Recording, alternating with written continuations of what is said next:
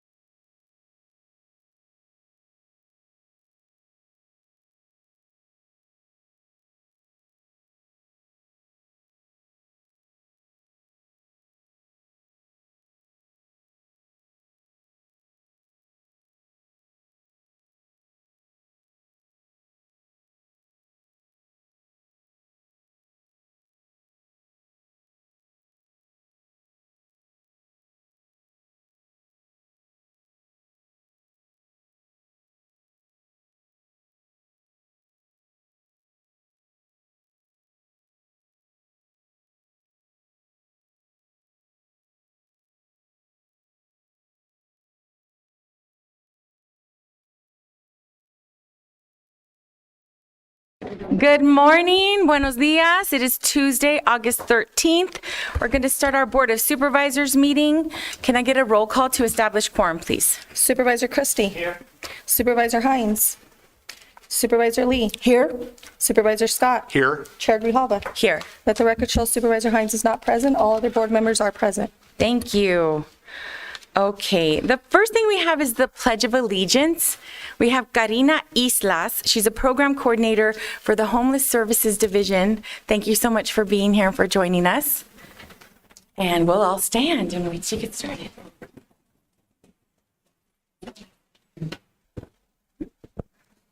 I pledge allegiance to the flag of the United States of America and to the republic for which it stands, one nation, under God, indivisible, with liberty and justice for all. Thank you so much, Karina. And before as Karina's walking away, she's part of the groups that go out into the community when people are talking about getting services to people who are unhoused. She's part of that really amazing group. So thank you so much for all that you're doing. And then we have the land acknowledgement is going to be offered by Danny Howe, who's the director of the Ernest House and the Howe Project. Hello, everybody. Good morning. I'm Danny Howe. This is my wife, Jessica. We're the founders of the Ernest House LLC, which is a transitional agency for men and women coming out of incarceration, substance abuse issues, or facing homelessness. We've been in business for about 7 years now. We've eliminated a little over 80,000 individual nights of homelessness since we opened our doors here in Pima County. And we currently have or have had houses in all of your guys' districts. So we've affected your guys' community members in a positive way. Recently, we started working with Pima Animal Care and actually started fostering dogs, putting them on our properties, which has been beneficial for our clients and the dogs as well. So we're not just helping the humans, but the furry ones as well. Anything? You nailed it. So, on behalf of Pima County residents, we honor the tribal nations who have served as caretakers of this land from time immemorial and respectfully acknowledge the ancestral homelands of the Tohono O'odham Nation and the multi-millennial presence of the Pasquayaki tribe within Pima County. Consistent with Pima County's commitment to diversity and inclusion, we strive toward building equal partner relationships with Arizona's tribal nations. Thank you so much for being here and for all the work that you're doing to help make our community better. Really appreciate you. Thank you. And we have pause for pause.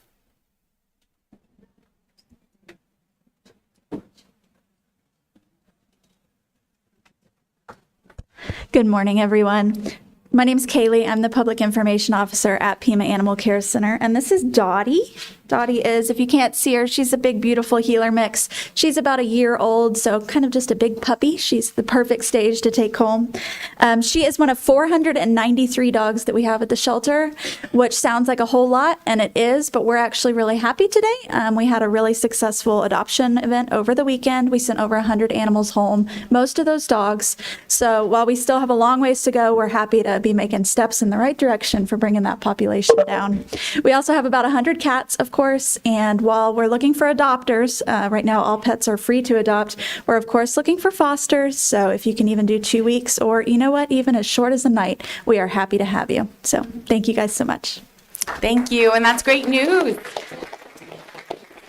So if it's okay with my colleagues in the audience, we have a lot of really amazing employees that we want to acknowledge, and I want to be able to take our time to do it.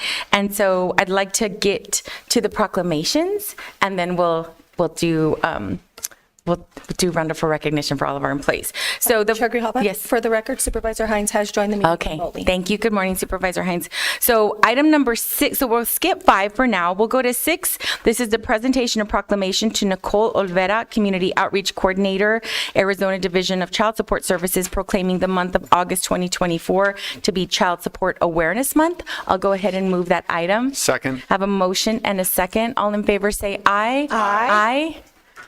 Opposed, item passes unanimously, and Supervisor Lee will be reading that proclamation. Thank you so much for being here.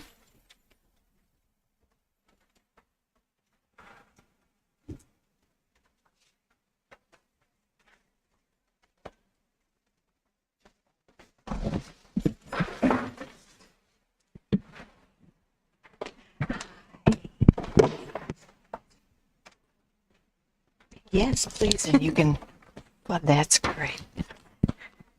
Good morning, everyone. Thank you for being here. Whereas Pima County reaffirms its commitment to strengthening Arizona's families by providing child support services to improve the economic stability and well-being of children, and whereas the state of Arizona will always be committed advocates for our children whose safety and security remain top of mind, and whereas a child who receives emotional and financial support is more likely to feel safe and secure and is better equipped with the courage to be their very best in life.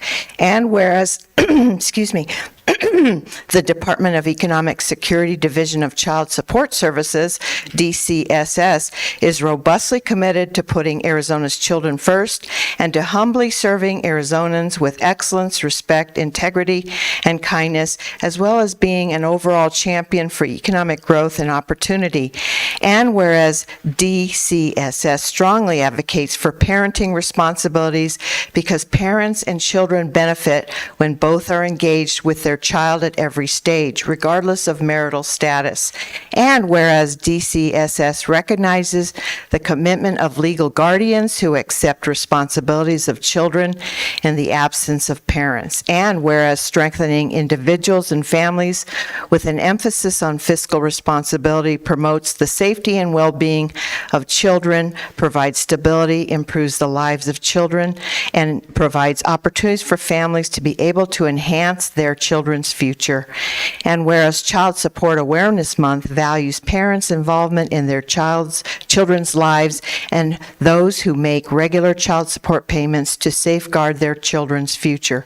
Now, therefore, be it resolved that the Pima County Board of Supervisors hereby proclaims the month of August 2024 to be Child Support Awareness Month. Yeah. Why don't you introduce yourself? Hi everyone, my name is Nicole Olvera and I am the liaison for Southern Arizona for Child Support Services, and I just want to thank Pima County for your continuous support and for recognizing August as Child Support Awareness Month. Terrific. Thank you so much. We're going to take a photo.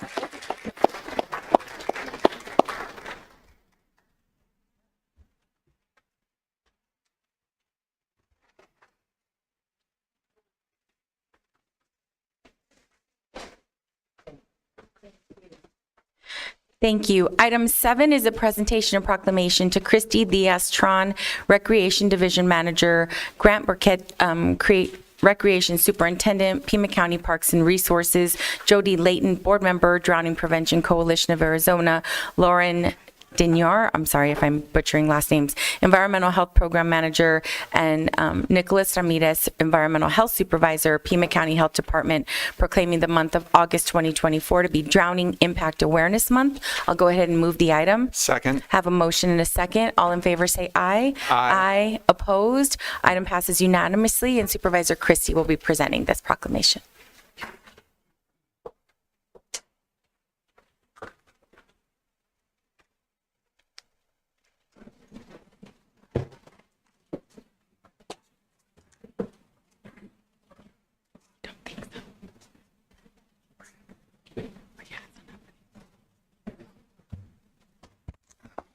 Good morning, everyone.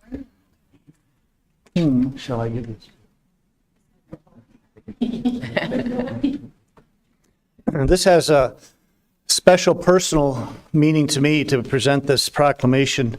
Many years ago now, when my middle daughter was just a little bit more than a toddler, I was working one morning around our pool area inside the gate.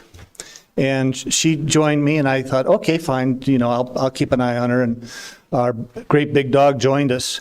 And I'm working away in the yard, and all of a sudden, I noticed how quiet it got. And I turned around, and I looked in the pool, and my daughter was about 4 feet down, treading like that. And I jumped in, got underneath her, and shoved her out. But I think in addition to the panic feeling that a parent has when a child is in the pool like that, I think the sense of everything being so quiet, just the quietness, and I think that's the issue that we're trying to make aware today with this proclamation, is to keep your eye on your kids, And when it gets quiet, you know something's wrong. Whereas America's future prosperity depends on the long-term health, safety, and well-being of the nearly 2 million children and teens in our state, and whereas drowning is a leading cause of injury and death for children and teens in Arizona, affecting not only the victims but also families, emergency personnel, and our society as a whole. And whereas child drownings are nearly 100% preventable, and whereas research-proven strategies, including constant and capable supervision, restricting access to water, use of life jackets, swimming lessons for adults and children, and rapid emergency response, including CPR, can save lives, and whereas whereas awareness of the problem is just the first step, and evidence-based programs to bring these strategies to families is the best way to save lives. And whereas during the month of August, the Drowning Prevention Coalition of Arizona, in collaboration with state and local governments, community organizations, and private citizens, will be engaging communities throughout Arizona in a coordinated and comprehensive response. Now therefore be it resolved that the Pima County Board of Supervisors hereby proclaims the month of August 2024 to be Drowning Impact Awareness Month, and urges all communities and citizens of Arizona to participate in efforts to reduce drowning risks, strengthen families, and protect children and teens. Passed and adopted this 13th day of August 2024. Thank you.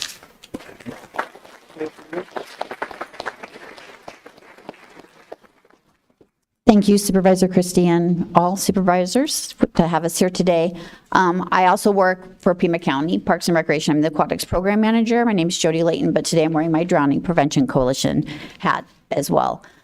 We thank you all for being here and hearing us out. Drowning is still such a huge thing that we can prevent. It's been a very, very rough summer this summer. We've been fortunate in Pima County that we've only had one fatality, which is one too many, but the state of Arizona has seen a huge increase. So we just implore you to get the message out there. If you have pools, you're with your family, your friends, you're at lakes, make sure somebody has eyes on the kids, just as Supervisor Christie mentioned. And we really appreciate the partnership this year with the Pima County Health Department, that we're trying to work together to get that messaging out to our pool operators too, about fences and gates and safety when they're out operating pools. So we really appreciate the support that we get every year from Pima County. Thank you so much.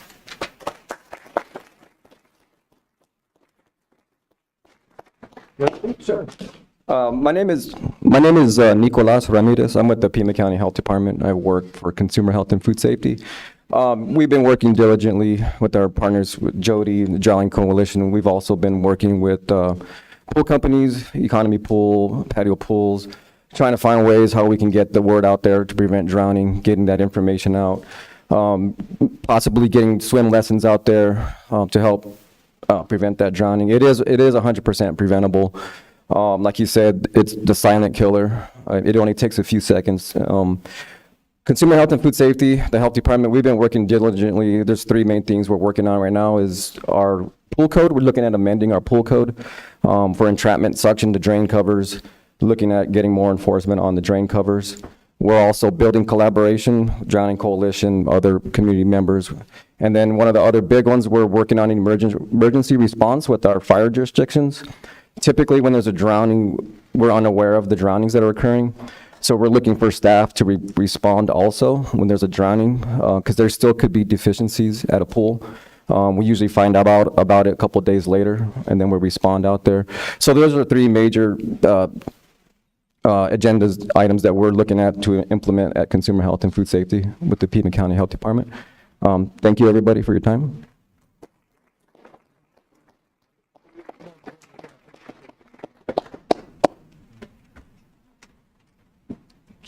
Thank you.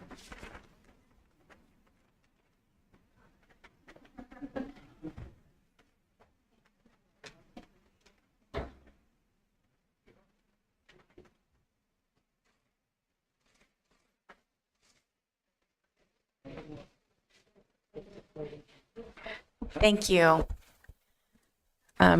Next, we have a presentation of proclamation to Daniel Contreras and Gregorio Contreras, proclaiming the day of Tuesday, August 13th, 2024, to be Daniel El Güero Canelo Contreras Day. I will move the item. Second. Have a motion and a second. All in favor say aye. Aye. Opposed. Item passes unanimously. And he's here. Yay. And I get to give him proclamation. I'm very excited about it. Those of you who don't know Güero Canelo, I don't know where you've been. He's iconic, his voice, his likeness, all of it. And so we're here to give him thanks. And so I will go down and read the proclamation while he's coming up. Gregorio?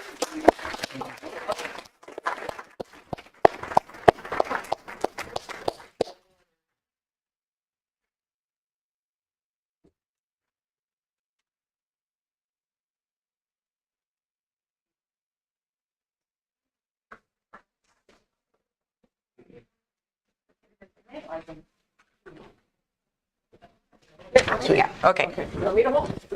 All right. So whereas the Spanish campaign for Pima Animal Care Center aims to increase awareness, education, and community involvement in animal welfare among the Spanish-speaking residents of Pima County, and whereas this campaign is funded by Friends of PAC, which is crucial for ensuring that all members of the community have access to resources, information about animal care, promoting the well-being of humane treatment of animals, and whereas a small business play a crucial role in creating positive change within our community by fostering local economic growth, providing employment opportunities, and supporting community initiatives. And whereas Daniel Contreras, known as El Güero Canelo, has been a dedicated supporter and partner with Pima Animal Care Center. And whereas Mr. Contreras has actively participated in outreach events, donated resources, and used his influence to encourage community engagement and support for the campaign, improving PAC's ability to serve and protect animals in our community. And whereas through his generous contributions and unwavering support, Mr. Contreras has significantly impacted the Spanish-speaking community by partnering with PAC to promote well-being and humane treatment of animals. And whereas his partnership has enhanced the Spanish campaign for Pima Animal Care Center and increased awareness, education, and community involvement in animal care, contributing to more compassionate and informed society. Now therefore be it resolved that the Pima County Board of Supervisors hereby proclaims Tuesday, August 13th, 2024, to be Daniel El Güero Canelo Day, Güero Canelo Contreras Day, for his outstanding support, partnership, and contributions to the Spanish campaign for Pima Animal Care Center, and expresses his deepest gratitude for his dedication to the people and pets of Pima County, passed and adopted this 13th day of August 2024.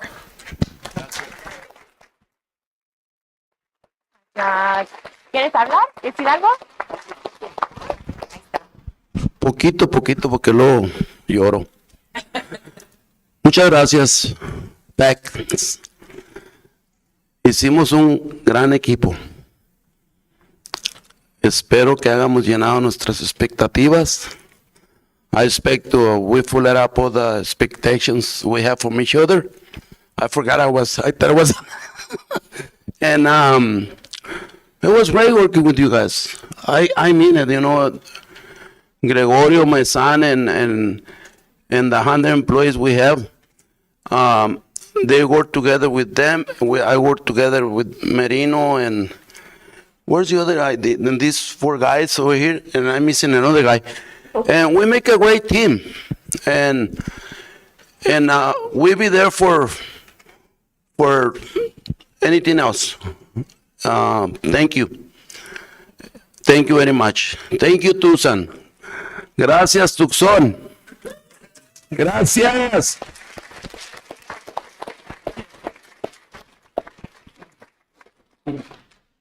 Aquí contigo. No, todavía no. Okay. Go ahead. Laura O'Brien with Friends of Pima Animal Care Center. Speaking on behalf of our team, our village, we couldn't be more grateful for our partnership and what you've done for the pets in Pima County and their people. A big thank you. Thank you. If any of you have been into Güero Canelo, you walk in and there's a huge flag with him, encouraging you to get involved. When you buy your food, for every hot dog, you get like a free card to go in. I mean, he was very involved in this campaign, really incredibly critical, and all of the partnerships have been very helpful. Did you want to speak any more on any of it? Anybody? Okay, go. Hi, I'm JJ Johnson. On behalf of Pima Animal Care Center, we'd like to extend our greatest appreciation and gratitude for your partnership with our community and with its pets. Thank you very much. Thank you. ¿Queremos tomar una foto?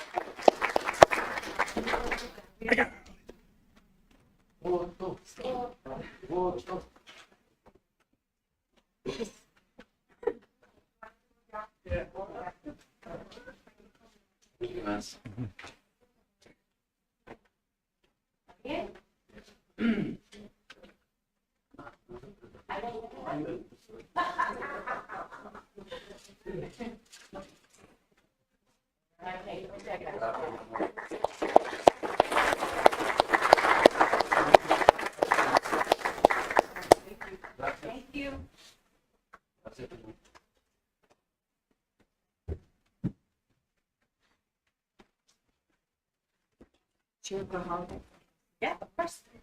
Go ahead. Supervisor Lee. Thank you, Chair Grijalva. I just want to acknowledge Jose Merino from the Comms Department. He didn't want to speak, but I know that he and his colleagues and Mark Evans, they very much supported this effort. And I think, Jose, you're the brainchild, because I remember when he met with us, he told us which zip codes had the most specifically dogs that had been lost and not returned. And I think, is that correct, Jose?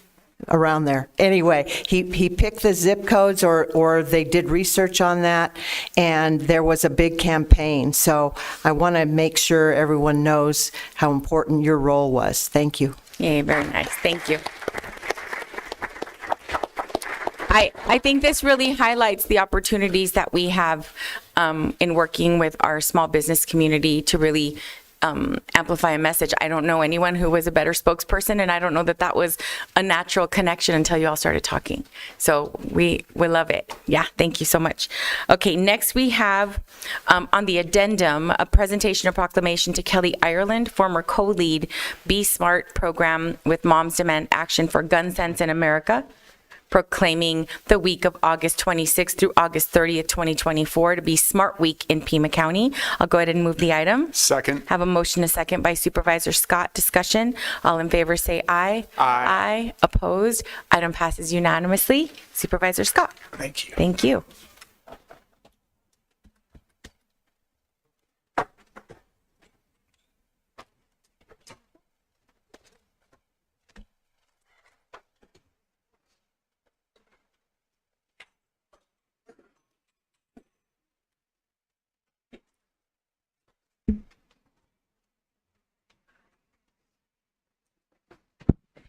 Well, ladies and gentlemen, we have leaders in our community to accept this proclamation. But they are leaders because of experiences that they or their family members had, or people in our community had, that we wouldn't wish on anybody else. These are people who have either been victims of gun violence themselves, or family members have been victims of gun violence, or in the case of Ms. Maish, helped to prevent further acts of gun violence. We're very grateful to have them with us today. They are all active in Moms Demand Action, but what we are talking about today is an educational effort by the Moms Demand Action group dealing with safe storage of firearms. Many of us have heard too many instances, especially those of us who worked with children in our public schools, of kids getting a hold of a firearm that wasn't safely stored and either injuring or killing themselves or a friend or family member, and that's what this proclamation addresses. So I'm going to read it and then offer our guests an opportunity to share any words they want to share. Whereas Smart Week is a program developed by the Everytown for Gun Safety Support Fund to keep communities safe, raise awareness, and promote efforts to educate the public about secure gun storage. And whereas guns are the #1 killer of children and teens in the United States, with a child unintentionally killing or injuring themselves or someone in the United States almost every day. And whereas Pima County is committed to creating a safe environment contributing to the safety and well-being of our children, and whereas an estimated 54% of gun owners don't lock all of their guns securely, and an estimated 4.6 million children live in a home with at least one unlocked and loaded gun in the United States, and whereas research shows that one of the best ways to protect children and teens from accessing guns is to implement secure firearm storage practices by ensuring all guns are stored unloaded, locked, and separate from ammunition. And whereas the Board of Supervisors proudly joins local schools, hospitals, state agencies, and community organizations who are equally committed to reducing injuries and deaths by promoting secure gun storage and safety. And I want to acknowledge the County Attorney's Office and also the Health Department for what they're doing to get gun locks out into our community. Now, therefore, be it resolved that the Pima County Board of Supervisors hereby proclaims the week of August 26 through August 30, 2024, to be Smart Week in Pima County, and urges all citizens of Pima County to make every effort to secure and store guns and protect children and teens from firearms violence.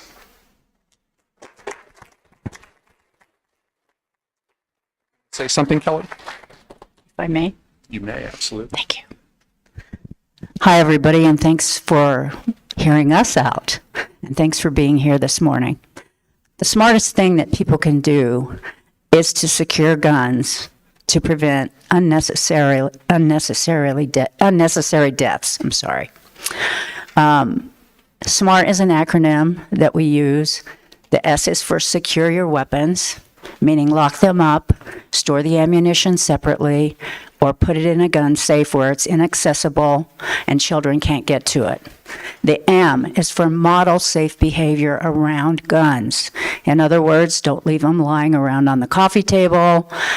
They need to be locked up and safely stored. The A is one of the most important parts of the acronym. The A stands for ask. Ask when your children go to visit someone else's home if they keep firearms in the home, and if they do, are they properly stored? And if the people say they are properly stored, ask if that means they are locked up, because sometimes people think properly stored means in dad's underwear drawer, under the mattress, under the pillow, in the closet, up high where the kids can't find them. And people will often tell you, our kids don't know where our guns are. And the kids always know where the guns are. You did, I did, when we were growing up. So please, make it an adult's responsibility, not a child's responsibility. Ask when your kid goes to see someone else, even family members. And the R is to recognize signs for teen suicides. The T is to tell people about our program, Be Smart.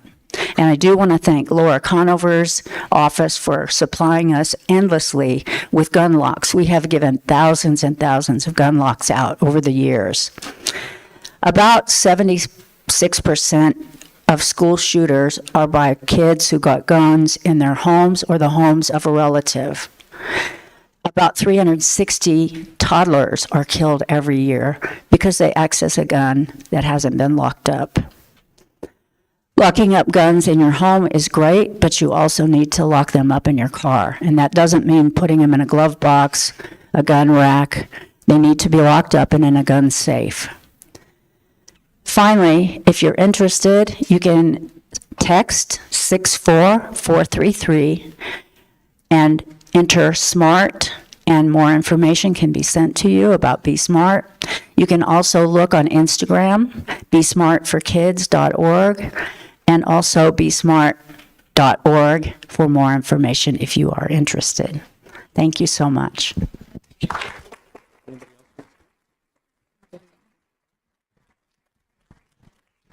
One of the things I've discovered in my activism for preventing gun violence is to be more accurate in how things are described. So when they say accident, my mind goes to incident of irresponsible gun ownership. There's not very many real accidents. They're actually irresponsible, and that's what Be Smart is trying to convey to people, is that your child doesn't have to die of an accident or of suicide. So thank you.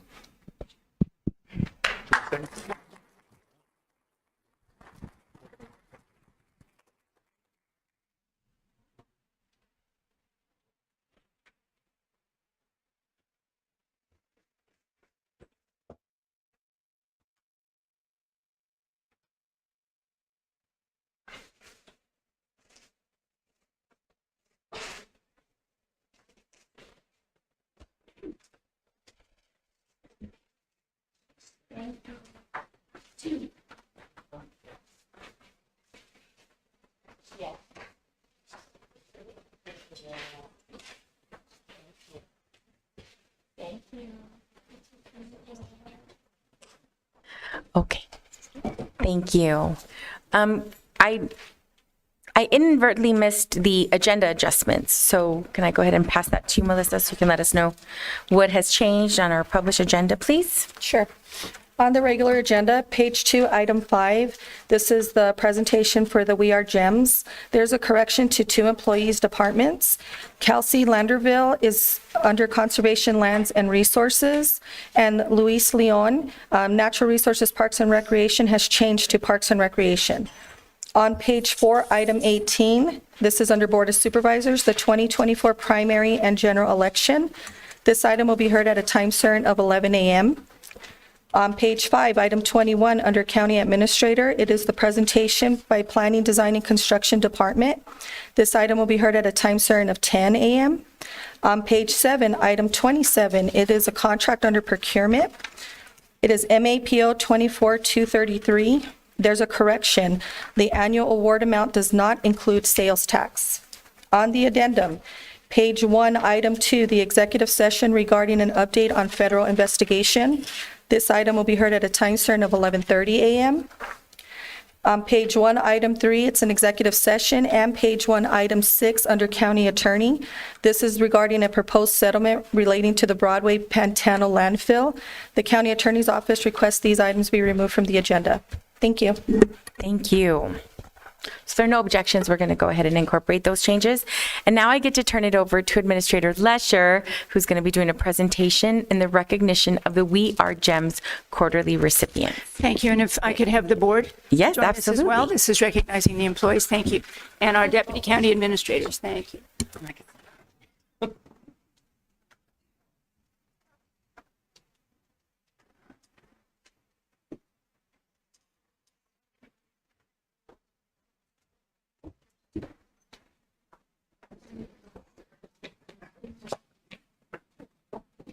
We provide any number of services to the people of this county, and we do it only because we have an incredible group of employees who provide those services. And so we like to take some time each quarter and recognize some of the exceptional work that has been done by some individuals. We call these the We Are Gems. The ARE is really the foundation of what we believe in here at Pima County. We are accountable, respectful, and ethical. And people from around the county nominate colleagues. There's an organization and a committee that reviews those applicants, and then people are recognized to be acknowledged today. Excuse me. So I will be acknowledging a couple of the people who are in the departments with which I work more directly, and then we'll turn it over to others to do the next round of this. And excuse me, everything keeps blooming. Forgive me. And I would say, if you would like to come up when I call your name, and anyone from your department you want to bring up, bring them on up. And anybody else from any other department, I guess, bring them on up. Because we have family, your family is here for many of you, I know. And we're going to start with, thank you, Supervisor, Veronica Bustamante from the Finance and Risk Department.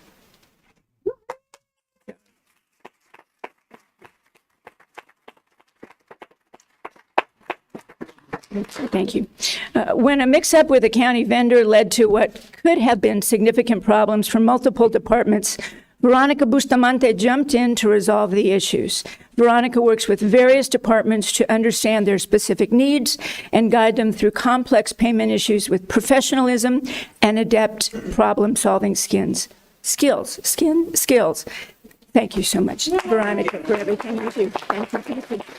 Thank you. And here you go, please. Thank you. And I'm going to, if I may, ask everyone to please stay with us a moment, because at the end we'll be sure to get some pictures with everyone. So thank you. Anthony Gemino.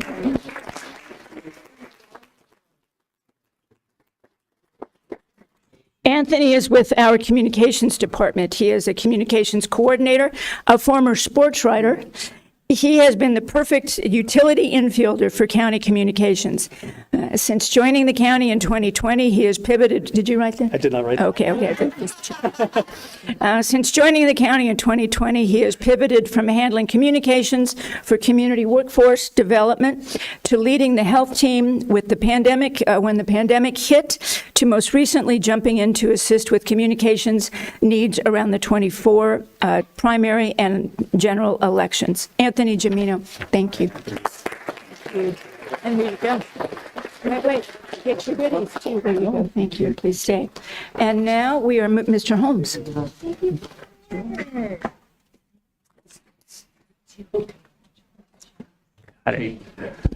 Good morning, everyone. I have the pleasure of recognizing one of our employees from our IT department. Yay, IT, everyone. Yeah, very good. We got David Schaefer. David's part of our GIS analyst from IT. When the Office of Digital Inclusion needed to convert a text-heavy web page to something more interactive, David Schaefer jumped on the job using the ArcGIS story map platform. His creative thinking and excellent listening skills helped him implement the best solution for everyone. Thank you, David. I heard you're a former teacher, right? Yeah. Teacher, hey, good. Where are the teachers? He gets double applause for your work. Thank you for all your, thank you, appreciate you. Thank you, here you go. I know you're right. Just sneak on in with it. Oh, yeah. We have, I think we have Public Works. Yeah. Congratulations. Thank you. Good morning, everybody. Welcome. Hi, county employees. Welcome also. Kelly Landraville. Kelly, you want to come up and join? Hi. Oh, I apologize, Kelsey. My apologies.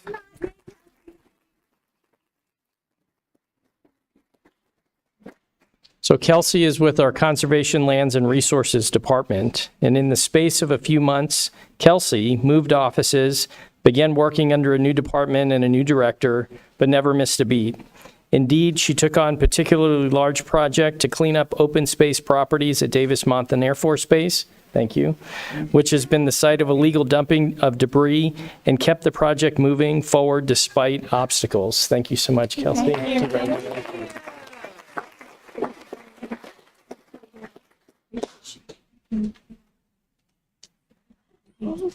Thank you so much. Luis Leon, Parks and Recreation.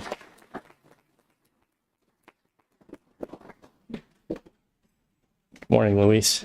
How are you? Welcome. Thank you. Congratulations. Luis oversees the trade functions for 96 playgrounds, 94 ramadas, 9 pools and community centers, 3 splash pads, and 106 sports fields. That's huge, right? Quite a task, and he did so without missing a beat, handling everything from replacing the rims on basketball courts to resetting hardware on swing sets to surfacing and repainting equestrian assets. Thank you so much, Luis. Congratulations.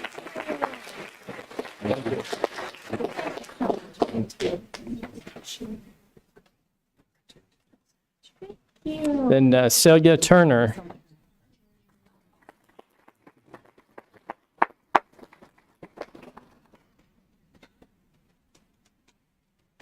Good morning.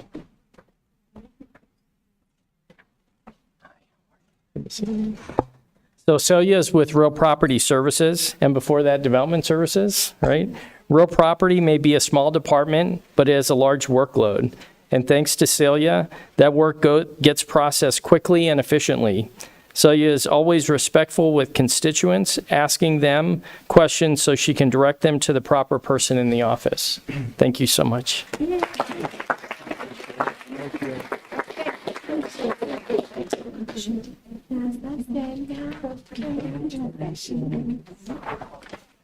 Buenos dias, good morning. Hey, so now it's time to recognize some folks from our units. First of all is Amy Kenneyer. Amy oversees our laboratories across 4 different clinics. That's the TB clinic, that's the T. Lee Clinic, the Prince Clinic, as well as our Eastside Clinic. This is a complex operation. She's only been with us for the last 2 years, and this was really kind of a new role for her. So I'm super duper excited that we have her as part of our health department team. Thank you, Ms. Amy. Thank you. And then from our library, Ms. Vanessa Valencia. Vanessa. So Vanessa has been with the library for the last 5 years. She is probably the first person that new employees meet. She's probably the person that many employees on some of their hardest days have to interact with. She does so with grace and professionalism, and I'm very thankful to have her as part of our library team. Gracias, Vanessa.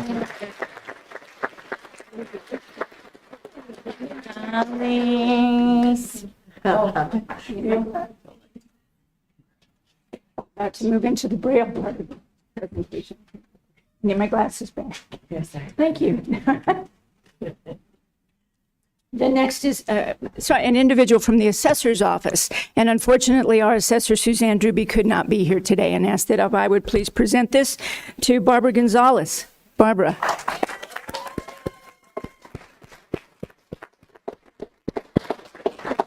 28 years of service with the assessor's office. Thank you. Come on. Barbara Gonzalez leads the front office counter staff for the assessor's office and ensures every property owner gets the assistance they need. She's respectful and courteous with both constituents and serving as a key resource for newer staff members. Thank you so much for all you do. And here you go. Thank you. Thank you. The next is an individual from the Sheriff's Department. Do we have someone here from the Sheriff's Department to present? Come on up. Okay. Introduce yourself and go ahead. There's the award. Thank you so much. Hi, all.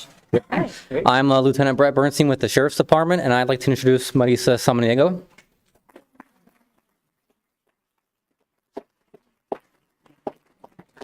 I've had the privilege of working alongside Marisa for the last 3 years, and she impresses me every day. She coordinates our off-duty program, which our community and our government needs. As a coordinator, she oversees over 230 deputies, all of their payroll, and over $1 million a year moves through that payroll between administrative fees and deputy checks. It's a very difficult job. We'd much rather there be 10 people to do it, but Marisa does it all by herself. So thank you very much.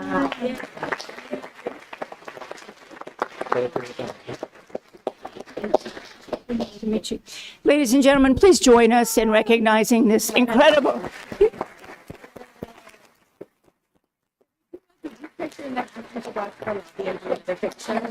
We've asked if we could do a quick group picture, and then if you could go out to the lobby for a moment along with our photographers, we'll get a little bit of picture out there. So give us just a moment to honor these incredible people. Those of you who are here to support any of these folks, why don't you come on out in the lobby and join us for that photo as well. So thank you. And then back to...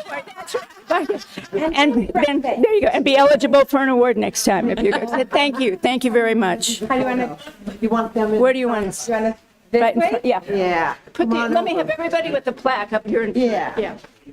There you go. Any shorties can stand in front of me? Yay. I'm always in the front. Fit in.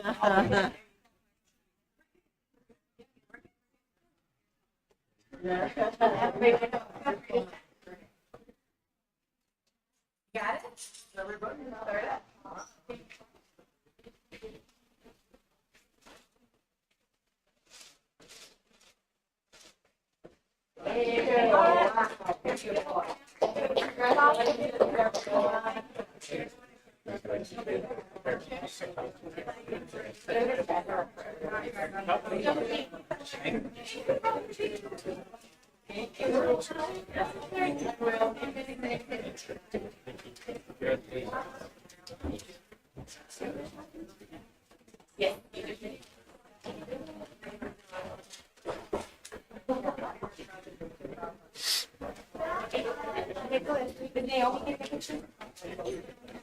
Trying to train new people, it's very stressful. Very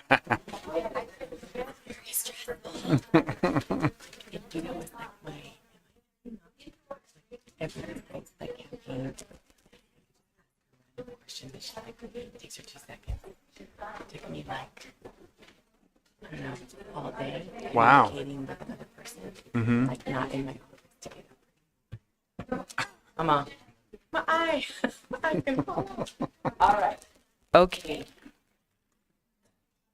Thank you, and thank you to all of our employees who are doing just amazing work. We're so glad to be able to recognize and honor the gems in our district. Now we're on to the call to the public. We have 11 speakers, and so every speaker will have 3 minutes. Individuals, like citizens attending the meeting, shall observe rules of propriety, decorum, and good conduct. Any person making personal, impertinent, or slanderous remarks, or who becomes boisterous while addressing the board, may be removed by the sergeant at arms if directed by the chair. Such person may be barred from further audience before the board. Unauthorized remarks from the audience, stomping of feet, whistling, yells, or similar demonstrations shall not be permitted by the chair, who may direct offenders from the hearing room.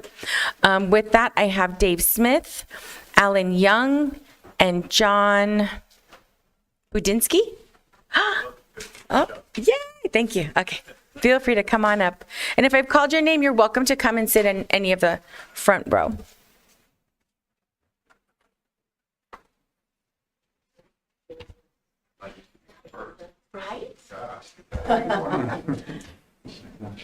All right, gang.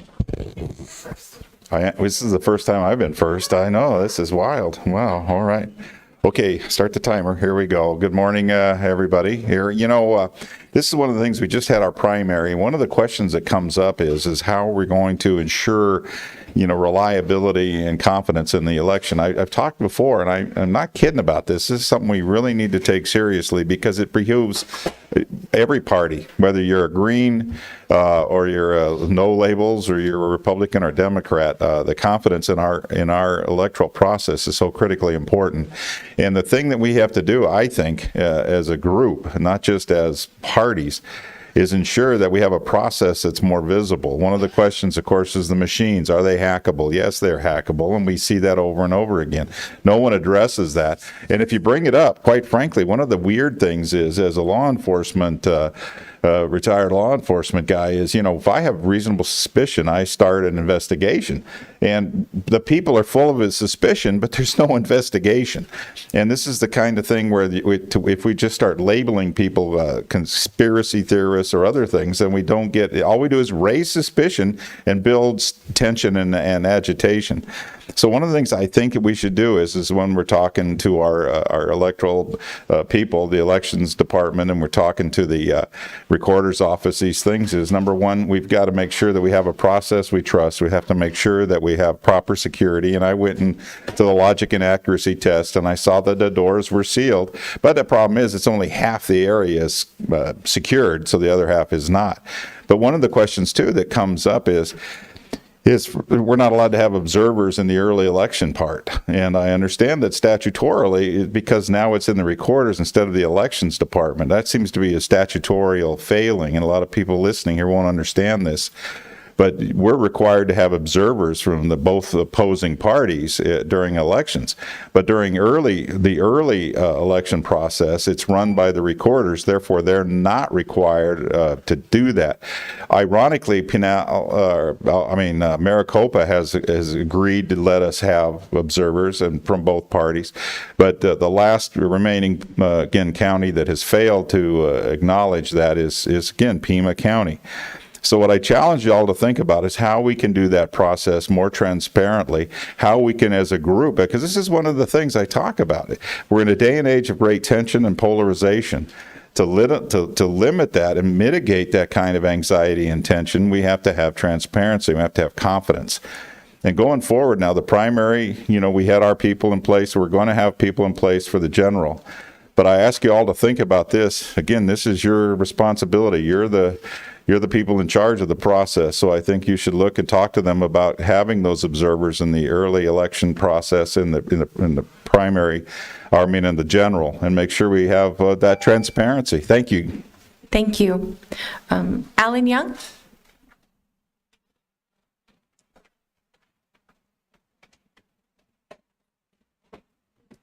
Good morning. My name is Alan Young. I'm a resident of Pima County. I appeared before the Board of Supervisors meeting last month to address a concern for the upkeep and vandalism at the Veterans Memorial and the condition of the flags at the Kino Korean War Memorial. At the conclusion of the call to the public, I believed that there was a question about an agenda item at this meeting. I did not see anything on the agenda to address any follow-up to those concerns. I have noticed since then that the landscaping at the Memorial Park has been cleaned up and the flags at the Korean Memorial were replaced almost immediately. I would like to thank the county for doing that, the quick response. I was contacted last Friday by local media to do an on-camera interview concerning the vandalism. It was at that time that I was informed that similar vandalism had occurred to the service medallions at the Kino Memorial location at Kino Sports Park. The situation only seems to have gotten worse at that point. When the interview aired, a reference was made to a memo issued by the county in response to these incidents. I have not personally seen that memo and was hoping to get a copy to share with the veterans community, and I was told this morning how I can obtain that. I would just like to ask if there's a way that we can be kept informed of the county's intentions and actions going forward in these situations. As I indicated prior, our veterans community and organizations remain interested and willing to assist with any get-well plan that the county may intend to do, to include the possibility of incorporating a veterans memorial into the Mosaic Quarter project being planned by the county. Thank you for your consideration. Hope to hear from you. Thank you. John Badinsky, followed by Tim Locks, Jim Hanley, and Roland Baker. Good morning. My name is John Badinsky, and I'm an employee with the Pima County IT Department. It's been nearly a year since the Pima County Wage Comparison Study was completed, and during that process, many of my colleagues in IT had their wages titles misclassified. At that time, I asked my teammates that were misclassified to file individual appeals. Those individual appeals were submitted on time and well within the 30-day window that we were instructed to adhere to. Since then, I have seen some of the responses on the appeals to my immediate team members, and they all say tentatively approved. I understand that the processing of these appeals was delayed due to a department-wide appeal submitted by my director. And I can't fault him for seeing that there was a larger issue that needed to be addressed and capitalizing on the opportunity when it was presented to him. And I understand with that extra level of that department-wide appeal that there was a added complexity to figuring out the status of these appeals. But it has been 10 months since those initial individual appeals were submitted. I'm here today to respectfully ask the board help me in making sure that our technical professionals know that they are valued and making sure that the department-wide appeal will be completed as soon as possible and fairly. For waiting this long, it is only fair that those appealing have the 75-25 formula reapplied to their new wage grades and get all the back pay that they should, stemming back to the fourth quarter of 2023, just like their fellow employees did from other departments that submitted those same individual appeal forms. I'm fortunate to be surrounded by some teammates that form a nucleus of fantastic IT professionals that are top tier in the nation. And what's more important is that a lot of those individuals are motivated by doing great work for their community. I believe we have a tremendous opportunity here to keep a number of these highly skilled employees working for Pima County for many years to come and keep pace with the rapid rate of advancement in technology and securing that technology for Pima County's future, if we can just make sure they're treated fairly by this process. Thank you for your time and consideration. Thank you. Tim Locks?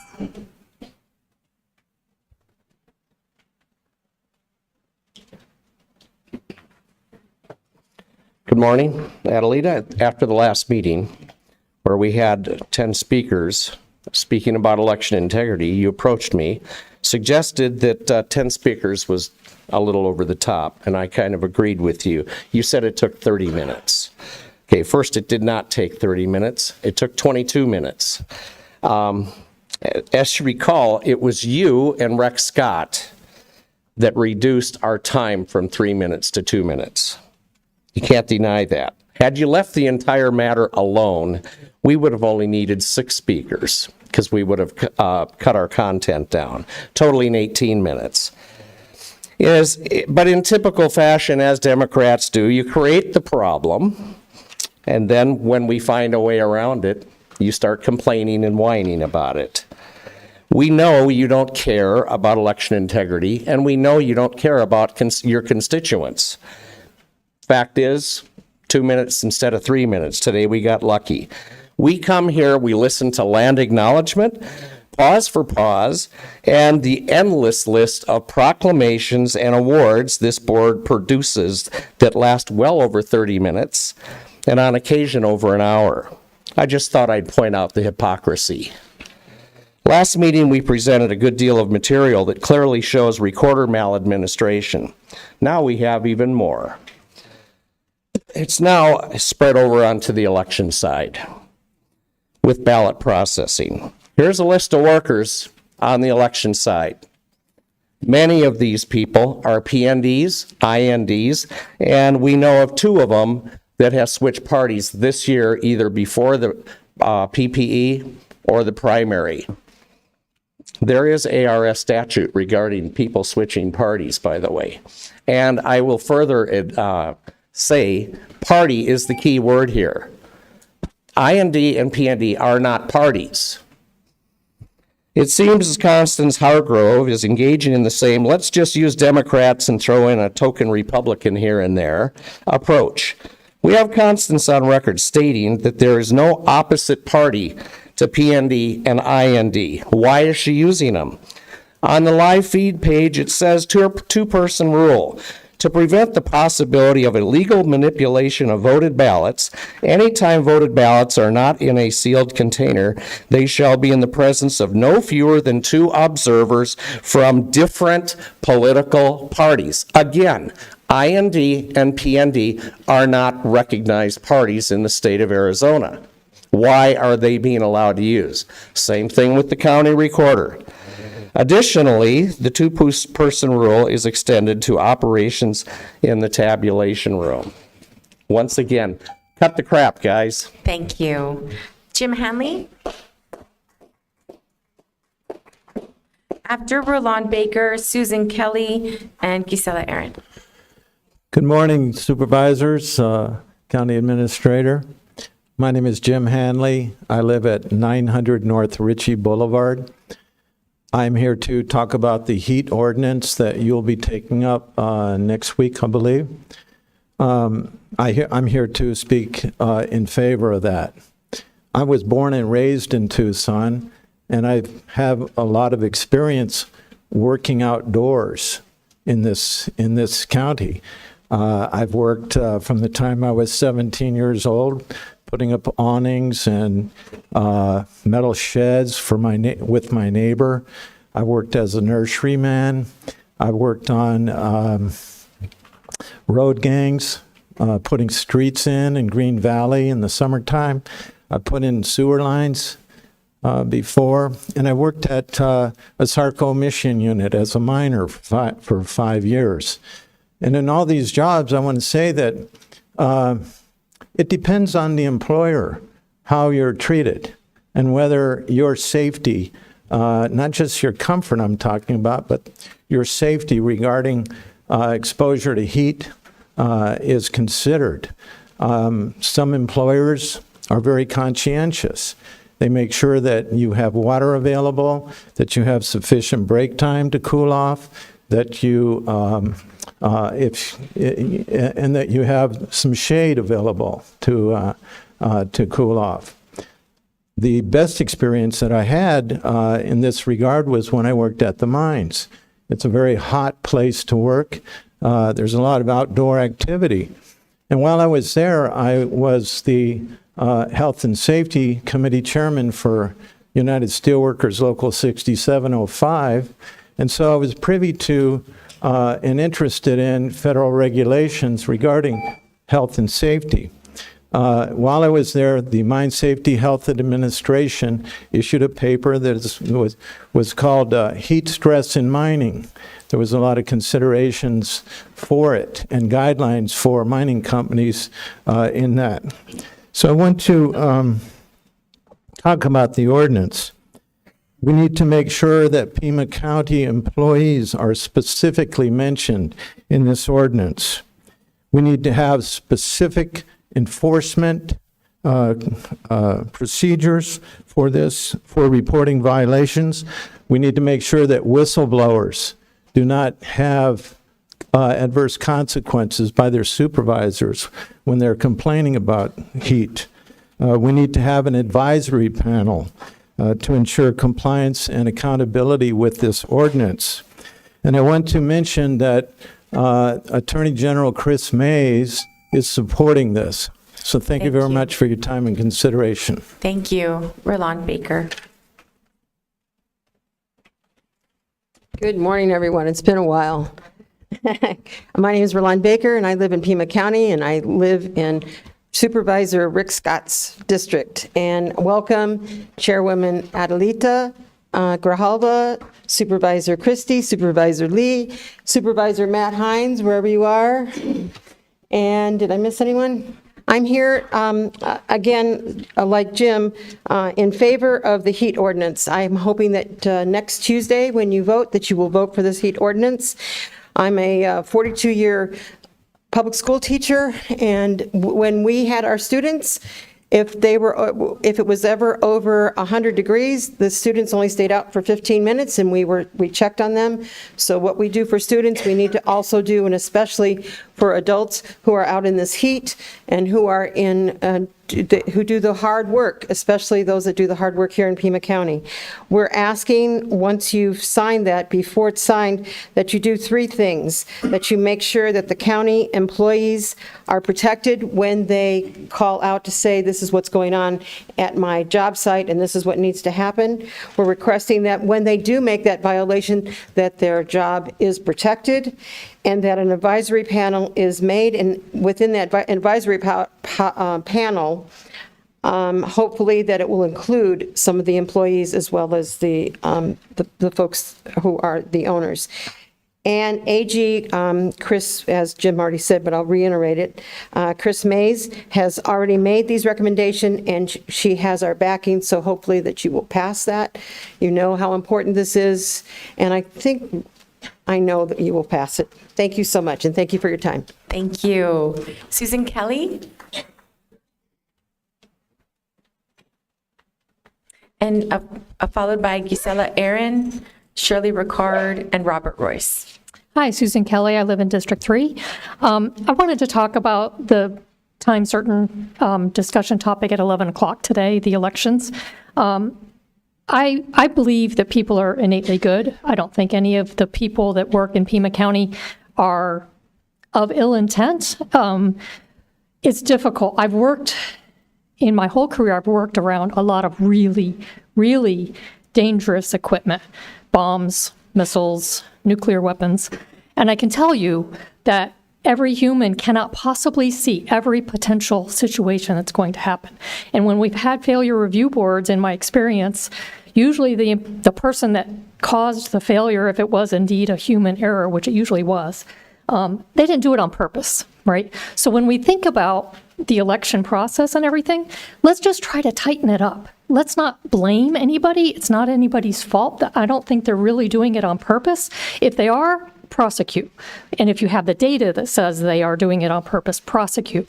But I think they're just trying to do their best, and they just can't see the whole picture. So let's ask our elections director and our recorder, what are you going to do to improve training? What are you going to do to tighten up the process so that we are absolutely following the law? And even if it's not a legal issue, we can convince the public that we are having a very good, solid election and that we've tightened all the loopholes that we can possibly find. We're not going to fix it overnight, but if we can improve it. And I would love, after we're done with this little process right before the election, if we feel confident that we've done everything we can to make it airtight, then I would love to see an email from the Pima County, from Jan Lesher and from the Pima County organization that says, this is what we've done. I get lots of emails about all sorts of other topics, but election integrity is really top of mind right now. Can we continue to do things? Yes. After we're done with this one meeting, there's lots more we can do, but if we continually look at it and look for those loopholes and try to increase the public's awareness and confidence, it will go a long way towards us uniting. Thank you. Thank you. Gisela Aaron?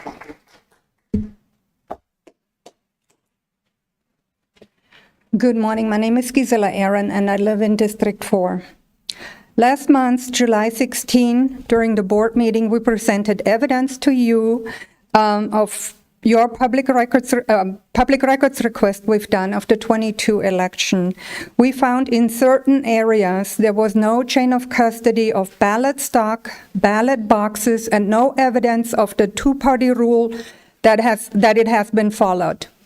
Despite that, and not knowing if this primary was also riddled with errors, maladministration, and intentional malfeasance, despite that, yesterday, the Pima County board members have quickly certified the primary election. They didn't wait until today when we have a meeting and maybe get possible answers or hear what is really going on and how we can improve this process. Why doesn't the media report this? We provided evidence to the board. We showed examples to the public. We cited findings and statutes that were violated. And this could have been an easy piece for any reporter. We found severe violations of chain of custody. For example, the elections and recorder staff have recently changed their party affiliation from Democrat to IND or PND, assuming that satisfies the law. The paperwork that Pima County provided to us, the public records request documents, they revealed that ballot boxes were not picked up daily in remote areas like Ajo, Cells, Toca, and even Mission Library was unstaffed. Librarians didn't sign or anyone there, and the U of A. These unsecure ballot boxes render all elections uncertain as there is ample opportunity for ballot stuffing, thereby disenfranchising all Americans. We found there's no chain of custody between the post office and the recorder during the entire time of early voting. This allows for daily ballot stuffing during the entire early voting process, again, rendering elections in Pima County as unsecure, uncertain, and uncertifiable. We found during early voting, some election sites received unknown and uncounted amounts of ballot stock. When we work elections, we have to checkmark every piece of equipment, every piece of paper. Why isn't the staff of Pima County doing that? Also, there's no working camera in the overnight vault for the voted ballots. The door is protected by a label. Workers have said they forgot to enter a bag with ballots, and so they just peeled back the label, and the key is at the supervisor's desk, and everybody knows where that is. We ask for the public to be able to witness live feeds of the ballot vault and the door to the vault. Thank you. Shirley Ricard. Followed by Robert Royce, Paul Stapleton Smith, and Sarah Roberts will be our last speaker. Thank you. Go ahead. Firstly, I'd like to ask, where are the after-action reports and the call to the public after your closed session yesterday? I'm sure that it was just an oversight. On the recorder's site, there is no meaningful observation possible. We need observers during early elections and during signature verification. People need to be allowed to come close enough to make a meaningful observation. Without it, their presence is superfluous. Why are there no live feed cameras in the recorder's area? There are lots of remedies to consider. One of the first, purge voter rolls of dead people and those who have relocated. Remove people who have no voting history, quote unquote. There needs to be chain of custody with two parties between post office and ballot processing centers.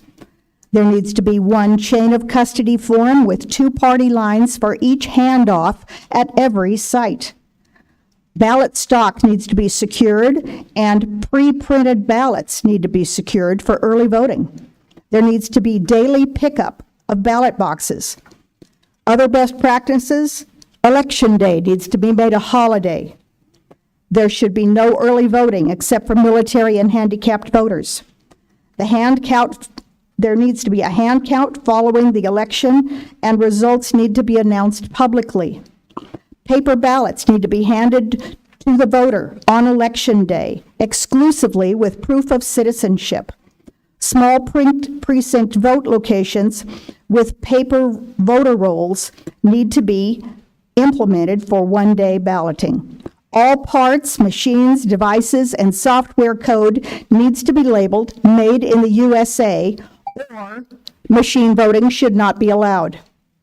There needs to be no outsourcing to unconstitutional third-party vendors that use proprietary hardware and software, since third-party vendors are unaccountable to the people.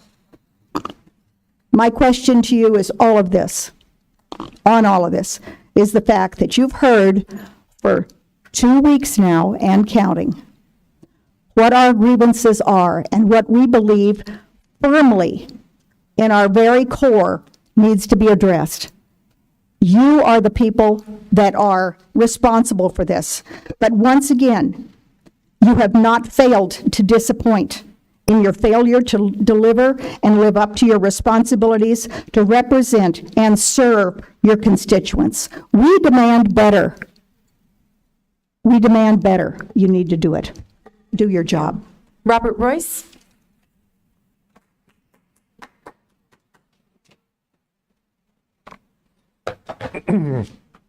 Visual aids.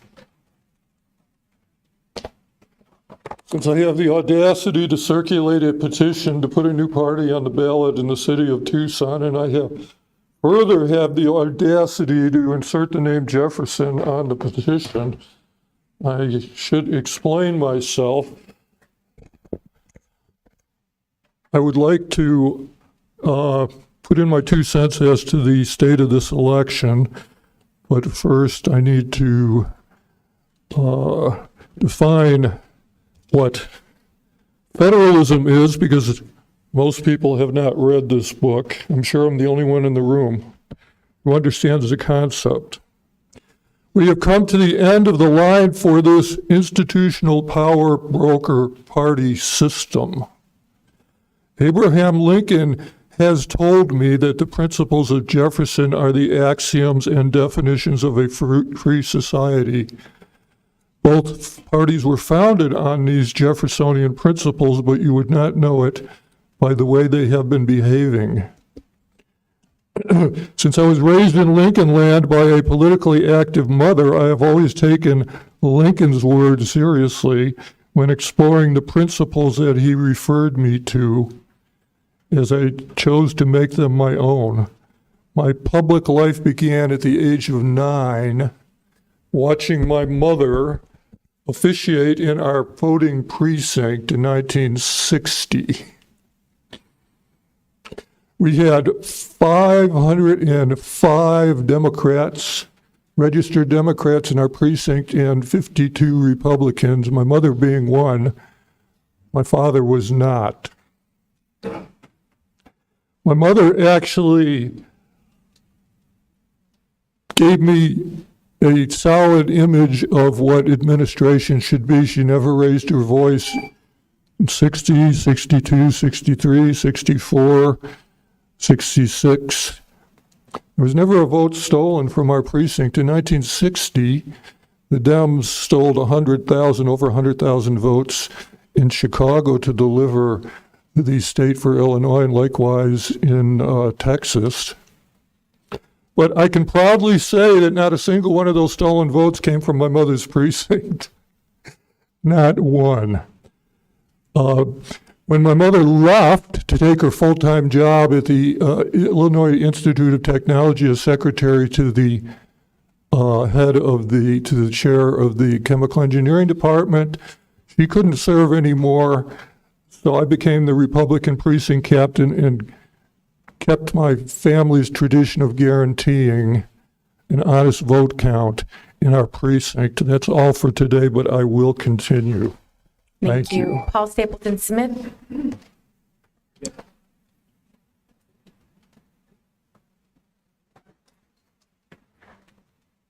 I'm so grateful to be here with you today, and I always say this, thank you, thank you, thank you, thank you, Mr. Christie, because I know you really try to look squarely at our issues.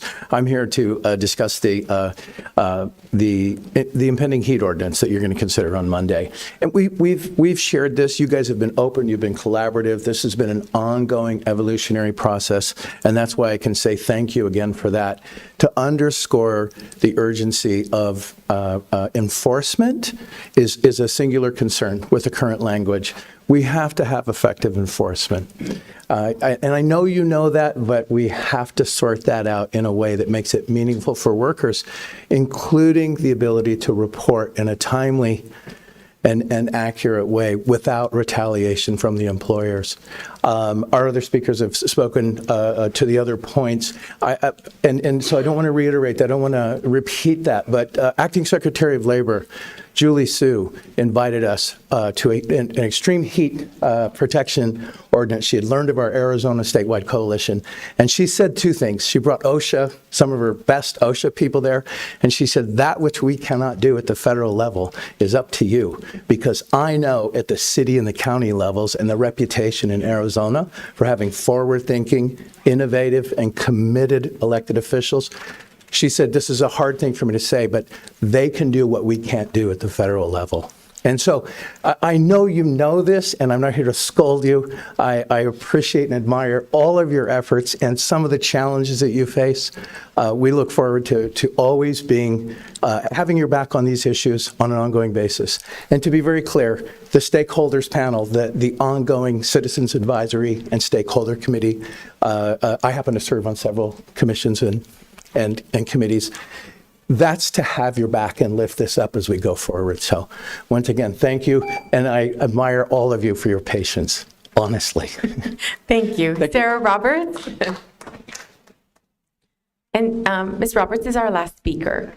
Thank you. I'm Sarah Roberts, and thank you for the opportunity to speak. I'm wearing two hats today. I want to thank you, first of all, for the proclamation, the Be Smart proclamation, setting aside, designated the week of at the end of August to be smart, because that's really going to help the health of our community. And then my other hat today is I'm on the steering committee of the Josefina Ahumada Workers Center, Southside Workers Center. And so representing the workers, so we represent about 60 day laborers who come to work and members of the center there. And so we just want to say we're in full support of the ordinance, as Ms. Lesher has written, the heat protection ordinance, that is. And also fully support all of the recommendations sent by Chris Mays. I would just add that we would recommend to include all county employees and to eventually consider including all workers in Pima County, including the most vulnerable. We do heat education, heat protection education every day with the workers, but we need a good, strong ordinance that covers everyone. So thank you very much for the opportunity. Have a good day. Thank you. And I don't believe we have any other speakers, so I'm going to go ahead and close the call to the public. Oh, did you put in a card? Okay, well, go ahead and come up and speak, and then if you can put in a card. Yeah, thank you. Thanks.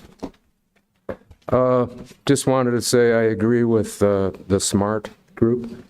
The prevention of accidental death of children, and I guess it was in the hundreds. But that isn't, I disagree with Rex on the number one cause of child death. The number one cause is where we purposely murder children in the womb. And I guess it's a business. And also, there's the children at the southern border involved in the trafficking.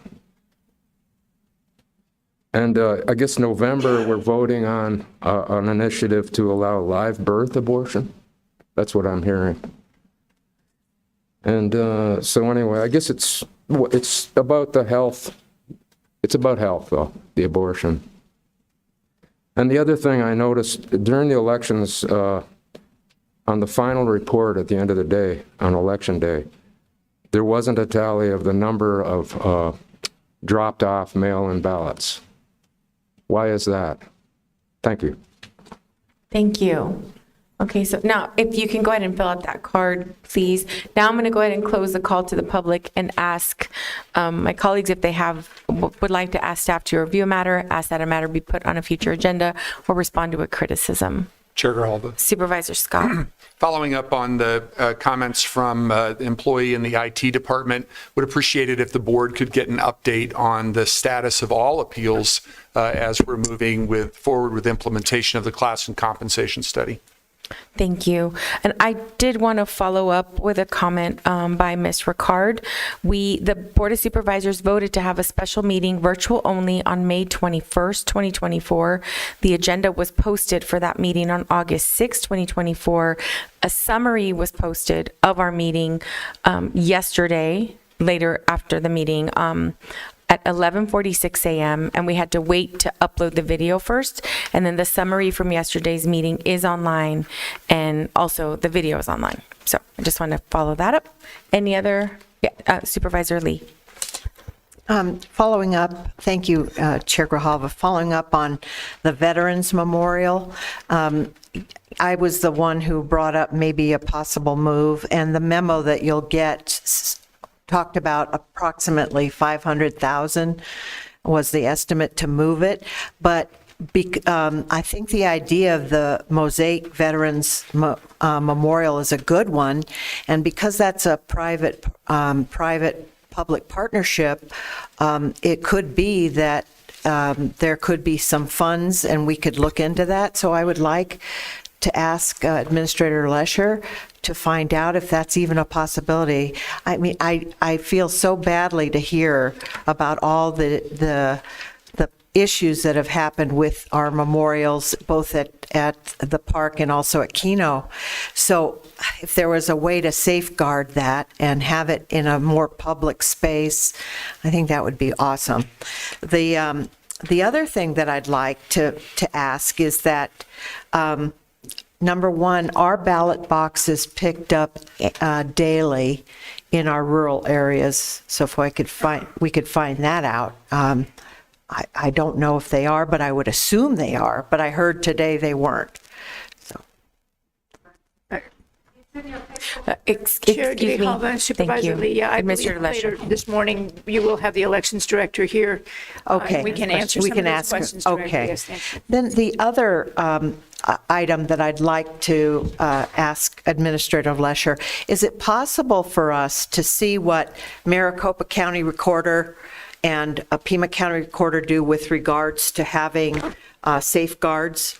And then also in our Maricopa County Elections Department and Pima County Elections Department, what we do, and see it side by side so we can actually get a better idea about what differences there are. Thank you. And I would just add to Supervisor Lee's request to say also their Division of Elections Department. So it's not like, because it's also together. Yeah. Oh, okay. So it's Division of Elections and Recorder, and then they each do different functions. And so I think it's important for us to understand how they overlap.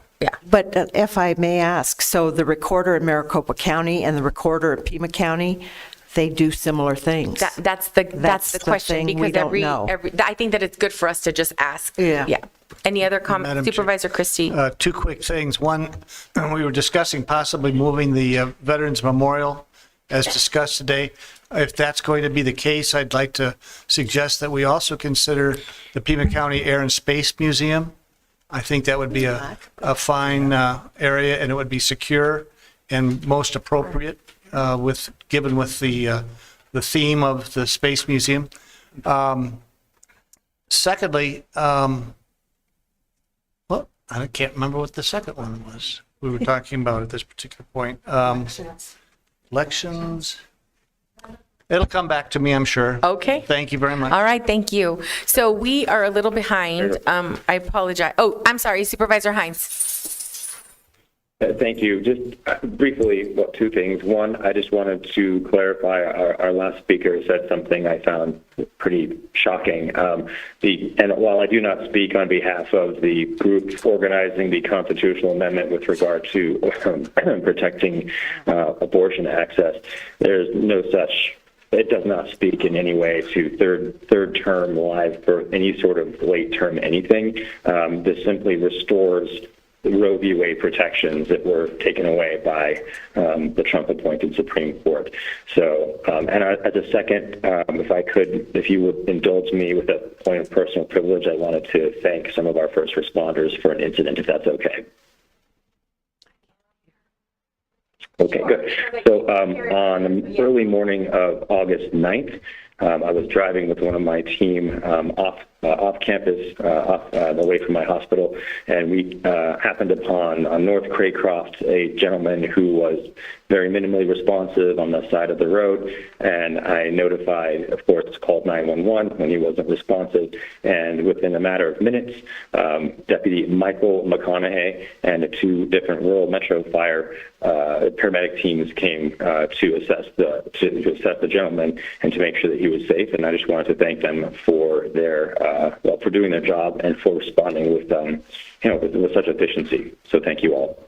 Thank you, Supervisor Hines. Madam Chair? Yes, Just Supervisor remember the Christie. second- Okay.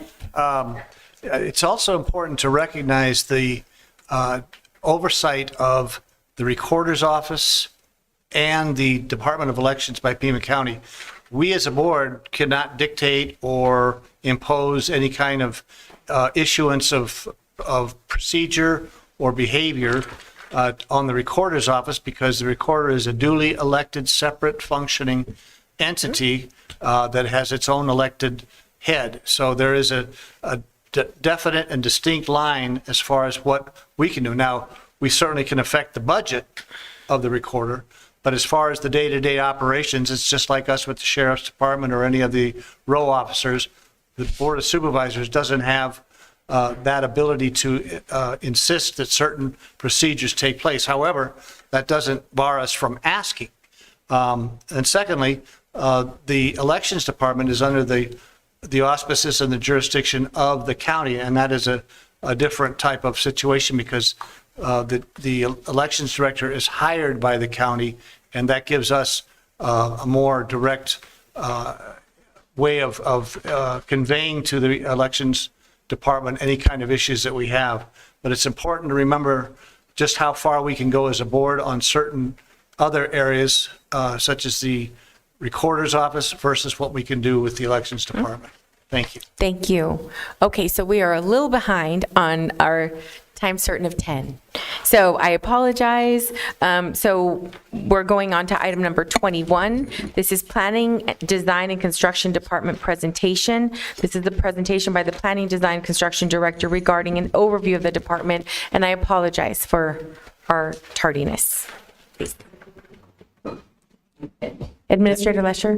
Thank you. And if I may, if you recall a while back, there were 3 different departments involved in all of this. We had through our facilities management department not only included all of the day-to-day facilities, repair, maintenance, but also dealt with all of the construction, both horizontal and vertical.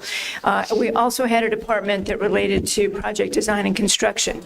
And so we moved facilities management into its own department to oversee the things that need to happen to keep your lights on and make sure that the buildings are safe and secure. And then we combined the other 2 departments so that we have someone overseeing the construction of all of our facilities. And as we opened that job, we were very fortunate to be able to have an opportunity to select Mr. Rod Lane. Some of you in the community may know Mr. Lane from when he was the divisional director for ADOT. caveat here in southern Arizona. And one of the things that I made all of us decide we'd really love to have Mr. Lane come to work for us is that I believe every project that was under his direction, in this area was on time and on budget. And those were the kinds of things we were absolutely looking for in terms of our projects. So we're pleased to have Mr. Lane here. And I think because of the changes that have occurred in the realignment of the departments, we ask that he spend a few moments giving you an overview of that department. Thank you.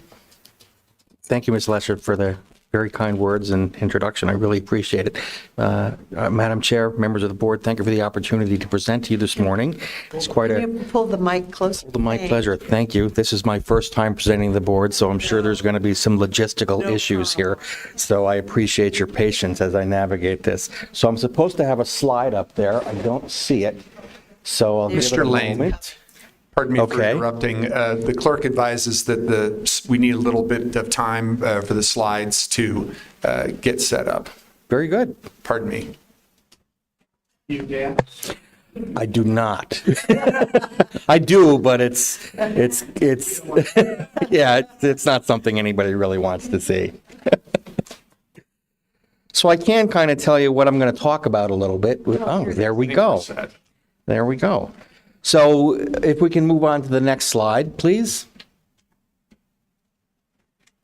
There we go. So what we're going to talk about today is kind of what the project design and construction department does, where we plan on going, and then kind of how we intend to get there.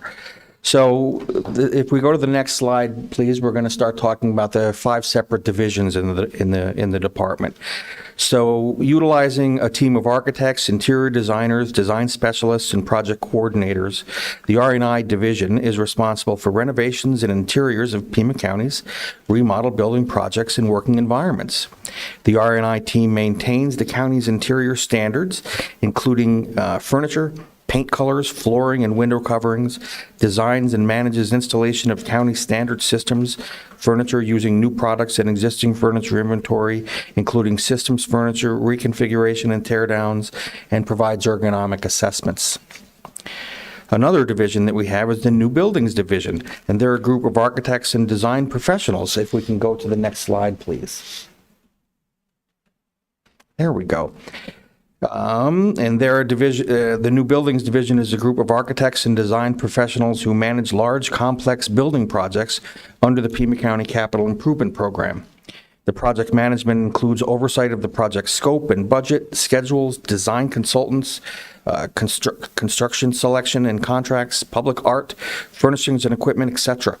Projects range in budget from $1 million to about $50 million, and from new buildings to large renovations and expansions to existing buildings.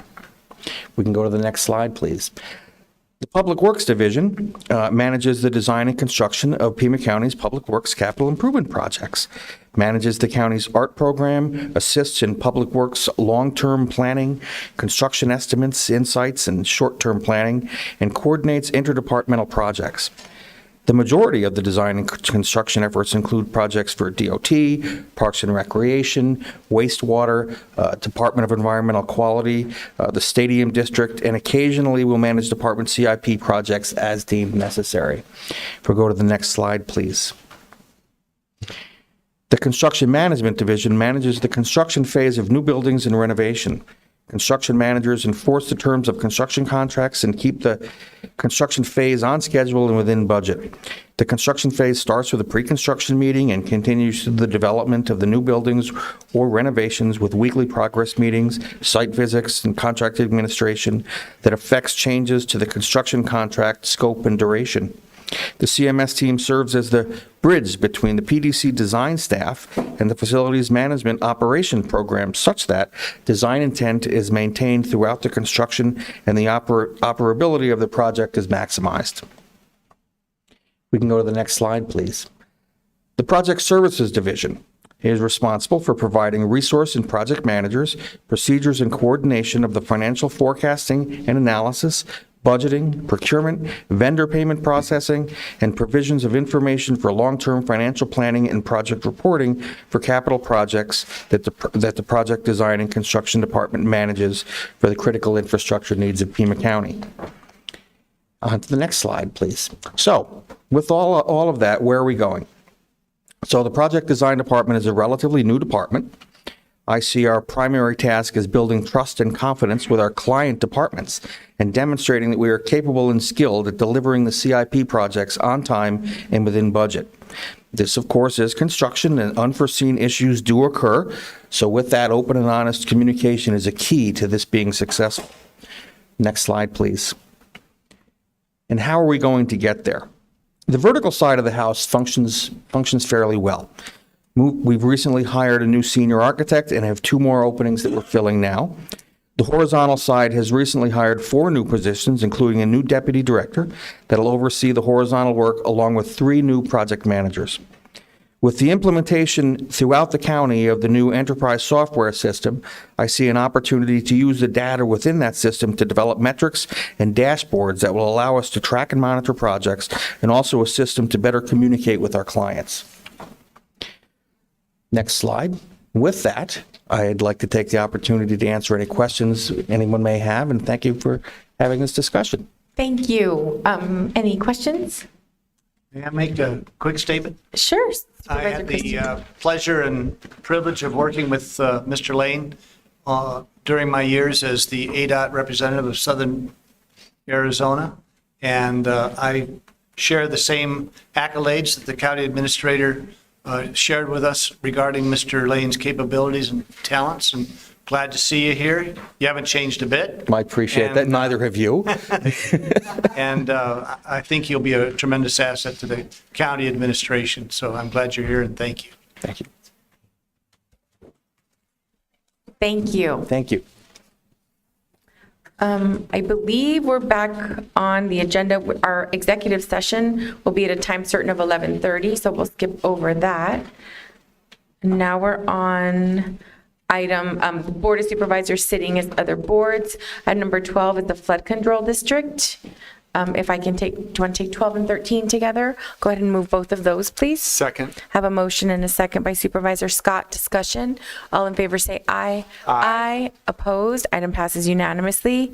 And Supervisor Hines is doing a thumb up for voting yes and thumb down for voting no, in case you're all wondering why I keep looking up. Okay, now we're on item number 14 is the Stadium District Board, Southern Arizona Sports and Tourism and Film Authority to provide an intergovernmental agreement for baseball operations, promotions, marketing, and economic development. This is a no-cost 2-year term. I'll go ahead and move the item. Second. Have a motion and a second by Supervisor Scott. Discussion. Madam Chair? Supervisor Christie. I'll be supporting this agenda item, but I'd just like to make a quick comment on it that hopefully this entity that's being formed will help the Tucson Saguaros with their challenges with the Keno Sports Complex. So I'm looking forward to seeing that there might be some activity that could relieve some of the issues that are surfacing at the sports complex regarding the Tucson Saguaros. Thank you, Madam Chair. Chair Grijalva and Supervisor Christie. Administrator Lesher.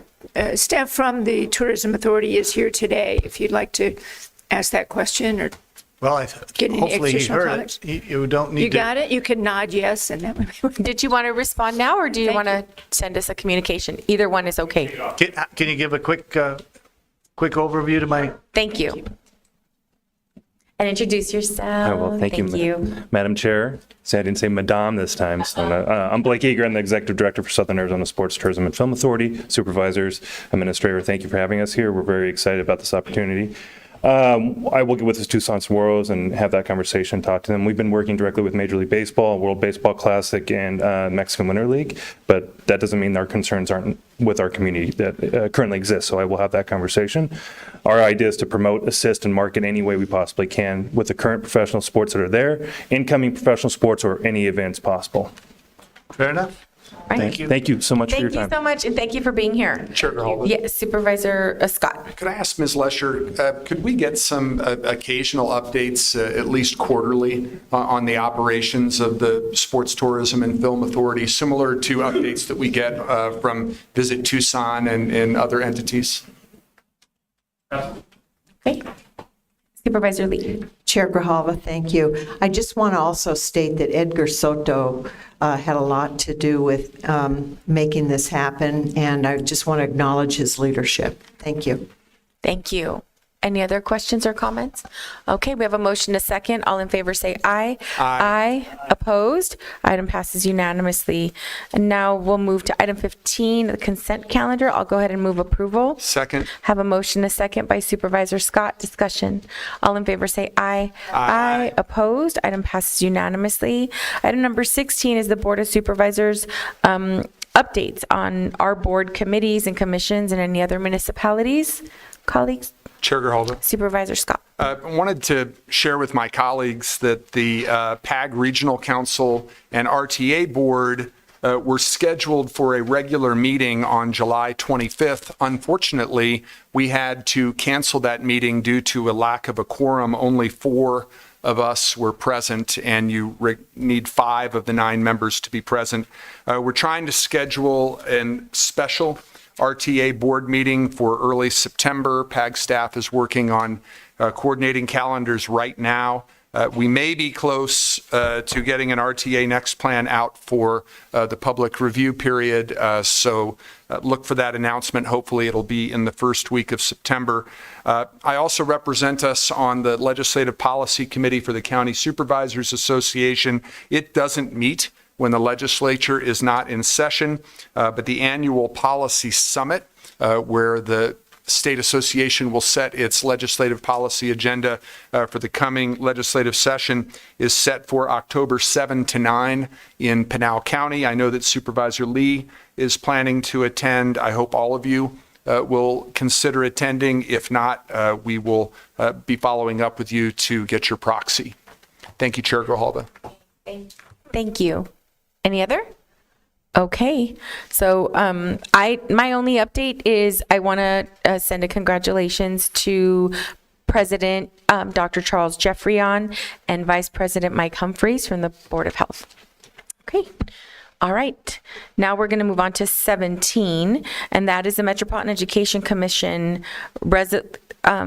I'd like to go ahead and have a little discussion about this, but we'll move it for sake of discussion. It's resolution number 2024-38 of the Board of Supervisors changing the appointments, qualifications, and term of office and commissions, officers, and rules of the Metropolitan Education Commission, amending resolution number 1990-178. This is an item brought forward by Supervisor Lee. I'll go ahead and move the item for discussion. Second. Okay, so I have a motion, a second by Supervisor Lee. Supervisor Lee, do you want to address this? Thank you, Chair Grijalva. Yes, and I'd like to invite Rocky Perez, our Executive Director of the Metropolitan Ed Commission, if I may, to come up and address some of the questions we may have. And I would like to say that for 2 years, the Metropolitan Ed Commission really did not have a full-time executive director. Mr. Perez was hired in the fall of 24. So really, I think you just came on board very recently and really hit the ground running. So perhaps what you can do, if you don't mind, Mr. Perez, is just give us a real quick summary of the resolution changes and why. Yeah, so, I could be wrong, but, I think MEC is unlike other boards, councils, and commissions in that it's also a nonprofit organization, as you all know. And I think with that, in its founding, there wasn't any delineation between the board of directors within that commission and then the commission itself. And in having a 39 member board, essentially, it made operations fairly difficult for someone that wouldn't have been there full time. And so I think in stepping in, it was, to our detriment in getting things started. And so this resolution essentially provides some additional framework for us to operate both as a public body as well as a nonprofit organization. And so that reduces the 39 of the entire commission, but then also stipulating who among that commission is eligible for the board membership as well.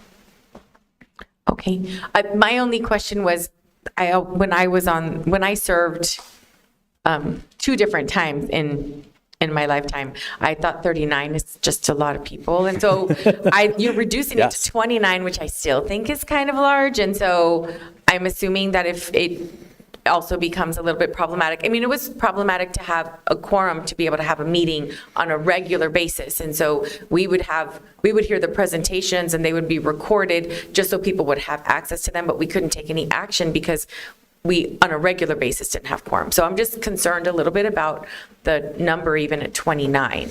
Yeah, so, I think it is our intention, I think, at some point in the next year, maybe 2 years, that we might even reduce it more so. But in the item that we attached to this, to item 17, we included a new roster, and that included folks that have confirmed participation or interest in it. And so we already confirmed 16 of those that will actually be joining.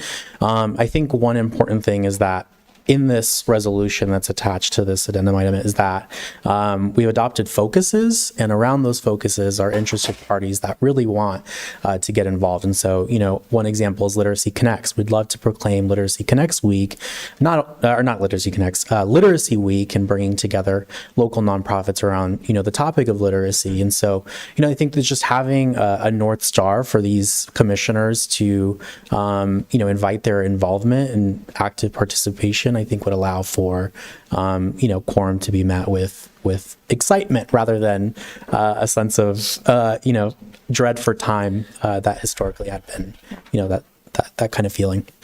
Okay, thank you. Any other comments or questions? Okay, Chair Grijalva. Supervisor Scott. I just wanted to thank Mr. Perez for his proactive communication with board offices since he became the executive director. My staff and I had our quarterly meeting with the Economic Development Department yesterday, and Ms. Maslin in that department says that the two of you are in communication almost once a week about the operations of the MEC. So I just want to thank you for your outreach to board offices and also to staff. Yeah, I second that. Thank you. Madam Chair, Supervisor Christie. I agree with a lot of the observations about this resolution. It's very complex, the whole situation, and I'm just wondering, for everybody's protection, has the county attorney's office reviewed all this and finds it satisfactory and in line? Mr. Brown, do you want to move your mic up and turn it? Yeah. Chair Grijalva, Supervisor Christie, yes, we work very closely with Rocky and with Supervisor Lee on this. Thank you. Okay, good questions. All right, we have a motion and a second. All in favor say aye. Aye. Aye. Oh, the motion was for discussion only. Oh, I just did it to discuss, but that's fine. I'll go ahead. We'll go ahead and do it again. I'll go ahead. Oh, I'm sorry, Supervisor Hines, did you have a comment or question? I thought I saw your hand go up. Okay, so now we'll go to move approval. I'll go ahead and move the item. Second. And Supervisor Lee seconds. All in favor say aye. Aye. Opposed? Item passes unanimously. 18 will be at a time certain in 12 minutes, so we'll skip that. Item number 19 is a release of attorney-client privilege memorandum regarding filling the vacant constable position. This is an item brought forward by Supervisor Christie. I'll go ahead and move the item. Second. I have a motion and a second. I guess my question is, why are we, why the request to release this document? Well, this is in line of the questions that I have regarding this, so I can certainly address that. But my first question is, if you look to the request for consideration on 20, how did this get on the agenda when it is the contents of a confidential memorandum under attorney-client privilege? It's on the agenda fully disclosed, but it's under the heading of confidential. How did this get put on the agenda in such a manifestly open form? Administrator Lesher, or Mr. Brown, or Ms. Rodriguez? Any of you? I'm happy to fill in, Chair Grijalva, Supervisor Christie. The legal advice in the memo, I think, is separate from the recommendation. The recommendation was really about procedure. It was really about the board rules and Robert's rules, and my recommendation on how the board might address this issue. But the legal advice that preceded it, I think, is included in the memo. And that's the distinction I would make. If you look, I don't want to get into nitpicking, but the attorney-client privilege memorandum is outlined in the request for consideration, and I don't recall making a motion to move to release that to the public. What specific, are you talking about what's? Number 20. No, I understand. Where it says request for reconsideration, are you talking about? A, B, C, all of the items, C, B, C, they were in a privileged, attorney-client privilege memorandum. I don't remember, isn't it policy that if there's a attorney-client privilege memorandum, the board has to vote to release it to the public? That was never done, yet it's outlined in distinct form and detail on the agenda. On the agenda. I see what you're saying. I was asked to put this on by legal because it's a board of supervisors. We did the action, so we didn't draft it. So I'm trying to remember who drafted it, or at least the language. I think it was legal, right? I don't remember. Call Chair Grijalva. I don't remember either. The board But it was agenda not our idea. I wanted, but I don't know. I don't know if this is, do you think that this is a violation?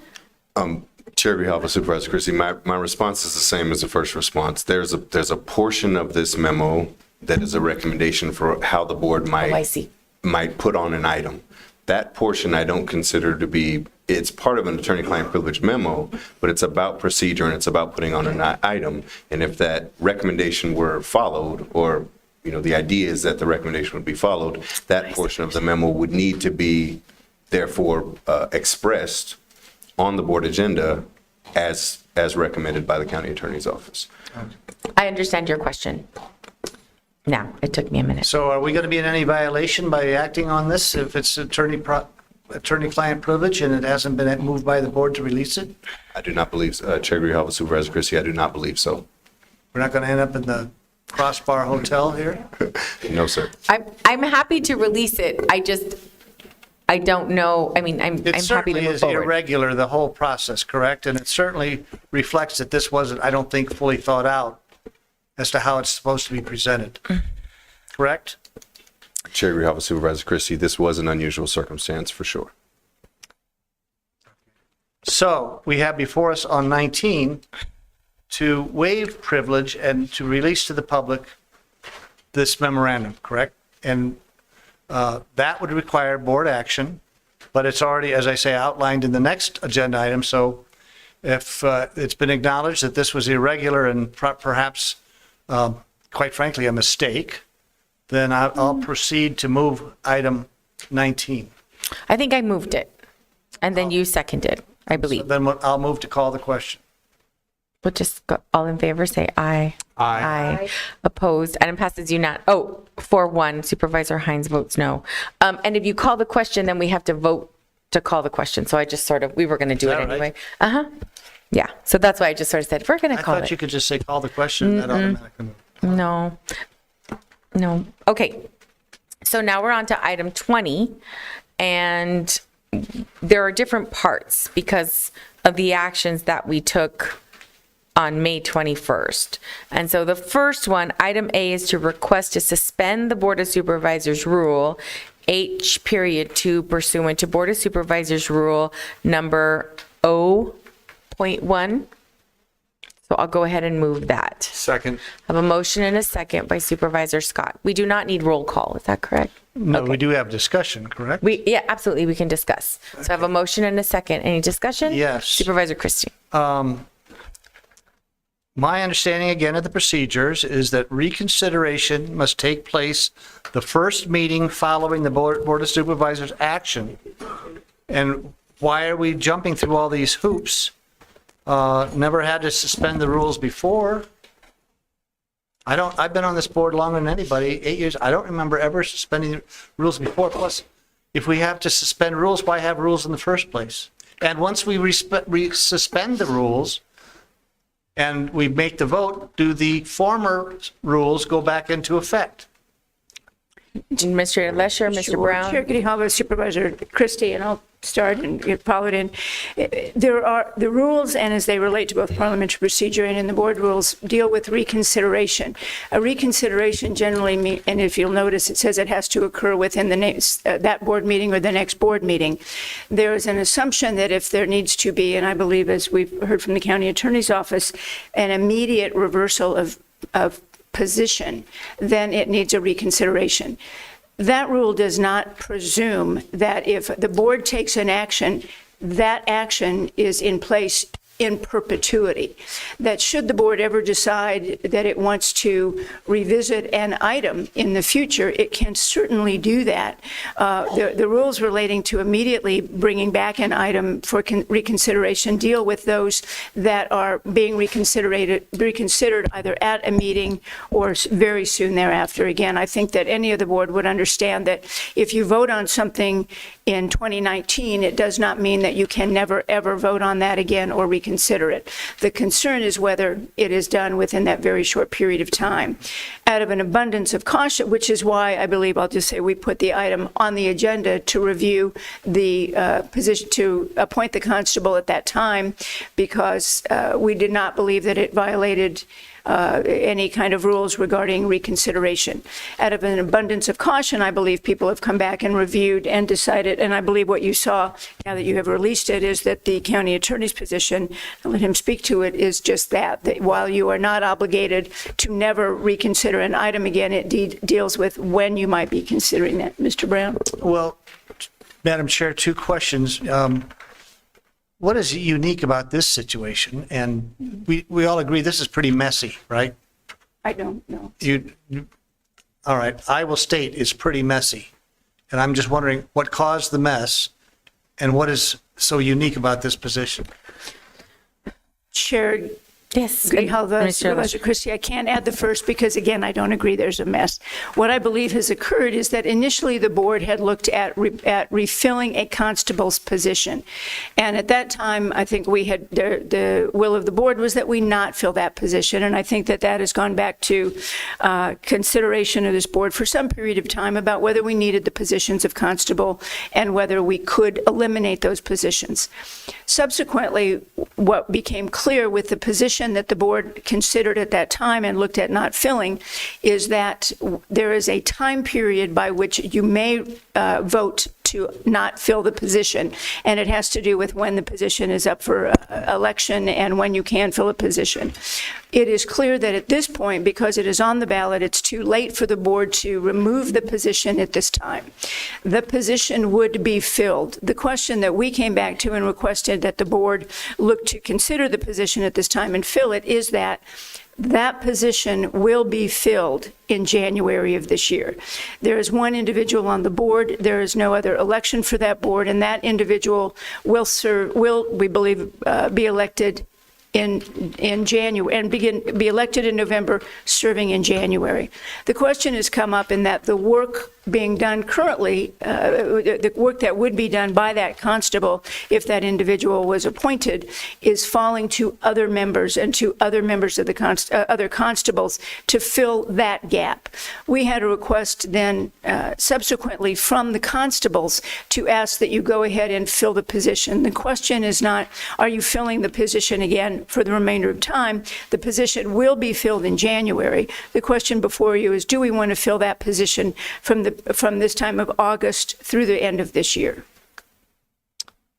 All right, so at this particular point, we passed 19, and we're on 20, and we are voting at this point to fill the position or not to fill the position, or to suspend the rules. We're voting to suspend the rules so we can reconsider the item. So that's why there's A, B, C. It is complicated, yes, I agree. It's a mess.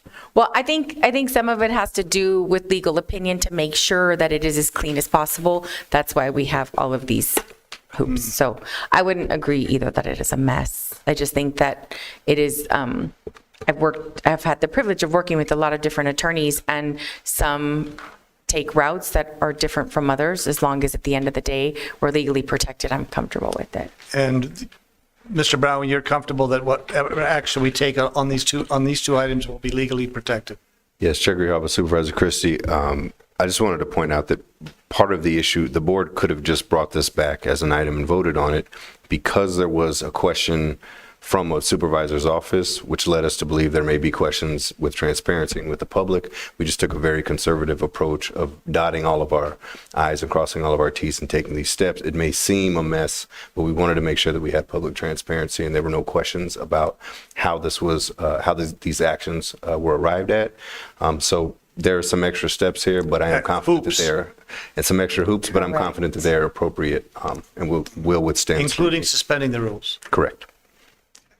Thank you, Madam Chair. You're welcome. Okay, so I believe we have a motion and a second for item A. Okay, all in favor say aye. Aye. Opposed? Item passes 4-1 with Supervisor Hines voting no. Item number B, the request to suspend rule number H.2 was approved, and we will proceed with the vote reconsideration. And so, Now, I can't vote on this, can I? Or is it the time frame passed? Yeah, that's what we just voted on. So we've suspended the rules. Right. And so on May 21st, we took this action where you voted no on regarding the selection process to fill the vacancy. So now what we're doing is we are proceeding with the vote for reconsideration of the item. So it's not necessarily voting for the appointment, it's voting to reconsider. Okay, so I'll go ahead and move that item. Second. Have a motion, a second by Supervisor Scott. Any discussion? So this is just to reconsider the filling of the vacancy because we already addressed that. Okay. Chair Grijalva? Yes. So per our rules, the cause by a member of the prevailing side, the cause justifying the reconsideration should be articulated. Okay, so the reason why I voted to not fill the vacancy at the time that it was brought forward on May 21st is because we had not had a background check that was completed. So it had nothing to do with the qualifications of the individual or whether to choose to fill the vacancy or not. That was why I voted no. So I understand that we now have documentation that a background check was completed, and so I'm willing to consider the item. And I want Supervisor Christie. For the record, Madam Chair, that I voted yes at the last meeting with us. You voted opposite. So we voted, I moved and Supervisor Scott seconded not to fill the vacancy. So it was like a weird double negative thing. And so it passed 4-1. You voted no at that time. So we were voting not to fill the vacancy and you voted no. Like, opposed. Yes, I know it's a double negative. But anyway, yes, I think you wanted to fill the vacancy. And Correct. Right. Thank you. And I don't think that we have an issue now because we have the background check. And so, but we'll see. Okay, right? So we have a motion and a second to reconsider. All in favor say aye. Aye. Opposed? Item passes 4-1 with Supervisor Hines voting no. And so now the motion to reconsider has been approved. And so we will reconsider. Now it's like a fresh item. So this is discussion, direction, action regarding the selection process to fill the vacancy of Constable for Justice of the Peace. This is an item, let me read all of the individual. What is their name? Tracy. I apologize. I should have this handy.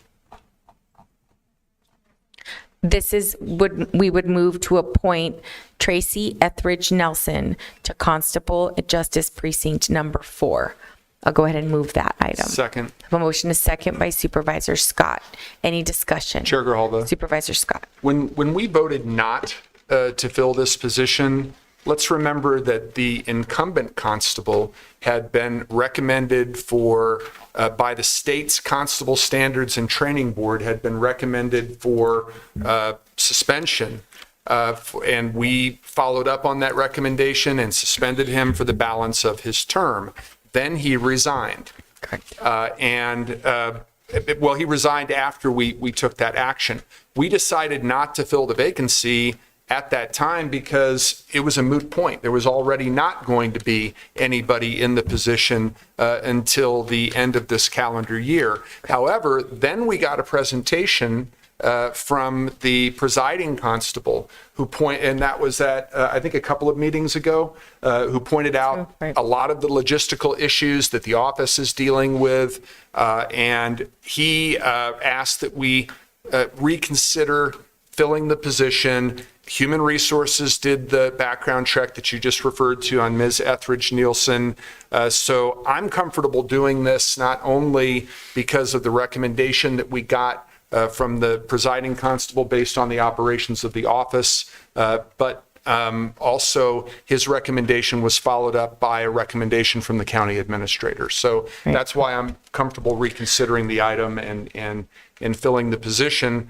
It seemed like a moot point back when we took our initial vote because there wasn't, I don't even think we'd had petitions approved yet for the election. And this Miss Etheridge Nielsen is the only individual that is going. That is correct. Could fill the vacancy anyway. Yes. So we're voting to appoint her a little earlier so she can get through some of the training. Yes, ma'am. That won't occur again until January. Right. Okay. All right. So we have a motion and a second. All in favor say aye. Aye. Opposed? Item passes unanimously. Thank you for indulging in that complicated process. Okay, now we're on to item number 22. This is attractions and tourism, we have a time certain at 11. Which one is that one? Oh, we have to go back, sorry. Okay, so we're back on item 18. This is a time certain item of 11. This is the 2024 primary and general election. This is an item that was requested by Supervisor Christie regarding concerns expressed during the call to the public on July 16th. And there was a request that the Pima County Recorder and Elections Director be present to respond to issues and concerns. I see our Director Hargrove is here. Do you have a presentation or were you just here to answer questions? And do you want Administrator Lesher? And then, okay. Good morning, Chair Grahova, members of the board. I actually do not have a presentation per se, but I do have statements to make. Okay, great. Could you make a statement and then you ask questions, or how do you want to do it? Let me first ask, is the county recorder here? No. Where is she? Why isn't she here? She is a duly elected person and not required to be here when she is asked. Okay. So what can we do here as far as Ms. I'm sorry. Ms. Manriquez has. Yeah, Chair Grijalva, board members. So the recorder did let our office know yesterday that she would not be attending. Right now is a high volume time for her office. They are verifying signatures for the statewide initiatives, which have tight statutory deadlines. She does plan to present an after action report to the EIC and to the board at a future meeting. There you go. I think at this particular point, Madam Chair, with your indulgence, I would just like to go over what was stated at the last meeting, a call to the public, and Ms. Hargrove can respond to them rather than having to make a statement and then go back. And then at any time that Ms. Hargrove has a statement, and I think there are some opportunities during this that you might want to make a certain statement, if that's all right with you. And that's fine if you want to ask the questions that you have a concern about, and then Director Hargrove, whenever, feel free to just read the statement you have. She is prepared to answer all of those questions. Great, thank you. We've heard several statements about how important it is to have faith and confidence in our election system, and that numerous people have done some diligent research and have had real-life experiences. It's very troubling that they have had these experiences, and I think it's important that we allow a mechanism such as this, what we're doing today, to have those concerns brought to the surface and illuminated so that we can address them and answer them in a very cogent way so as to prevent any misunderstandings, or as it seems to be a popular thing to say whenever you question anything, that it's a conspiracy theory. So I'm hoping that this will allow those folks with concerns to have the ability to have those questions addressed. So with that, Madam Chair, Director Hargrove, I think we ought to hit the number one thing right off the bat. You've already made a statement regarding the misprinting of the primary date. Could you just give a quick response to what happened and any kind of issues that you'd like to bring up that you haven't before on that issue? Yes, sir. Supervisor Christie, absolutely. As I've stated before, yes, there was an error made in proofing. There was a team proofing the sample ballot, and the reality is, not an excuse, but the reality is that there is no single person or a staff of individuals that are assigned proofing tasks in my office. So that means that individuals get interrupted. They get called away to take care of things for other citizens and other voters. And so the solution that I came up with is a checklist. And I know that folks are saying, well, what's a checklist going to do? Well, a checklist will allow them to know where they stop. So if they're proofing the sample ballot, they can get to a stopping point if they're interrupted, check that off, and know where they need to pick up when they come back. As opposed to either having to start all over again or miss something as they did with the sample ballots that went out for this election. Chairman, I'm sorry, Supervisor Christie, if I may, excuse me, Vice Chair.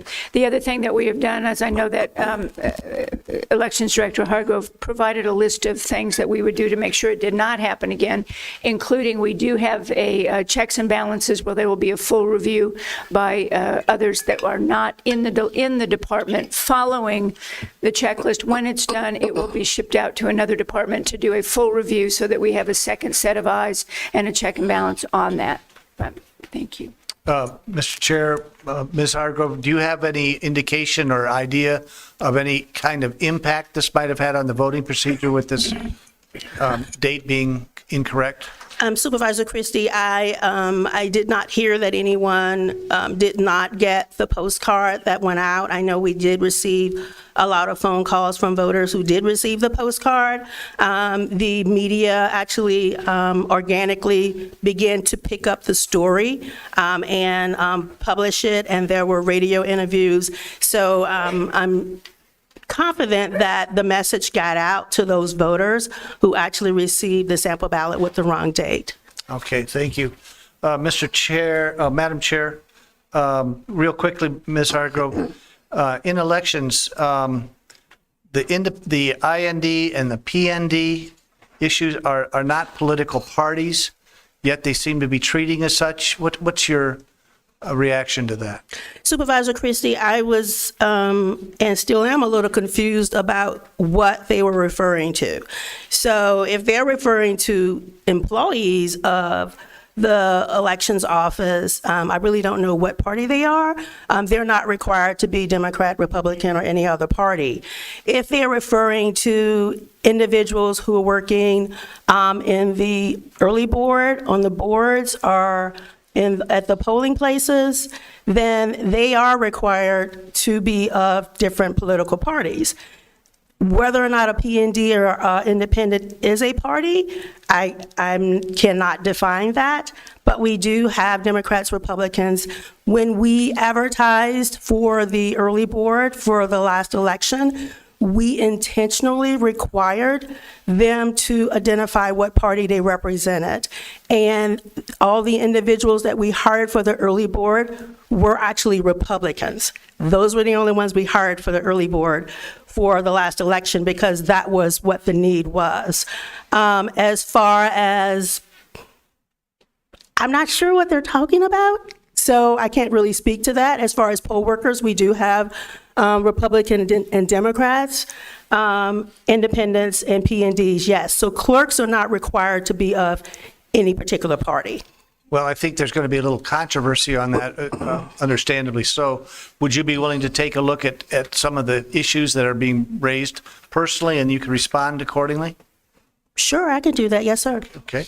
Let me just move on very quickly to some comments and get your reaction on it.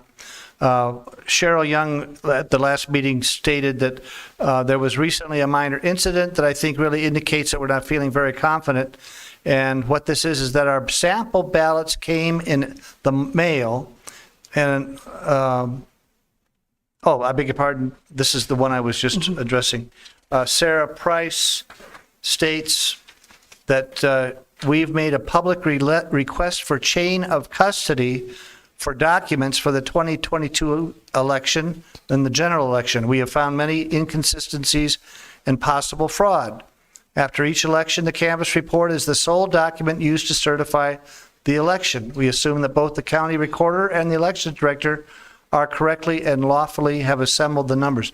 Is this a recorder's issue or an elections issue?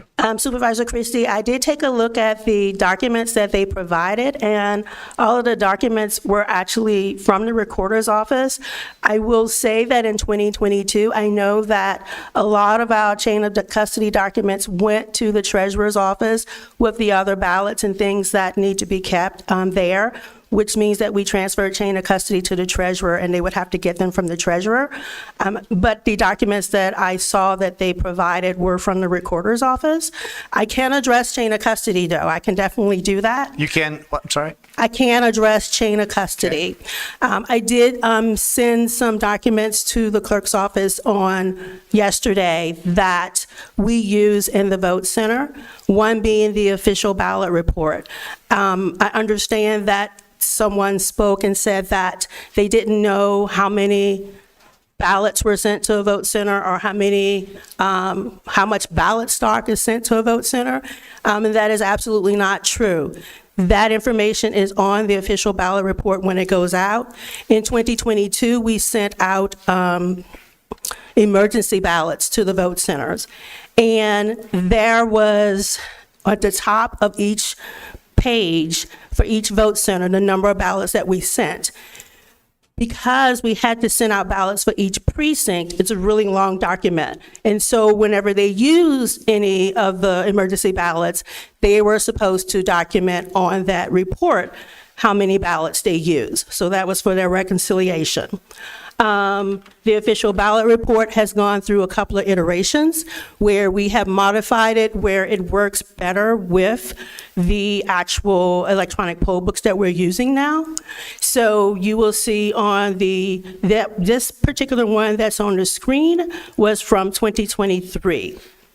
We determined that it was easier for the vote centers to be able to have a section where they could actually physically count spoiled ballots and provisional ballots, as well as indicate the number of spoiled and provisional ballots that they checked in on the electronic poll book, because the number can be different. Can you put up the next one?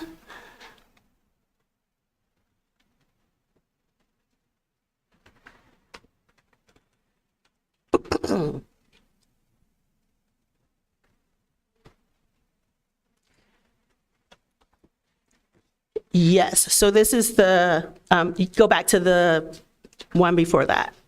This is the most recent iteration of the official ballot report, where we indicate how much ballot stock we're sending to the actual vote center, and then they will indicate how many test ballots they printed, how many pieces of ballot stock are left in an open packet, and how many packages of ballot stock are left.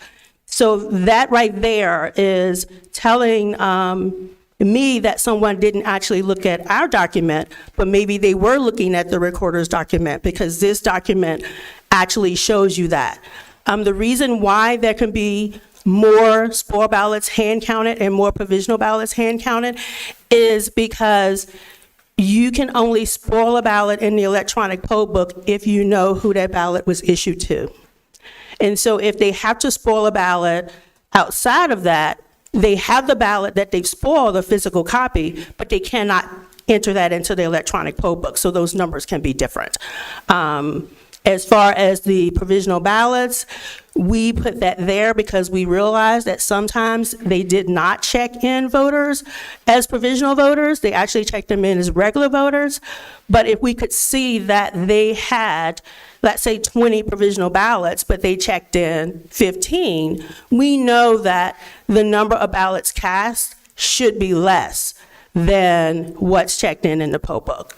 So this is our chain of custody document for the vote center, and there are a couple of other chain of custody documents that are used when the ballots and the materials are returned to central count. The boards that we have on election night go through the materials, they look at the ballots, they fill out these forms. So these are our forms that we use. Okay. I did forget one issue, going back to the independent and PND. They are not eligible to fill quote-unquote opposite party slots. And I think that's a point that's trying to be made. Is that correct, or is it nebulous, or should it be crystal clear? Or? That is definitely in statute for the boards that work at vote centers, right? So they cannot fill an opposite party slot in a vote center. Have they been? They are clerks at the vote center. Okay. A lot of the other statements we have here for the recorder, going further into the testimony or the statements that they've stated here is that there may be some locations where the number and position of poll workers does not meet ARS guidelines, and the guideline is cited, and it requires that the Board of Supervisors to approve the poll workers for early voting. Is that an issue that has been brought before you on this? Supervisor Christie, that's the recorder's office. Recorder's office. Okay. And I'm sure that would be falling under the recorders of a ballot drop-off location? Yes, sir, that's the recorder's office. Okay. Let's see here.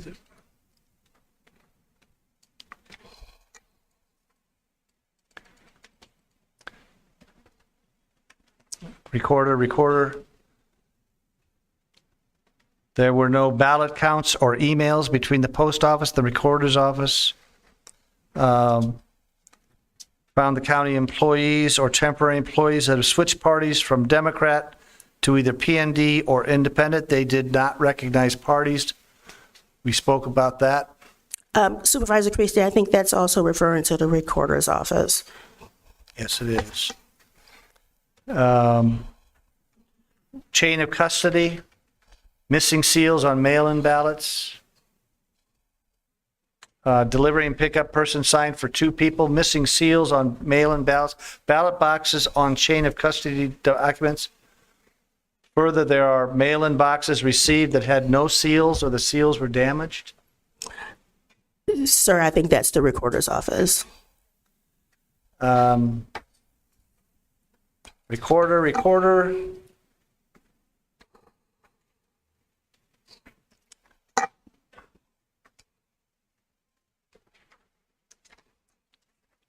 Well, unfortunately, we don't have the recorder here to address these.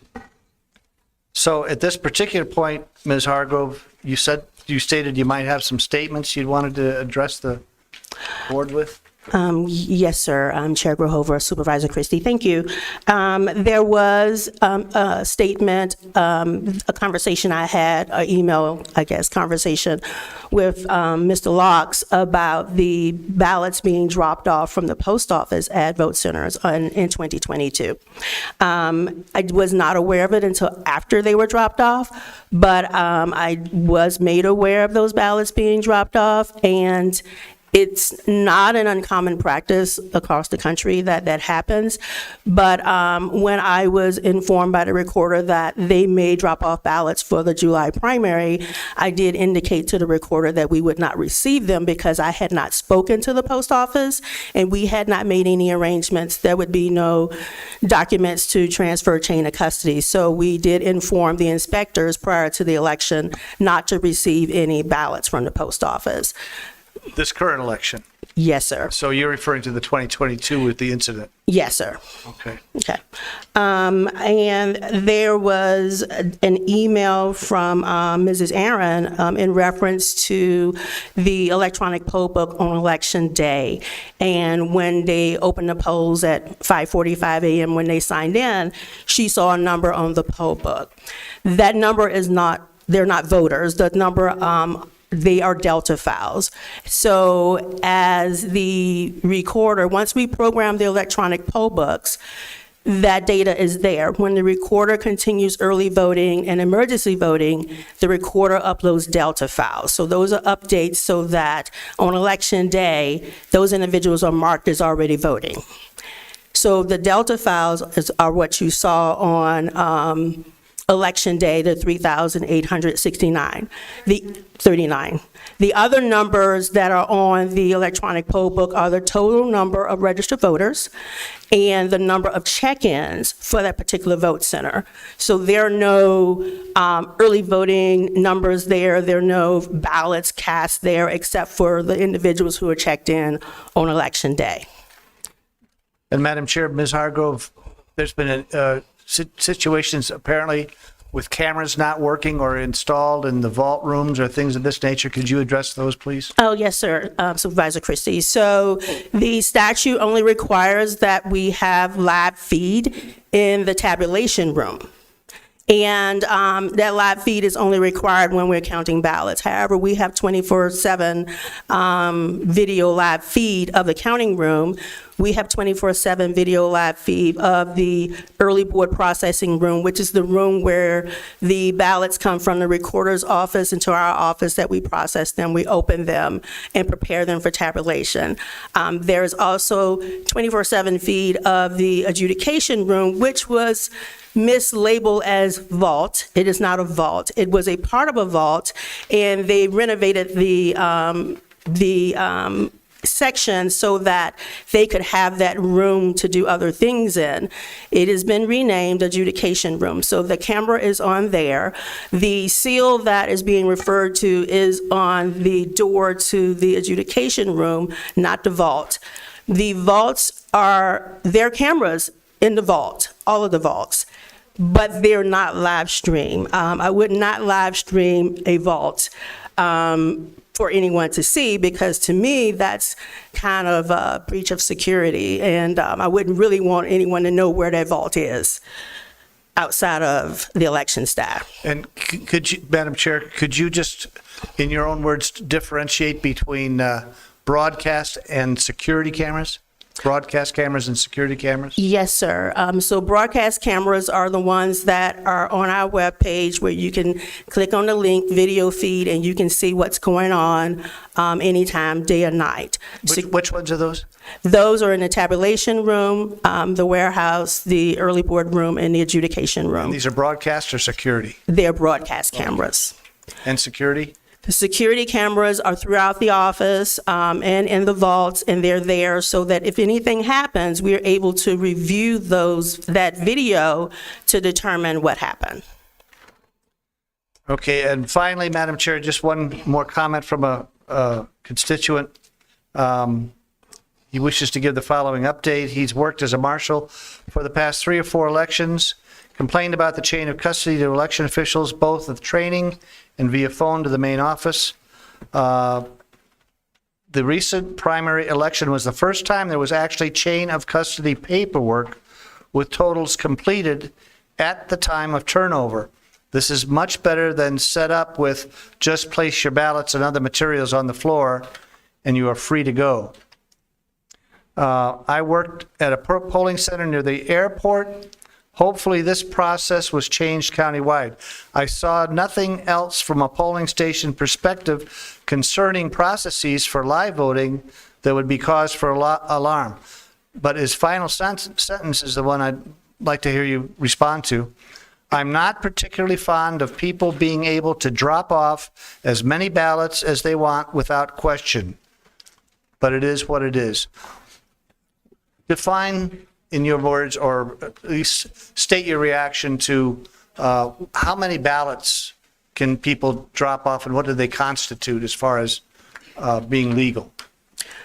Supervisor Christie, statutorily, they can drop them off for family members, individuals who live in their home, anyone they're caring for. I really can't speak to how many people live in one house. So it could be any number. There are some large families, there are some small families. I cannot give you a number.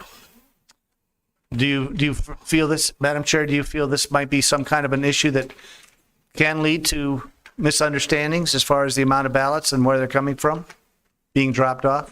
Supervisor Christie, I do believe there are some individuals who believe that if they're bringing in more than one ballot and is not their ballot, that there is some fraud, but I do not believe that is the case. But I do believe that individuals believe that that may be the case. Okay, is there any other statements or comments you'd like to make at this point on this whole issue? Supervisor Christie, I guess my last comment is the marshal who made the statement about chain of custody and the process that was happening prior to this election. I appreciate that he reported that they're actually doing what they have been instructed to do. It has been a training process. It has been, we're moving forward. We are definitely improving. And this provides me an opportunity to fine tune the process. This provides me an opportunity to understand where individuals are concerned about the process and where they may be confused about the process. And it allows me to articulate and to provide the information that they're looking for, as well as make some changes that may make them feel like the process is more secure. And Madam Chair, Ms. Hargrove, would you be willing to continue to have an open dialogue with folks that have issues and questions and respond to them accordingly? Yes, sir, Supervisor Christie, I will. Thank you, Madam Chair. Thank you. I do want to make a statement. It's not a question and answer period, ma'am. I wanted to take this opportunity to talk about my strong confidence in our elections department, our recorder's office, and all the departments and teams who work extremely hard for months leading up to and after each election. I'm grateful for their service to our community and for ensuring the security of our elections and our ability to vote here in Pima County. Just like the nearly 198,000 other Pima County residents, I cast my ballot for the July 30th primary election by participating in what former Congressman John Lewis famously called the most powerful nonviolent tool we have in a democratic society. Voters here in our community practice one of the most crucial civil engagements we have in our country. Voting is not just a right, but a responsibility, the one that allows us to shape the future. Shape the future we want to see for our communities. In order to exercise that responsibility, however, we need to be able to have faith in our election process. I'm confident in saying that here in Pima County, our elections have been and will continue to be professionally, smoothly, and securely run. As we prepare for the upcoming general election, I think it's important that we assess where things went well and where there are areas for improvement. We all want to ensure that voters in our community feel confident that their vote counts, making sure that voters know where to go, where to find answers to their questions, and that Pima County is doing our best to communicate effectively and thoroughly to every person in our community. I had no hesitation in voting to approve the canvass of the primary election results at our meeting yesterday morning, and I'm glad that my colleagues joined me in voting unanimously to approve those results. Together, we are better, more engaged, and a stronger community. I would like to thank the poll workers, elections and recorder teams, and all of those who cast a ballot in our most recent election for participating in our voting process, contributing to shaping the future of our communities and our country. I do have some things that I think would make the process more voter-centric for our community, and so I will share those comments, I believe, with communications, with the recorders and elections, because I do think that there are ways to make it easier for people to find where to vote. I have some pretty specific suggestions, and so I think that it's to make it easier to find the nearest vote center, particularly via cell phone. But so a lot of the ways that we were trying to get people to the right voting center those were all done with a website sort of model, which is difficult to navigate when you're on a smartphone. So I think that it would be important to do that. Make early voting sites serve on election day as vote centers whenever possible. I do think that we have some historic polling places in all of our communities. I'm going to use El Rio Neighborhood Center as an example. That has been a polling place forever. People just go there by like memory, right? And so when they get there and there is nothing there and nobody around to sort of direct people, I think that it's important whenever possible, we send information to those historic sites to say, are you looking for the nearest one? Here's the closest one, or whatever. And one of the things that I found frustrating for me in trying to help people locate their spot is it was on a page that was not formatted for your cell phone. And then you had to kind of scroll up to look for a vote center. And not everyone knows what that means. So we do, because we're talking about it all the time, but people saw it as polling place. So I just think it's like, where can I vote?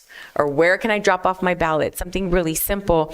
And that we generate, what I did like is the system generated 3 of the nearest sites to me based on the address that I put in, but you had to look for that little magnifying. That was hard to, that was not easy to find. And so I think it's like, where can I go vote? And the next screen should be, where are you? Like, what's your address?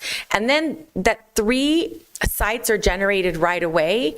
And then I look at them and say, oh, that's the closest one to me. And I can push that. And then it gives me driving directions on how to get there. I just think that we just have to think about what can we do to make it easier. I want to reestablish both an early voting site and a vote center on the University of Arizona campus. I would like us to look at prefer public to typically government or other locations that are sites for vote centers, like neighborhood centers, those kind of things, over private sites, perhaps some of our more secular sites, just because we've limited the number. I'd like to see us make sure that these environments are as welcoming as it can be to everybody. And please don't make the number of the vote center public, like the assigned vote center. So you have them numbered 1 through 26, but a lot of people still equate that with their polling place. And so they're looking for, I used to vote at 346 and you stop at 126. So I understand the need to number the sites, but perhaps if we didn't make that public, then people would just look like, what is your nearest one? And because they don't correlate to precinct numbers and people still are thinking that. Improve the data reporting post-election stuff, just so people can sort of do a deep dive and have it really easy to find. It's information that's available. So I'll send some of these. And then if we can update the Board of Supervisors and other general election voting issues before early ballots are issued. And so I'll be reaching out just to sort of see how much of some of the suggestions that have been brought to me would be easy to implement, not as easy to implement. I will say that the process, once you put your ballot in the mail, and being able to follow your ballot is something that should be a national model. It is really, we're doing a very good job. We're doing a really good job in a lot of areas. I just hope that we all can continue to put our voter hat on and make every process as voter centric as possible, not easier for us, so we can help people. And then if we can send out like, hey, you might, to our city council members, our mayor's offices, all of our offices, these are the hot links on if people have questions, and also the phone number, really easy. I think that would be very helpful. But I'm very confident that the general election will go well. I think that it's just an opportunity for us to look at what went really well, and the vast majority did. None of these issues were catastrophic. Everyone found where they needed to vote. I'm just sort of trying to make it a little bit easier for us lay people to be able to direct people places. Supervisor Hines, did you have a comment or a question? Go ahead, please. I do, and I just, what disturbs me a bit, having been in multiple elections myself, about calling into question the process, which by and large has gone very, very well in Pima County and most places in this country. If your candidate of choice doesn't win, it doesn't mean the process was flawed or the system was rigged, like our former president likes to say. It doesn't mean we have to go looking for votes. It doesn't mean we have to attack election officials or say that the witnesses were somehow corrupted or stuffing the ballots or whatever. I mean, we have to get over this. I've been through many elections. My first one was 2006. I ran for the legislature. I worked my butt off, and I lost, and it was really crappy. No one likes that. But I never once thought to say, I was denied, like someone took my votes away, like it was the ballot was confusing. No. Like I won in 08, I won in 2010, that was great. I ran for Congress in 12, 16, and in 18. I did not win any of those times. Not once did I think of calling up the recorder and yelling at her or accusing people of anything at all nefarious. This has only been since the former president has been around. If you don't get your way, the system was screwed up and you're being denied. And just cut it out. Stop it. Like, these processes work well. They've worked better than ever. Our last election was the most secure one we've ever had in this country. So I think we just all need to kind of set that sort of talk aside and focus on doing the best we can to make sure we're counting the votes that are cast by eligible electors and stop framing it like the former president does. Thanks. Thank you. Any other questions or comments? Okay. So, and thank you, Director Hargrove, for being here. I think we're going to go to our time certain item of 11. What are we doing? Okay, I'm sorry. We're going to vote on 28 and 29 and then go to time certain of our executive. I'm sorry. Is that right? Okay. All right. So we have a request to address 28. This is the multiple contracts for janitorial services. I really just want to continue to understand why we're not doing this service in-house. This is the same with 27, the same with 29. I'd like to see us do those in-house. So I'm going to have a real issue voting on this. I understand. I think that the people that are providing janitorial services for Pima County do an amazing job. I just would like to see us pull back from contracting out. So, but what is the pleasure of the board on this item? I'll move approval. Okay. Second. I have a motion and a second by Supervisor Christie. As I explained, I won't be able to vote on this item because I've been asking for 3-ish years now why we have so many contracts for outside services as opposed to bringing people into what we think is a really amazing place to work in Pima County. So I have a motion and a second. Any other discussion? Supervisor Lee. So Administrator, thank you, Chair Grijalva. Administrator Lesher, at one time, did we have county employees, and when did that change? Chair Grijalva, Supervisor Lee, at one time, both the cleaning services and the security services were internal. I'm afraid I don't recall when they shifted.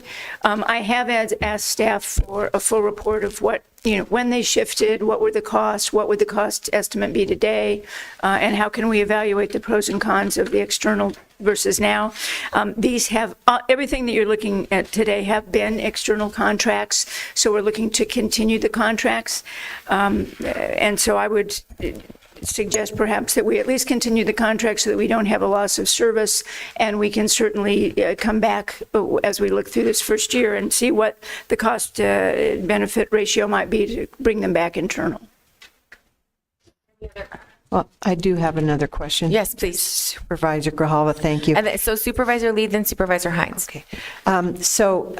Administrator Lesher, if we did approve it, are we able to maybe say we'll approve it for 3 months? Something, because I think what I understand that's very difficult, but I also think that we should have an answer. Chair Grijalva, Supervisor Lee, what you have before you today is a contract for an initial 1-year term. Madam Chair. Supervisor Hines and Supervisor Chris. Did that answer your question, Supervisor Lee? Supervisor Hines. Yeah, thank you. Would it be, do we need a 12-month term, or is this something that we can bring in-house? I suspect we're probably just looking at cost savings, and contracting out means we don't have people on our retirement program, and we don't have to provide health care benefits, I'm pretty sure. So I'm sure that's part of the cost savings, but I agree with the chair. I think that's a little, I don't think we should be doing that. So maybe we should do a 3-month term and then work on getting this done a little bit sooner than 12 months from now. I think just so we're clear on what is on our agenda is it's an additional 1-year annual award, and then it includes 4 1-year renewal options. So my understanding is those options would come back to the board. I do think that basically I'm voting no because I think that I've asked about it for a long time, and I'm hoping that we would be able to move towards bringing more people under our umbrella as a county employee. I think that it is probably going to be difficult for us at the county to negotiate 3 months. I think that will go very quickly, logistically speaking. While I appreciate, that it's a concern for at least, I think it's a concern for everybody, but at least vocally two of my colleagues here, I do think that if we're going to move forward, I think it makes sense to do a year, and then in the meantime, really get some really hard data from I'm mostly voting no because I've been saying it every year and nothing's changed. So that's why I'm doing it. Madam Chair, Supervisor Christie. I disagree. I think we should continue to look for opportunities to contract out workers, particularly the janitorial service.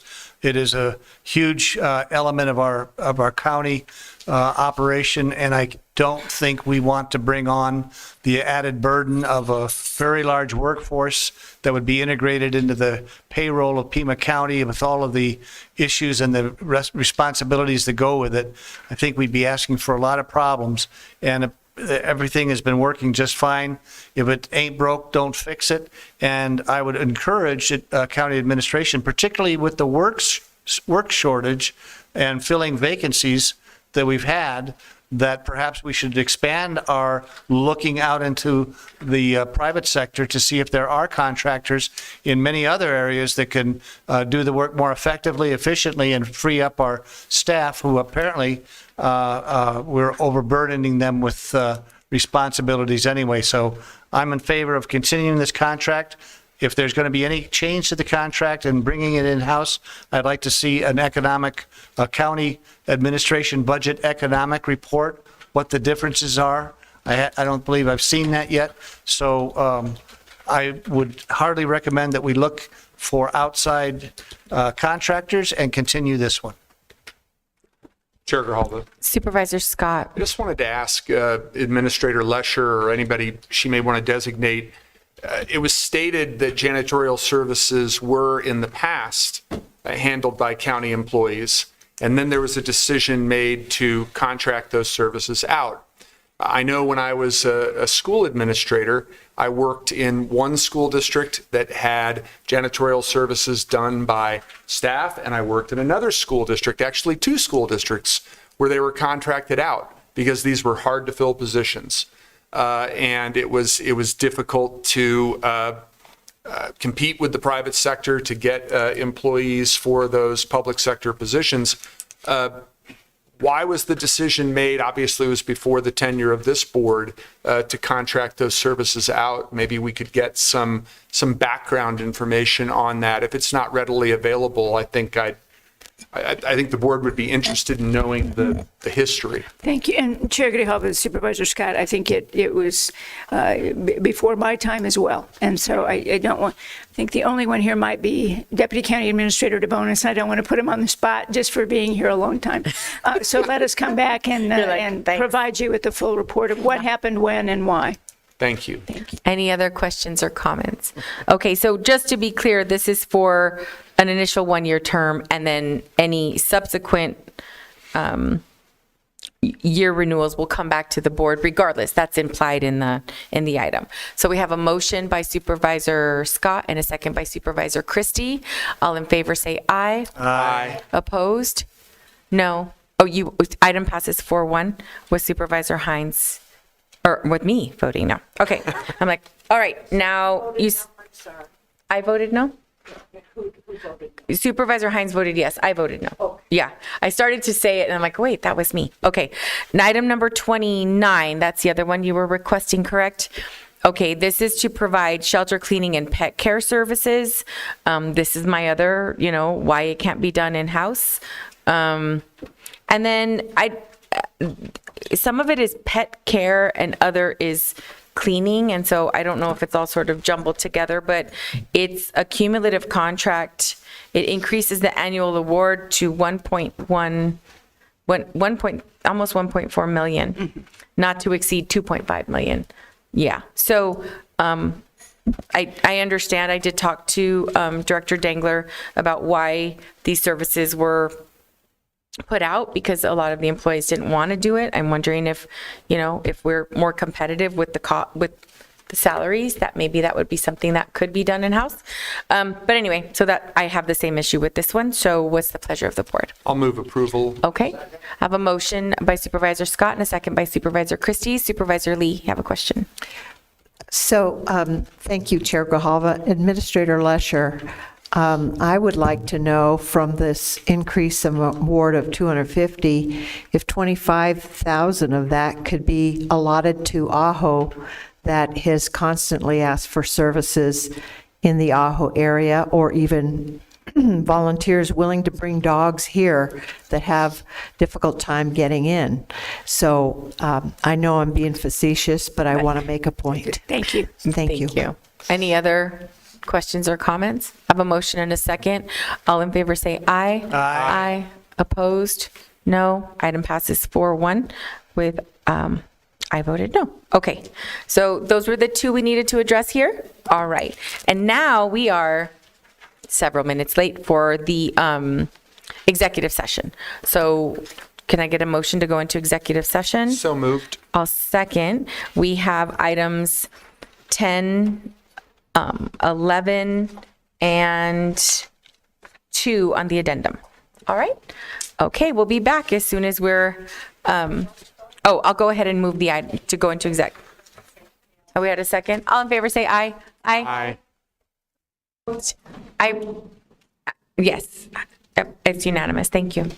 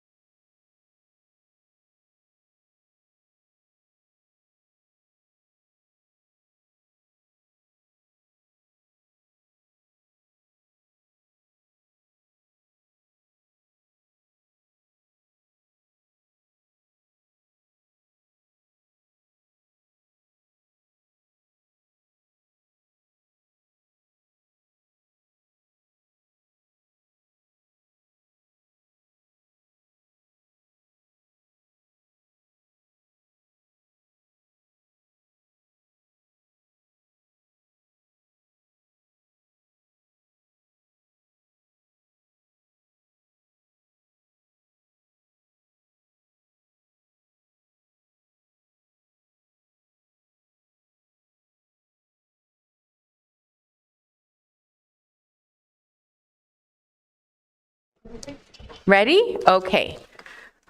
And so, oh my, the gavel. Okay.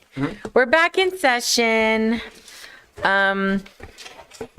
We addressed item number 10. That was just information item. We have item number 11. That's an information item. And then if we can go to item 23 on the agenda, we will approve. This is approving the recommended settlement in Commerce People versus Pima County. I'll go ahead and move the item. I'll second. I have a motion, a second by Supervisor Lee. Any discussion? Oh, no discussion. All in favor say aye. Aye. Opposed? Item passes unanimously. And then executive session item number 2, this was just an update. Okay, thank you. And now we're going to move on to. Excuse me, Madam Chair, item number 2 on the addendum. Yes, number 2 on the addendum, I apologize, in executive session. That was just an update. All right, now we are on to, if it's okay with my colleagues, we'll move up item number 5 on the addendum. This is an update on county initiatives to address homelessness and public safety. Administrator Lesher. Thank you very much. And you have with you today Deputy County Administrator Holmes, as well as our Director of the Office of Housing and Homelessness, Jen Darland, who will present today. Thank you. Thank you. Thank you for your patience and for being here. Sorry, we're running a little late today. No, please go ahead. Absolutely. Thank you, Chair Grijalva, members of the board. Thank you for the opportunity to provide an update on homeless efforts in Pima County. Since the inception of the Office of Housing Opportunities and Homeless Solutions, that was about approximately 6 months ago, it's been paying particular attention to the ongoing challenges associated with meeting the needs of people, our neighbors who are experiencing homelessness. I wanted to take a brief opportunity just to provide a high-level summary on the most recent point in time count that was conducted January of 2023. You'll note that there is not necessarily a substantial decrease, but one of the things I would also point out is that there's not a substantial increase in the level of homelessness since the pandemic. This is not to, when we think about events in our community that have propelled and exacerbated housing insecurity, the first experience that we had in Pima County that was pretty remarkable was following the Great Recession of 2008, where we had a noticeable increase in homelessness in the years that followed the Great Recession in 2009 and 2010, with the highest estimate being around 3,600 individuals, right? Similarly, the next crisis that we see in our community being the pandemic, we have seen, yes, a slight uptick, but we have not returned to what we saw back in 2010. And in fact, I would state that we've seen a leveling off, and a lot of that has to do with a lot of the lessons learned through the pandemic, a lot of the partnerships that were forged during the pandemic, not only with our community partners, but also jurisdictionally. Additionally, there's also been the creation of the Pima County Emergency Eviction Legal Services Program, right, which is a significant investment that the county has made in providing preventative investment in mitigating and interrupting what could be first-time or returns to homelessness by meeting people at the time at the potential loss of housing. That goes a long way to ensuring that even when we need to rehouse people, when we can't quite overcome the challenges with that, if there's a mediation that can prevent an eviction on the record, which also can make it very difficult for them to find housing. That if that had existed back in 2010, who knows what our potential spam, who knows what we would have been facing then. And next slide, please. So over the course of the establishment of the office has been paying a great deal of time to speak to and meet with a number of county employees in a number of departments in the human service and the community sector. That would include our health department, library, community and workforce, as well as our Pima Animal Care Center and our Justice Services Department. It's important to note that all of these all of these services are available to all county constituents, but over and since the pandemic, a number of these departments have been working not only independently in their own efforts to help housing folks who are experiencing housing instability or homelessness, but they've also been working in really strong collaboration with one another. So you will see the library working with CWD and having a resource navigator there once a week to navigate individuals to employment and or shelter. You will see the health department working with CWD for employment resources, as well as housing, and with the Pima Animal Care Center as well, to make sure that folks who are experiencing homelessness also have access to resources and items that will help them, kind of keep their family intact. This also, unfortunately, I did not include that. We have a significant amount of strength also in our public works departments, in the space of our parks and recreation department, and our flood control district, and now in our conservation land and resources department. A number of these staff are in the field daily encountering individuals experiencing homelessness, and that's why we're so proud of Karina Islas, who delivered the pledge today, because she works in strong partnership in the field with our public works teams. She also works in direct contact on a daily basis with the City of Tucson encampment assessors as well as the City of Tucson's public works teams. They all know each other very well on a first name basis, and they are all collectively at the county level and also at the community partner level, daily problem solving, trying to find items and resources that can help address people's housing crisis. Next slide, please. So in terms of number of individuals that are served in programming specifically for individuals experiencing homelessness, this would be in the space for those programs aligned to the U.S. Department of Housing and Urban Development, specifically for homeless individuals.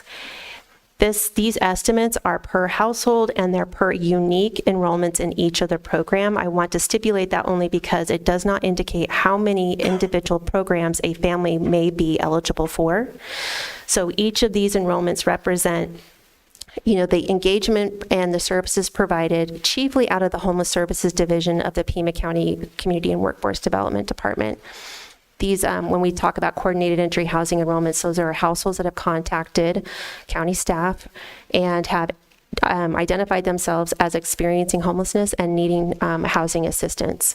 An enrollment or an assessment for housing is not an immediate placement to housing, but it is still an inquiry that's put into the homeless management information system. It goes through a process of where these individuals, based off of the criteria or the vulnerability of the household, they could be matched to a housing provider. It could be a county-run program, could be a City of Tucson program, or another nonprofit agency also administering housing for people experiencing homelessness. The encampment and street outreach programs are specific to those engagements that are led by Karina Islas, as well as other street outreach workers engaged in that effort. Again, these are county staff stats, and they're exclusive to programs that the county operates. In the homeless prevention hotline, this excludes the EELS program. This is for people who are calling who may not know about EELS or may not qualify for EELS. These are people who also have to be meeting the HUD Emergency Solution Grant income standard of 30% AMI in order to be income eligible. 30% AMI is a very low AMI, and it is challenging. It is challenging to ensure that we aren't already experiencing homelessness by the time they reach that telephone number. Do you want to tell people what AMI is? Oh, I apologize. Average median income. Thank you. Thanks. Similarly, the Emergency Solution Grant, Emergency Shelter, these are largely, this is funded by HUD Emergency Solution Grant funds that the county receives on a formula basis annually. These shelters have a limited number of days that folks can stay. This data point indicates the number of households enrolled in shelter either directly administered by Pima County or partially funded by Pima County's share of Emergency Solution Grant funds. And finally, the housing, it's for individuals, families, and youth. These are HUD Continuum of Care dollars, as well as housing opportunities for people with AIDS or HOPWA. These are the number of individuals who are enrolled in those housing programs, again, either directly administered by Pima County or in contracted partnership with Pima County share of federal funding, largely through, in this space for housing, would be competitive grant awards. Next slide, please. So when we talk about the overall investment, here in this space, we have the eviction prevention and homeless prevention. These are actually in the estimates of funds we compete for funding, namely, right? So when we look at Pima County's emergency eviction legal services programming, those are competitive grants made up from the Arizona Department of Economic Security as well as Arizona Department of Housing. That is a multi-year award. I would stipulate as competitive as our statewide grant programs have been of late. EELS has become a standard for the state and a program that did not exist before the pandemics, and it has proven to have successful outcomes. It serves approximately 1,500 households to date, 80% of which reside in the city of Tucson in multifamily buildings. Outside agency is the investment that the board makes in general fund dollars to support nonprofit agencies that are also sharing this work and engaging with individuals experiencing homelessness or at risk. This would include also shelter for elder care, elderly folks in our community. CWD Navigators, that is a resource that has, again, evolved out of the crisis by making sure that county constituents in the unincorporated areas of our jurisdiction can readily identify and access information and resources to help mitigate their housing crisis, including employment, including enrollment in rent and utility assistance, either through the eviction prevention program or through the Community Action Agency, which is administered out of the Pima County Community Assistance Division. That division has been the regional recognized community actions agency for years, administering hundreds of thousands of dollars in rent and utility assistance on an annual basis for low-income households. The HUD-funded programming, that's your HUD, your continuum of care funding for your rapid rehousing, your ESG, your emergency solution grants. I'm sorry, I fall into alphabet soup quite easily these days, as well as for your housing opportunities for people with AIDS. Again, these are also competitive in formula, meaning we get a portion of federal funding based off of data that aligns to census tract data and area of need. Your encampment cleanup is going to be your general fund contribution in that space. That's going to be to mitigate for the impacts of homelessness on parcels of property that are owned or maintained by Pima County. And then lastly is the Transition Center. I believe that this is ARPA funded, and this provides, again, when we talk about encampments or we talk about any type of street outreach and the efforts that our staff make on a daily basis to engage and encourage people to accept shelter or even housing, if an individual has an active warrant, that can stand as a significant barrier for them to getting into housing. And sometimes quashing that warrant is pretty simple.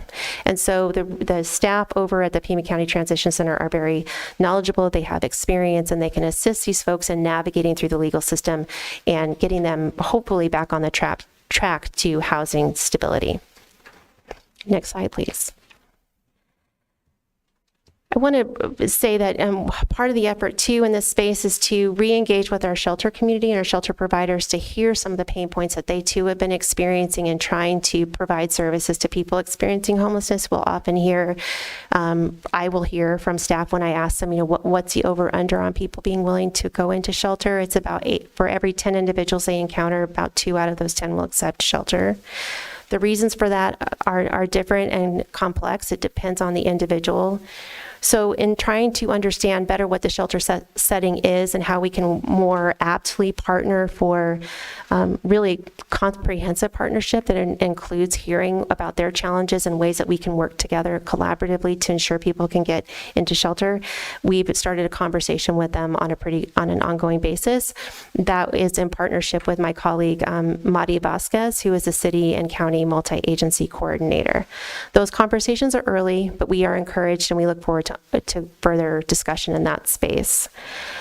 Second, there is the U.S. Department of Housing and Urban Development has in our community for the next about 3 years some technical assistance to help operationalize a 3-year funding opportunity that is moving people straight from encampments into housing. This has been underway since after the first of the year. To date, I believe a little over 60 households have been housed. We are learning a great deal about this model. It is a 5-team strategy between navigation, unit acquisition, meaning identifying a property willing to work with an individual who's on a housing subsidy, stabilization, meaning a multidisciplinary team to keep people stably housed, a data team, and a communication team. We find that in the space, one of the challenges here is to ensure that we can provide significant stabilization support after they are moved in. This means anything from connecting people to employment, as well as getting them enrolled into treatment programs or any other type of support that will allow them to be stably housed. This is where I believe that the county's ability already as really a robust portfolio of programs we already have. We're already seeing this play out with the intra-county collaboration in our human service departments. This is where this could potentially over time really support our agencies in the go forward in really stabilizing households after housing. That's connecting them to the right resources at the right time. Our housing case managers in this field, a number of them being our nonprofit partners, are amazing people, but they can only do so much. And this is where the expertise and the diverseness of the county's portfolio can be really beneficial. And I would like to really land a little bit on a high note. The collaboration between Pima County and the city of Tucson was born out of the pandemic and a crisis that really compelled us all together to work at the same time. We worked in strong partnership in moving people who were experiencing homelessness straight into non-congregate shelter settings to mitigate the impacts of COVID-19 for a population of individuals who would be most susceptible to challenging medical complications if exposed. We know these people by heart. We have been in the trenches together, and we don't duplicate our efforts together, but we really work to problem solve in a real genuine partnership. That means that the people in the field every day are talking to one another. We have Brandy Champion on speed dial, and they have Bill Finch. Brandy Champion, who is the Housing First Director for the city, has Bill Finch, who works over at the Craycroft on the EELS program. They have each other on speed dial. Everybody here is doing the same thing, working collaboratively to ensure that we're doing everything in our power to mitigate these challenges together. And with that, I'll pause here for questions. Thank you. So the financial information, there's a little asterisk at the bottom that said reflects multi-year awards or something like that. So I'm wondering if we could quantify that with how are we contributing annually, and then over what period of time do those numbers reflect? Because I think that would be helpful when we're, and I would like us to provide this same presentation at the mayor and council meeting, and maybe Mari could be a part of that, because I do think that they get regular updates, I think every meeting or monthly, and I just want to make sure that everyone is really clear on how we are approaching this collaboratively and regionally, and so everyone sort of knows what we're all doing. I do think, one, it would help us to collaborate in order to help us stretch every dollar that we have, because, these are a finite number of resources, but also so everyone's really clear that there is no agency or organization that is lifting everything alone. That, there might be in some areas, either the city or the county or another municipality is doing a lot of heavy lifting, but in another area, there's lifting happening from other places. And so then everyone is really clear on what the other is doing. And I think that for us in getting more information on the specific programs, like a list like you did with financials, specific programs that the county is either solely doing or partnering with. I think that just would be very helpful in making sure that everyone knows how we're working together, and also putting those things side by side and how can we work better together. Earlier this week, Administrator Lesher and I met with the mayor and city manager, and I think that we had a really good discussion about making sure that we're all very transparent on what it is that we're doing and acknowledging where we still have to focus some energy. And maybe this is an opportunity for us to hit a refresh with, we have 2 new presiding judges that we want to bring into conversations and helping us to understand that while we might be doing a lot, we need the courts and we need our law enforcement to all understand what our limitations are. Because, your team is doing a really amazing job. The city's doing the same. And it's just, the problem is really large. And so how do we work better together to do what we can? And where is it that we're maybe directing some efforts that we're not seeing as many gains and we're seeing gains in other places? So I want to thank you so much, one, for coming in person and for giving us this information. But if we could do a little bit deeper dive on some of the financials. So that way, when we say we're contributing 13.6, like, what does that mean over the last 2 years, over the last 3 years? Are we quantifying it that way? And that's totally okay if we do that. I just want to make sure that I can clearly say this is what we're contributing, because I think those conversations very specifically are happening at mayor and council meetings. And I just want to make sure that we can come back and say, this is how we're helping. Yeah, and the same with staff. There's a lot of staff time that is dedicated to these efforts, and I want to make sure that we're quantifying that as well. And Supervisor Lee, and then Supervisor Scott, and then Supervisor Hines. Thank you, Chair Grijalva. Jen, thank you for the presentation. One of the things that, and I've spoken to Jen and Administrator Lesher about this, is that if you look at the website, at our website, and I haven't explored the cities, there really is not one place that you can see what the different programs and services are for not only city and county, but all of the nonprofits that are in it together. And so one of the things that I had suggested is, having Mari, perhaps, who is working for both of the county city, be responsible for making sure that we're adding a lot of these services, because, Jen and I both said there's a St. Francis men's shelter over at Sacred Heart. I didn't know about it. I toured it, but how does anybody find out about it and find out if there's vacancies? So I think a central clearinghouse with not only city, county programs, but all nonprofits that wish to be part of that would be awesome. Thank you. Supervisor Scott, then Supervisor Hines. I just wanted to clarify with the county administrator, we're doing one of these updates once a month, correct? On the meetings when we don't do the financial update, correct? Yes, Chair Grijalva, just Supervisor Scott, the first meeting of every month will be this, and the second meeting of every month will be the financial update from now on. I just wanted to clarify that. And then, Ms. Darlin, thank you very much for your presentation.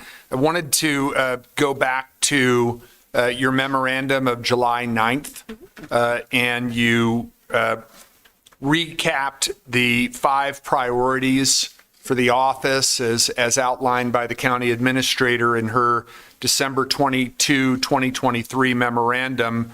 The next to last priority was develop a strategic and continuous improvement plan with the goal of ensuring county programming is responsive, sustainable, and equitably distributed. Back on July 9th, it was noted that central to an effective plan is ensuring the approach and delivery of programming is efficient, thoughtfully leveraged, and whenever possible, avoids duplication.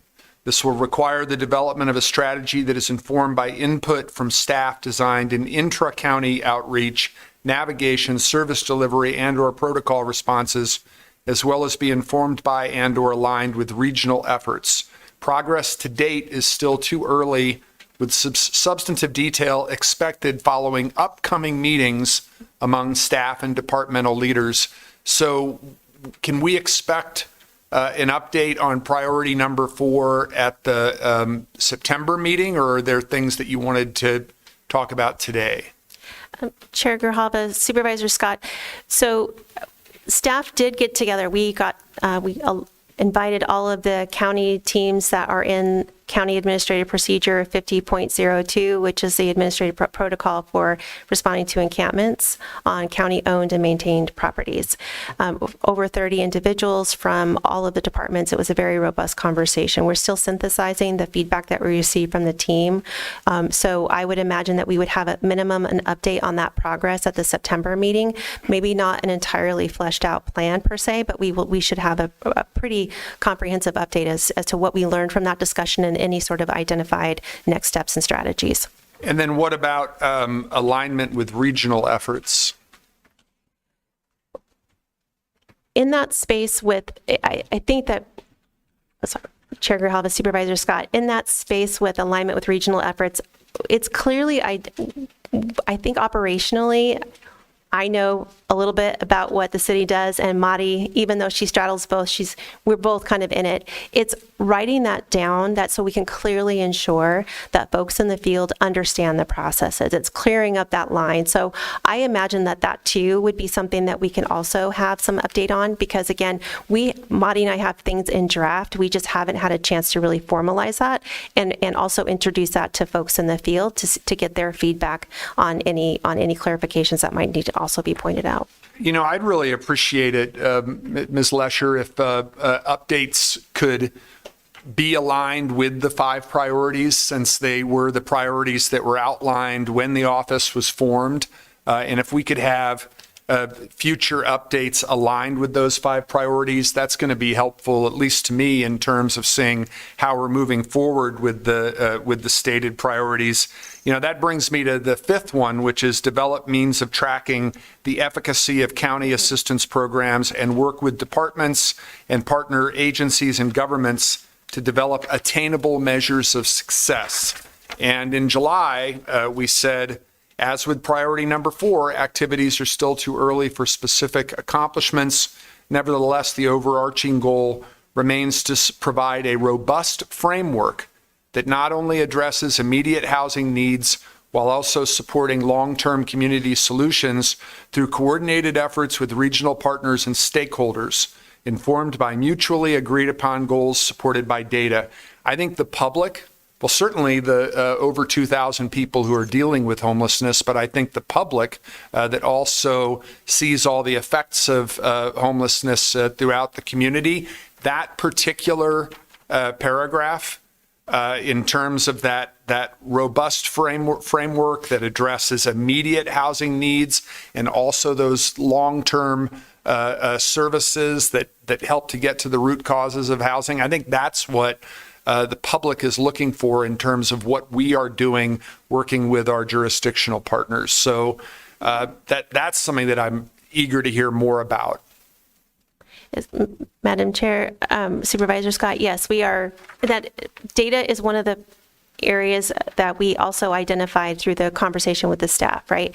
Identifying the correct data points and the programming and what it is we want for a measurable goal. Yes, so that will continue as well. And absolutely heard with respect to the public input, finding appropriate places to also to query on what other items would the public also be interested in learning about in this space.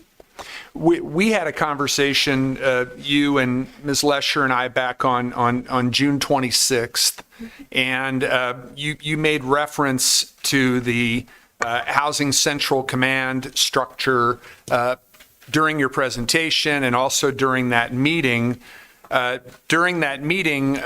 asked, how can we build on the framework put in place by the HUD Housing Central Command to enhance regional collaboration? At that meeting, you said 3 of the 5 teams were doing well, and you made reference to this today as well, that stabilization is the biggest area of concern. The city's continuum of care staff convenes the teams. Everybody discusses what is working, what isn't. The whole team gets together twice a week. I wanted to ask, are they still having those twice a week meetings, and is stabilization still the biggest area of concern? Yes, Chair Grijalva, Supervisor Scott, those meetings do still occur. They are somewhat evolving in their nature. It's identifying opportunities to really evaluate what we know so far and what we've learned in this effort. A lot of it has been building it as we go. And so taking a moment to really understand what the pain points are after housing. As you might expect, for people who've been experiencing homelessness for a period of time, stabilization is going to take a period of time. For others, it's going to be immediate. They can get an employment. So it's sitting down, listening to the case managers who are working on those plans, identifying opportunities of what additional resources could be brought into that partnership. That's, again, where I believe that there is an opportunity for county programming and information to also be able to flex into that space, because again, it can teach us so much about what we're already doing through this whole process. But that does continue to be a challenge. There are a myriad of issues that will compel someone to fall into homelessness, and resolving it will take a long concerted effort and a lot of commitment of the people around them while they're getting restabilized.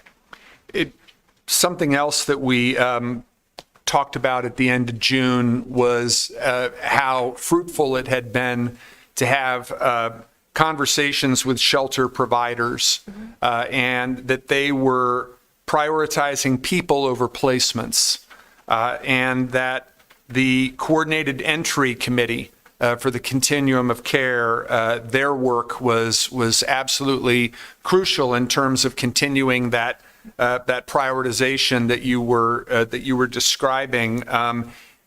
Do you feel, following back up not only with the shelters but also with Continuum of Care staff, and you mentioned there were going to be staffing changes in mid-July that would help to hasten that?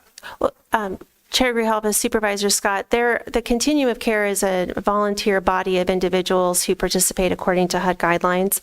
And with respect to the Coordinated Entry Committee and all of the work of our partners in that space, they are paying attention. There's a lot of conversation about how to move the needle forward. I do think that these are active conversations, there's active movement, and there's active consideration as to what will actually improve the pace of housing.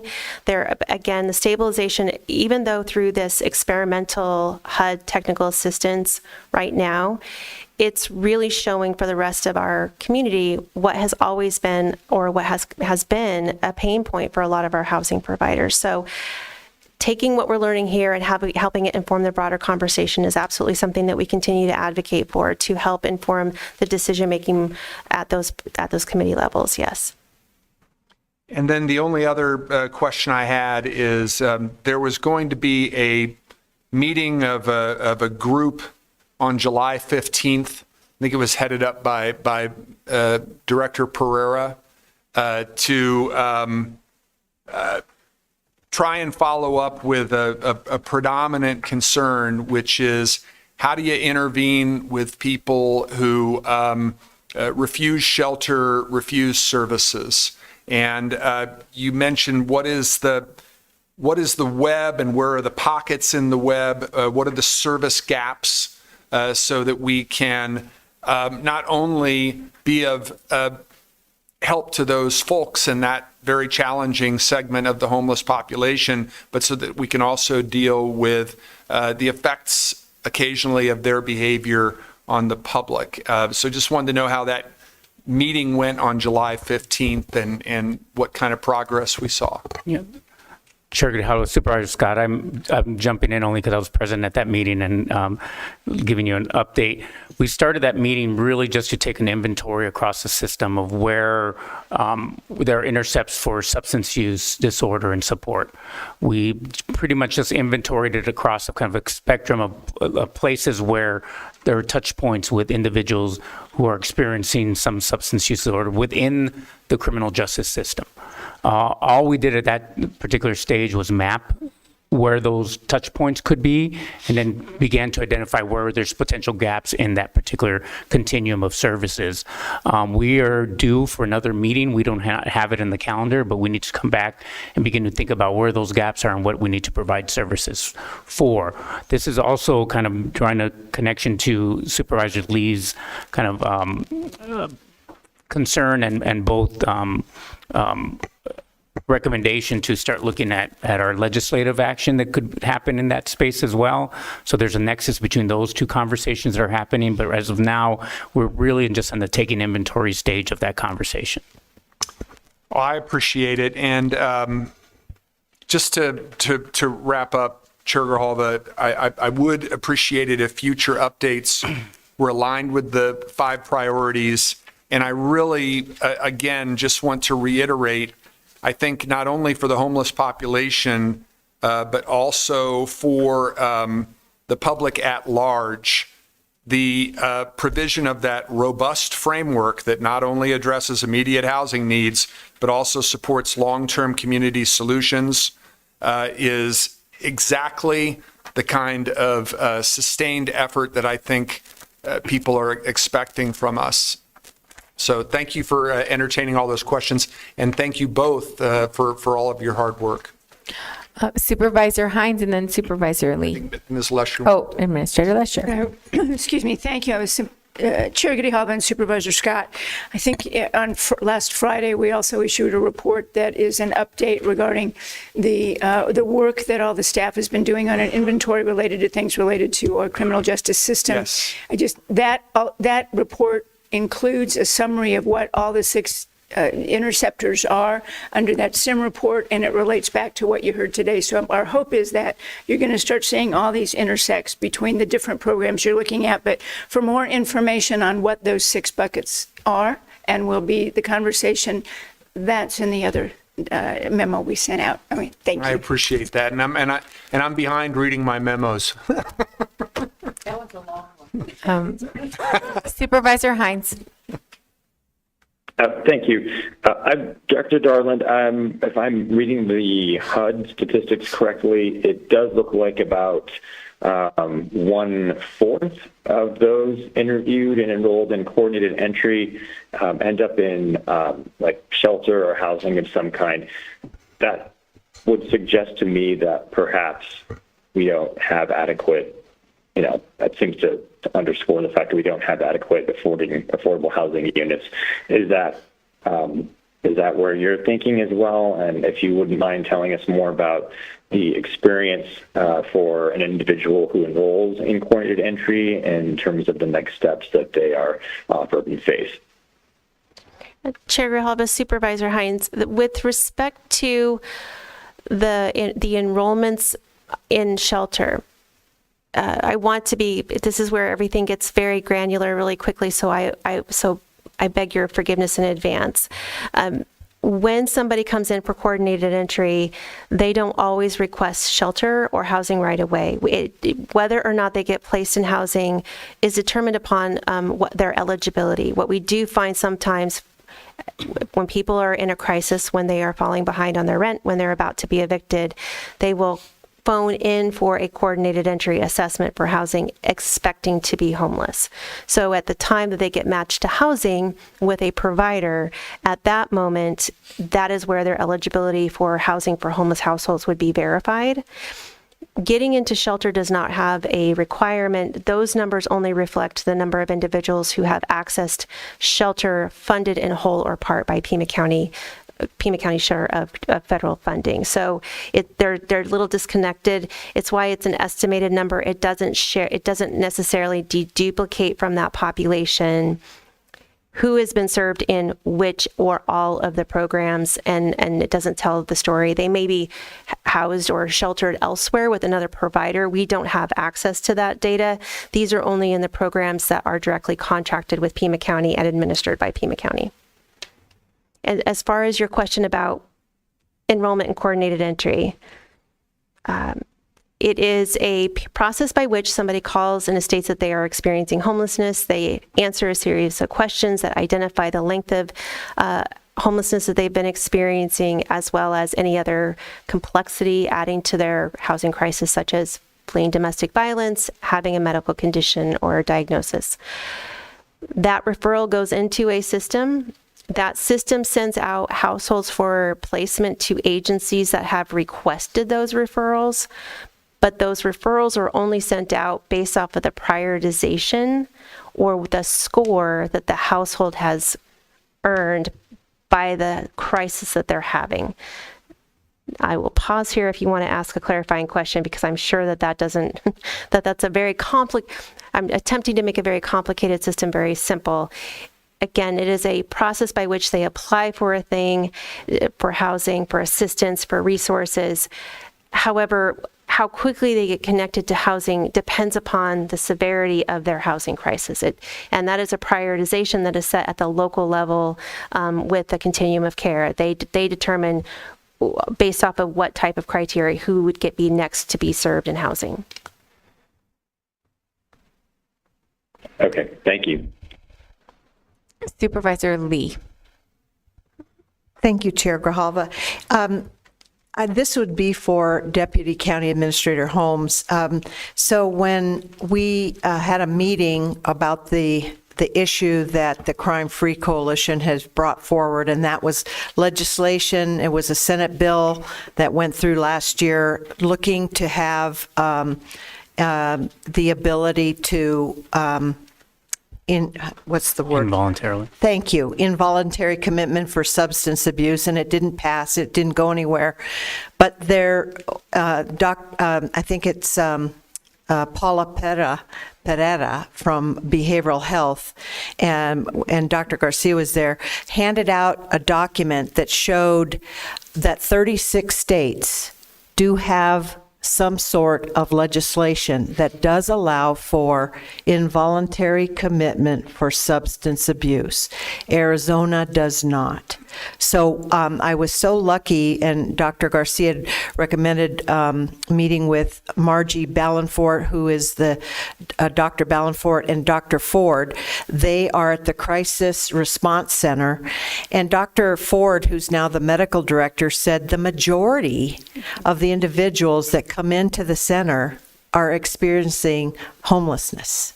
And that doesn't surprise me, because we see them, unfortunately, every day in the street, and some of them are. One of the criteria in these 36 states is harm to self or others, inability to care for themselves. Well, we see that in so many of the people that are homeless and are on our streets.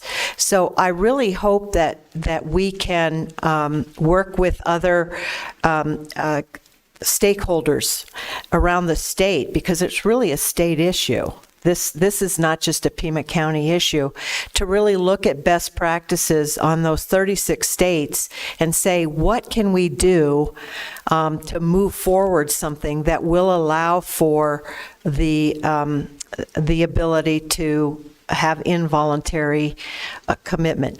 Now, I know there's a whole other side, because those of us that were raised around the One Flew Over the Cuckoo's Nest time frame, some people, I mentioned this to some folks that are like, what is that One Flew Over the Cuckoo's Nest? Well, it's a movie with Jack Nicholson where he is involuntary committed, and what that means. So like the pendulum swung from the 60s and 50s all the way, and Dr. Garcia would attest to that. So there's got to be a happy medium, and I really think that it would be beneficial to this whole issue of homelessness, and to really look at something that could help this, because we know that right now at the CRC, they're there 72 hours.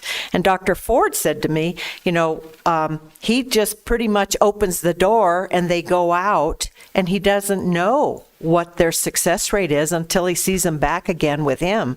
So it would be wonderful to have this continuum of care that circles back with those folks when they open the door at the CRC. Thanks for coming in for 72 hours. Good luck to you. That we have something for them in the community.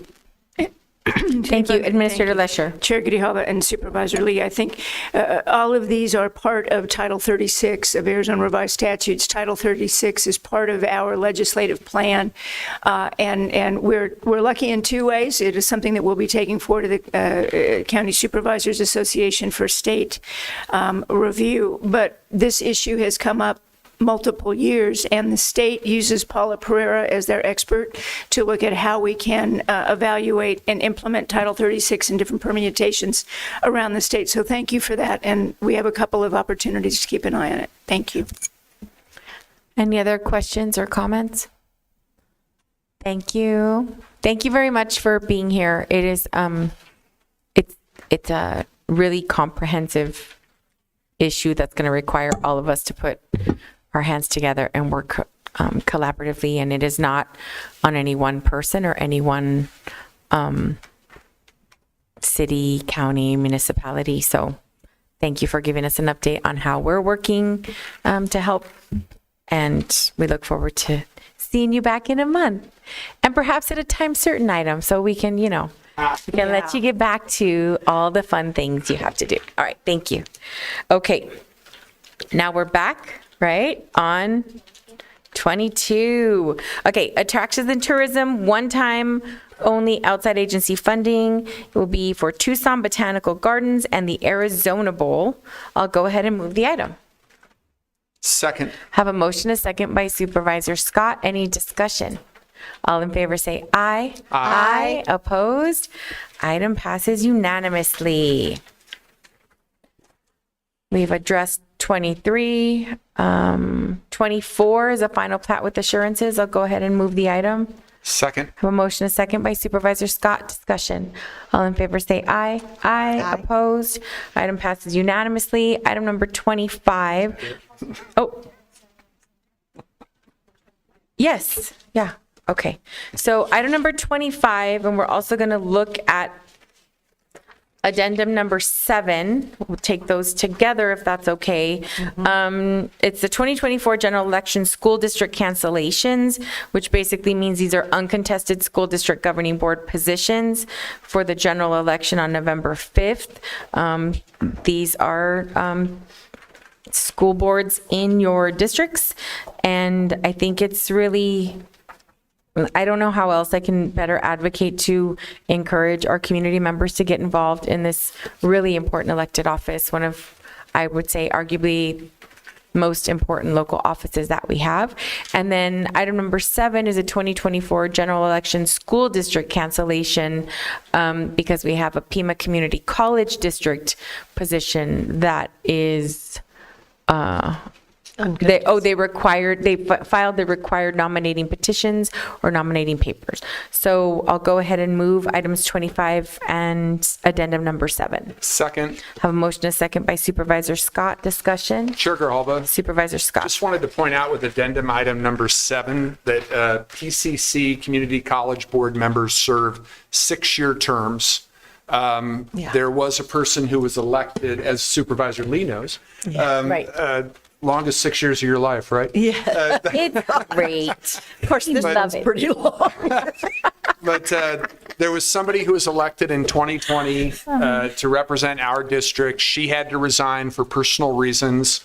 There was somebody who was appointed, but the understanding was that that person could only serve until the next general election, when there had to be an election to fill out the remainder of this term. The person who is filling out, who is in the seat now, is not choosing to run to fill out the balance of the term. So that is what Ms. Barraza is doing, but it'll just be to fill out the balance of this 6-year term. Okay. Did I explain that right, Supervisor? You did great. All right. So we have a motion and a second. All in favor say aye. Aye. Opposed? Items pass unanimously. And now we're going to go to 26. This is to provide co-location of computing and network equipment for the Pima County Superior Court. I'll go ahead and move the item. Second. Have a motion, a second by Supervisor Scott. Discussion. All in favor say aye. Aye. Opposed? Item passes unanimously. Item number 27. This is to provide roadway sweeping services for 1 year in the amount of $450,000 and includes 4 one-year renewal options. So just to be clear, is this coming back to us for a renewal, or it includes, you'll bring it back if you don't want to renew? It's just a question. So, Madam Chair, correct. Those renewals can be activated without coming back to the board. Okay, all right. And so this is another concern that I have about us outsourcing services. And so I'm inclined to vote no on this one. So what is the pleasure of the board? I'll move the item. Okay, I have a motion, a second by, motion by Supervisor Scott, second by Supervisor Christie. Any discussion? All in favor, say aye. Aye. Opposed? Item passes 4-1, and I voted against. Okay, now we are on 30. Yes, okay.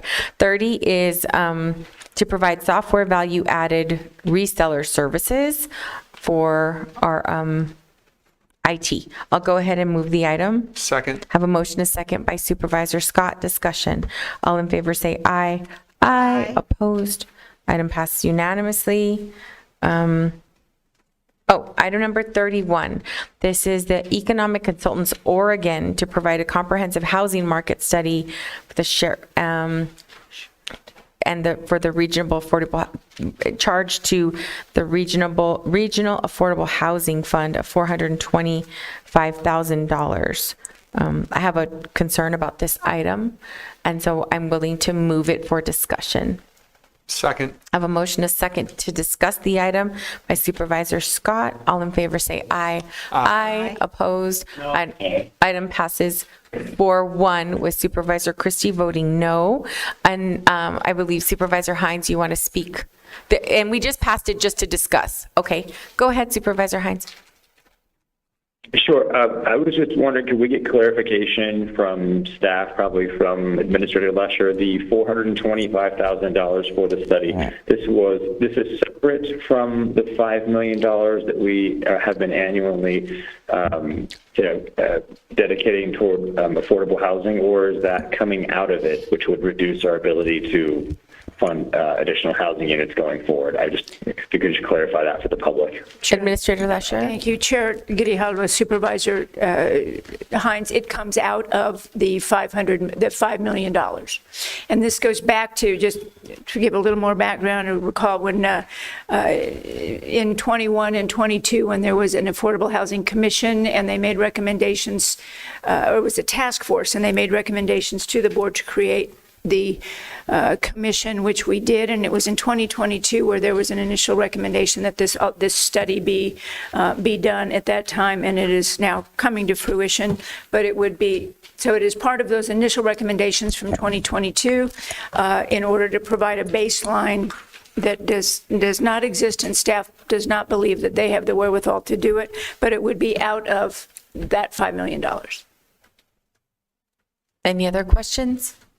So I have an issue with this because I feel like we have a pretty significant need for affordable housing. I don't know how an additional study telling us that would change either the resources that we have to address it or the work that's currently being done. I do think that we have information that we can pull from EELS, from, the services of CWD, what Director Darlin was just talking about, the city of Tucson.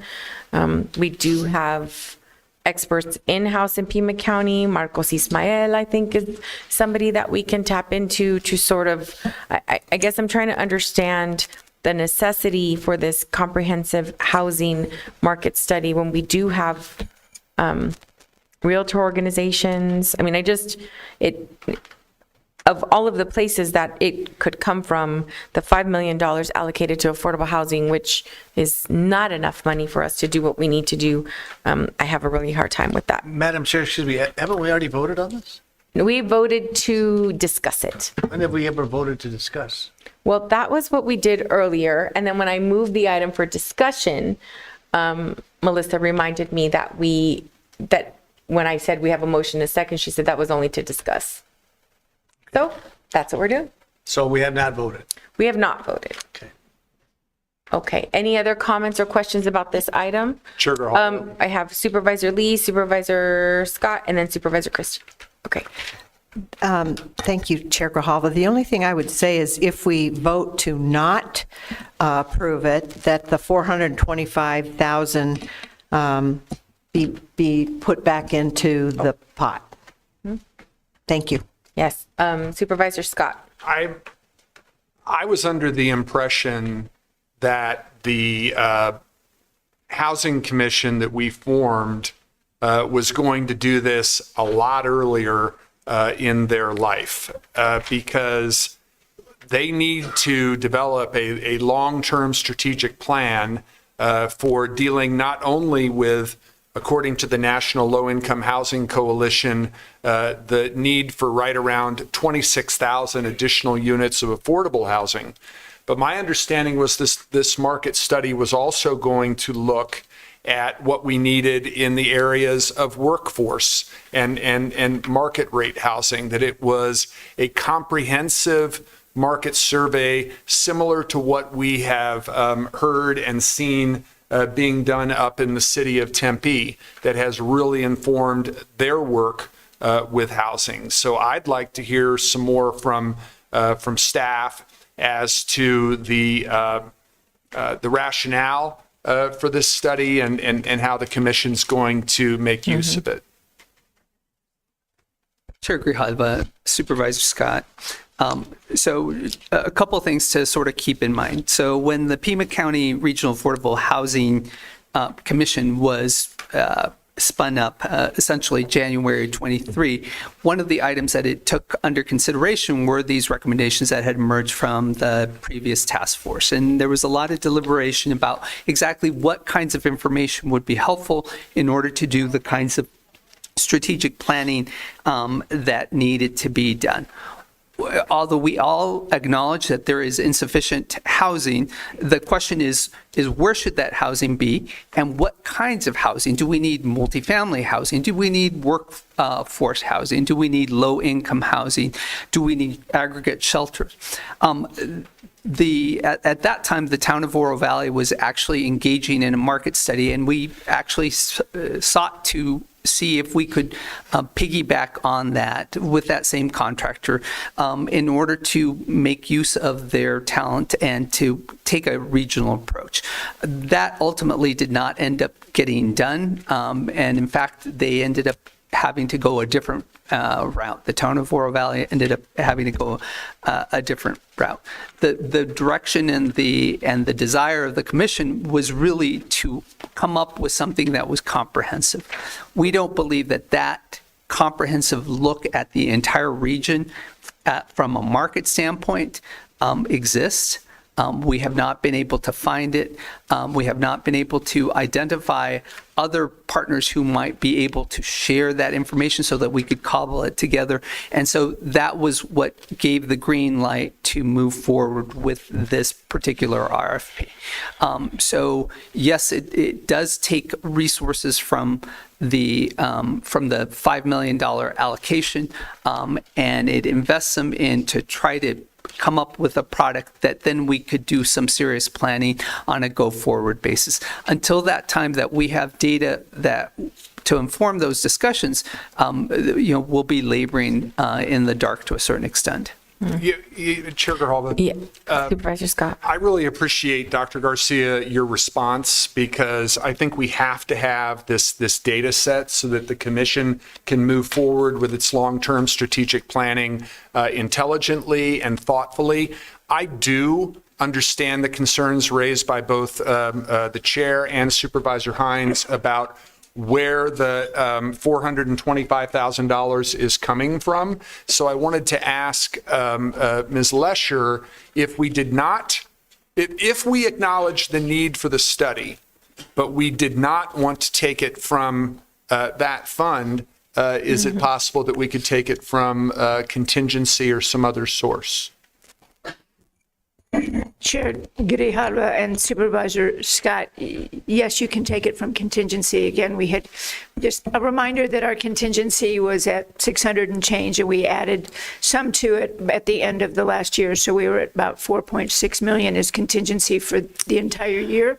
And last year's contingency was 25 million that we spent. So just understanding the limitations of contingency, sir. I think we're low. I wouldn't support going into contingency, but if we didn't have this money allocated for affordable housing and we know that the need is great, I understand the need to have information in order to make better decisions. I just don't feel like, I don't feel like the timing for me is something that I'm comfortable with, especially considering the position that we are financially with pretty tight on contingency. And, you know, that right now at this point, we're not really trying to leverage this 5 million into larger amounts of money to be able to really do to really have, you know, be able to kind of fund a comprehensive study that this sort of housing market study and project is going to generate. Like, so we're going to have all of this information on things that if we had the resources, we'd be able to do. We don't have the resources right now, and I would rather put the 425 million towards projects. So that's sort of where I am. Supervisor Christie. Yes, I agree with why can't staff do this in-house. Also, there are renewals for this contract up to a total of $2 million. So it's not just 425,000, it's another up to $2 million with the renewals. And I'm going to, obviously, I can't support this either, but I'm just curious, how come the Affordable Housing Commission was founded in March of 23? And why is this taking so long to procure a study today? Chair Grijalva, Supervisor Christie, I'm going to ask Dr. Garcia to take a little more time with that, but part of it is from, I just know that sort of the Reader's Digest version, by the time the commission was formed, the commission began to meet to identify what it is they were looking for in a study. And I'm not saying it's the commission's fault. Then it went into the procurement process that took a period of time. And so I think identifying as an organization what it is we were looking for and then moving through the process to procure it has got us where we are today. Dr. Garcia, if there's... Thank you.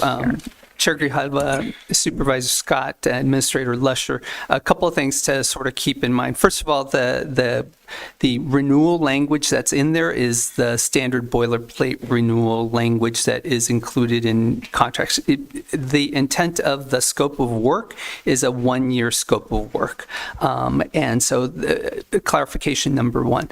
Clarification number two, indeed, from the point in time when the commission coalesced around the desirability of pursuing this study, again, we tried to come up with ways that were expedient and by trying to piggyback on other contracts and contractors that were available in the area. And so we did not enter into the development of a normal procurement process until later than we had anticipated. So yes, it did take the standard amount for us to work with our procurement team to get this forward. This is a complicated contract. The RFP was informed by a lot of the discussion of the Housing Commission.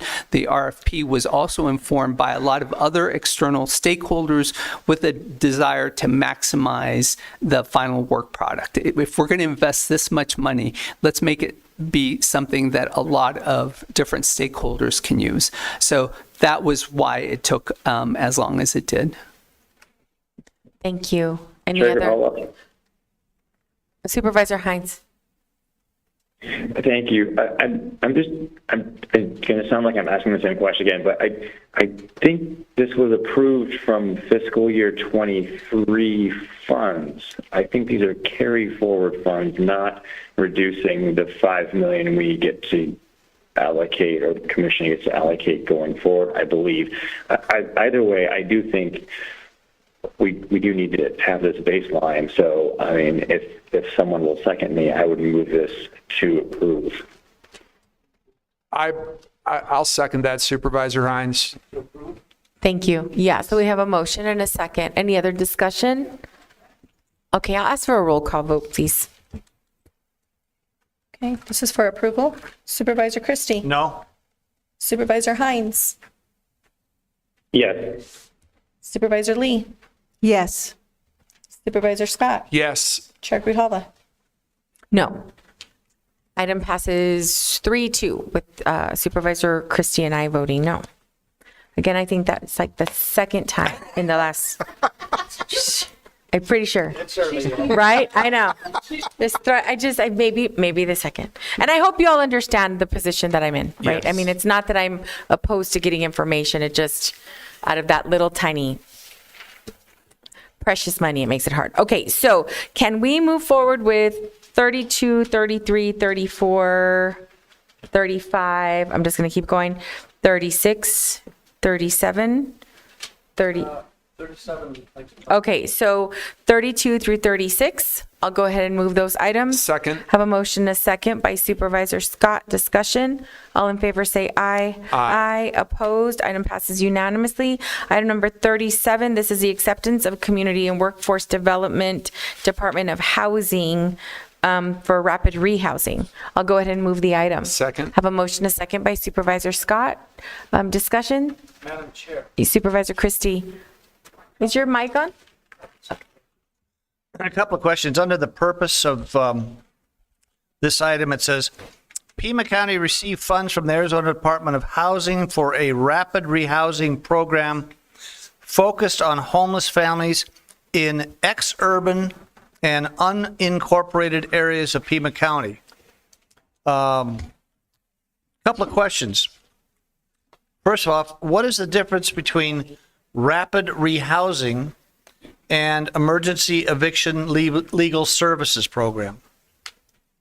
Administrator Lesher, Dr. Garcia. Chair Grijalva, Supervisor Christie, Administrator Lesher. So rapid rehousing is a term of art, is a federal term of art that refers to a whole spectrum of interventions that we undertake in order to keep people from being on the street. The Emergency Eviction Legal Services Program is a term of the Board of Supervisors. It was a very specific program that was created during the pandemic with a specific fund source that had as its purpose the intervention at the time that people present for eviction. So one is a federal term and one is a county program. Okay, Madam Chair, Dr. Garcia, we know the terminology, but what is the difference in the programs? So the, apologies, Chair Grijalva, Supervisor Scott, the program, the EELS program, specifically helps people at the time that they are being presented with eviction, right? So it provides legal assistance, legal counsel, and navigation. It does so for a relatively small number of people. We don't have that many evictions occurring in this county. There are a whole bunch of people who are houseless, who never were evicted, who are houseless not because of non-payment, but because of other factors that impact their houselessness. So, for instance, under rapid rehousing, we provide absolutely zero legal support or navigation. So, Madam Chair, Dr. Garcia, there's more involved in the EELS program than there is in the rapid rehousing. Chair Grijalva, Supervisor Scott, it's actually backwards. The EELS program is very, very specific. It's very much about helping people with the legal navigation, with the legal process. And the rapid rehousing really encompasses a much broader array of things and does not at all include that legal representation, legal support. Okay. And Madam Chair, Dr. Garcia, of course, the unincorporated issue in the purpose caught my eye. I have a lot of unincorporated Pima County in my district. But can you explain to me how you determine if the homeless you're targeting are ex-urban or existing in unincorporated PC? You're homeless. What do you do? Do you live in unincorporated? Oh, wait, you don't live in because you're homeless. How do you determine who is in unincorporated Pima County homeless and who is in other jurisdictions homeless? Chair Grijalva, Supervisor Scott, we can pull together something comprehensive that addresses that. But for instance, when we get a call from Green Valley, these are the resources and dollars that we use to resource those calls. It typically has to do where we encounter these problems, because you're right, if you're homeless, right? Where is it that we assign you to? It is, to a certain extent, where the complaints, where the questions, where the inquiries are coming from that we use to determine. The reason this is important is because there's a whole separate set of dollars that go to the city, specifically. They go to the what? To the city of Tucson, specifically for folks who are within these jurisdictional boundaries. So that's why we make that differentiation. So, Madam Chair, Dr. Garcia, it depends on where the issue was originated from. Is this, obviously, the homeless people involved, do they call up and say, I'm homeless in Green Valley, or does perhaps some other entity in the Green Valley area call in and say, hey, there's some homeless folks here? Chair Grijalva, Supervisor Christie, both social service agencies and partners like the Green Valley Assistance League, for instance, as well as individual self-referring people identifying us through the website, people seeing themselves in the process of getting into housing-related trouble. So we get referrals both ways. Okay. Thank you, Madam Chair. Thank you, Dr. Garcia. Thank you. Any other questions or comments? Okay. So we have a motion and a second. All those in favor say aye. Aye. Opposed? Item passes unanimously. Item number, can we do 38, 39, 40, 41, 42, 43, 44, 45, 46? Yes? Okay. 44. Okay, so I'm going to move 38 through 43 and 45 and 46. Second. Okay, a motion and a second. All in favor say aye. Aye. Opposed? Item passed unanimously.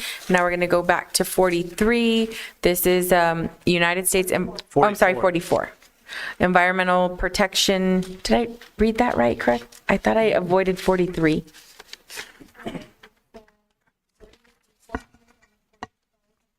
Okay, great. Okay, good.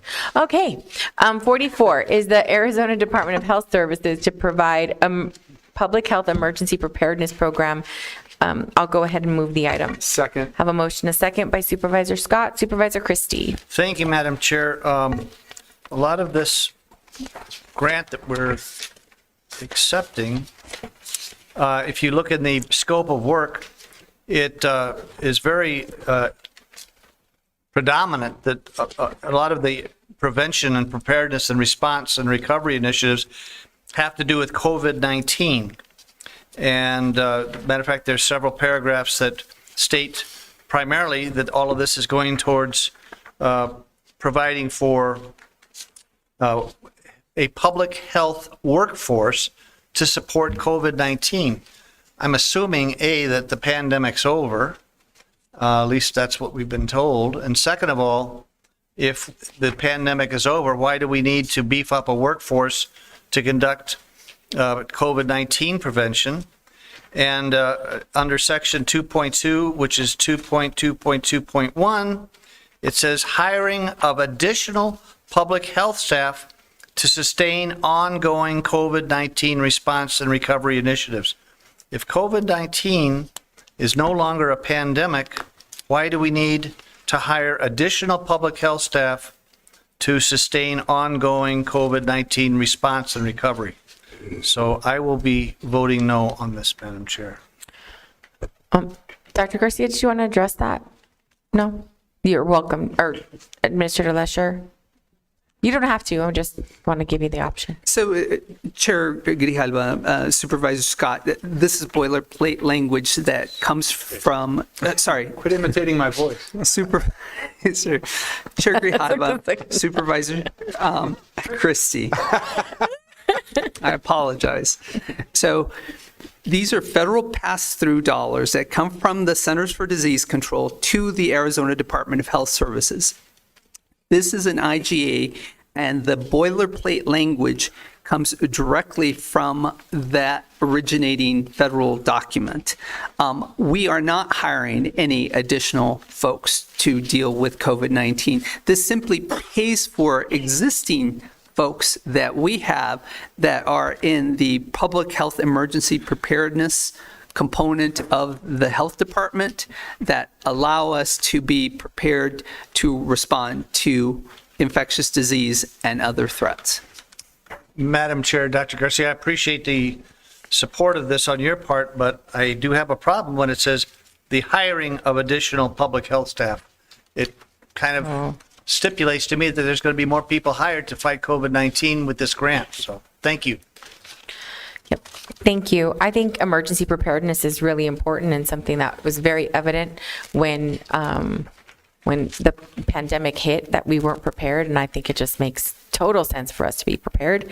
Anyone have anything else to add? Comment? Okay. So we have a motion and a second. All in favor say aye. Aye. Opposed? No. Item passes 4-1 with Supervisor Christie voting no. And then we just have, now we're on the addendum, item 4? Oh, we have hearings. I'm sorry, I apologize. Okay. We have hearings, firework permit for La Paloma, liquor license for Arizona Wine Collective, liquor license for Arizona Wine Collective, beer and wine, yeah, okay. It's a transfer, and then liquor license for the Red Roof Inn and liquor license for Chevron Market on McGee Road. Madam Chair? Supervisor Christie. How do I ask, or what is the process for me to ask a question about item number 50? I think you can just ask. You're welcome to ask the question. Thank you. Yeah, and unless unless you're going to have an issue, then I'll go ahead and not lump them together. Yeah, Chair Grijalva, I'd like to consider 47 separately. Let's just do them separate. Okay. So item number 47 is a fireworks permit for La Paloma for September 15th. Is there anyone here to speak in opposition of the item? If not, I'll go ahead and close the public hearing and move the item. Do I have a second? Second. Thank you. I have a motion, a second by Supervisor Christie. Discussion. Chair Grijalva. Supervisor Scott. I would encourage my colleagues to oppose this permit, and let me explain why.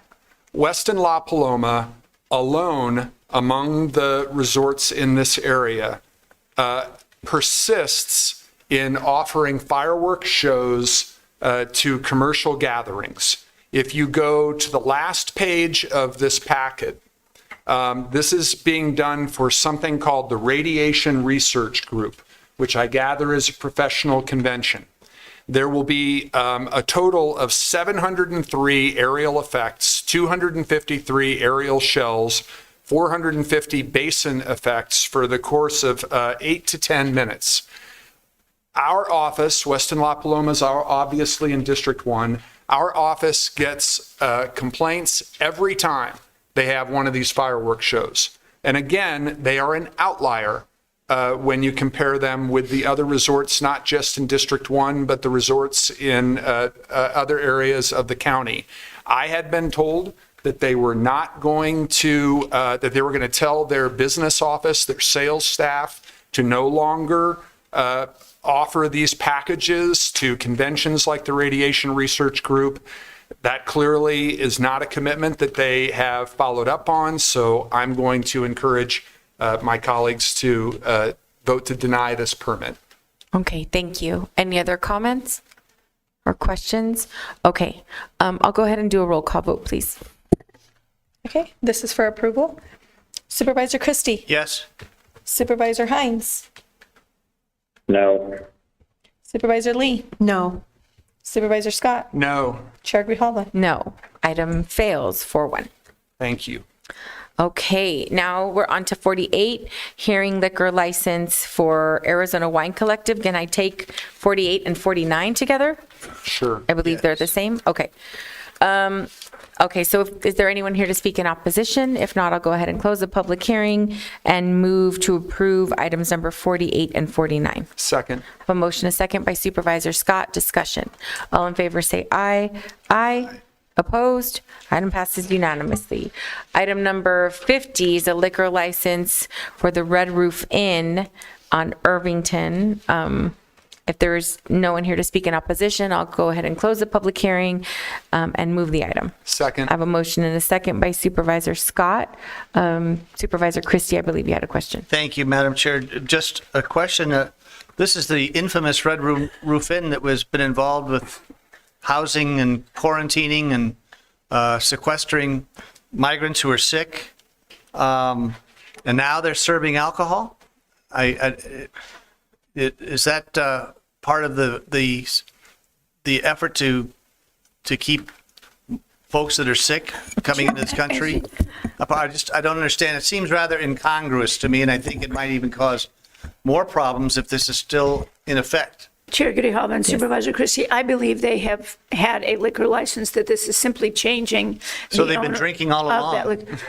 I don't. There are more people in the Red Roof Inn than are those that are part of the legal asylum seeking process. And they need to drink. Okay. So basically, it's a shift in owner. Okay, and it's a ongoing liquor license That for is my renewal. understanding. And there are people that need to drink that are staying in the Red I Roof will Inn, not other answer than that. the sick migrants. Thank you. Okay, thank you. We have a motion and a second. I'm sorry, Supervisor Hines. I just wanted to clarify that a Series 10, I believe it was Series 10, Series 10 is retail. So that means they are offering, sometimes individual-sized beer cans, bottles, little wine bottles, closed. They're not opening and serving them for the purchase of their hotel guests. So they're not operating like a standard bar where you can go and sit down and have someone pour you beer from a tap. So it's a different kind of license that they're asking for, and I'm perfectly fine supporting it. Kind of boring. Thank you for that clarification. Okay, I have a motion and a second. All in favor say aye. Aye. Opposed? Item passes unanimously. And then item number 51 is a liquor license for the Chevron Market on McGee Road. If there's no one here to speak in opposition, I'll go ahead and close the public hearing and move to approve. Second. I have a motion, a second by Supervisor Scott. Discussion. All in favor say aye. Aye. Opposed? Item passes unanimously. Now we're on to our last item, which is Pima County's Welcome Center on Drexel Road.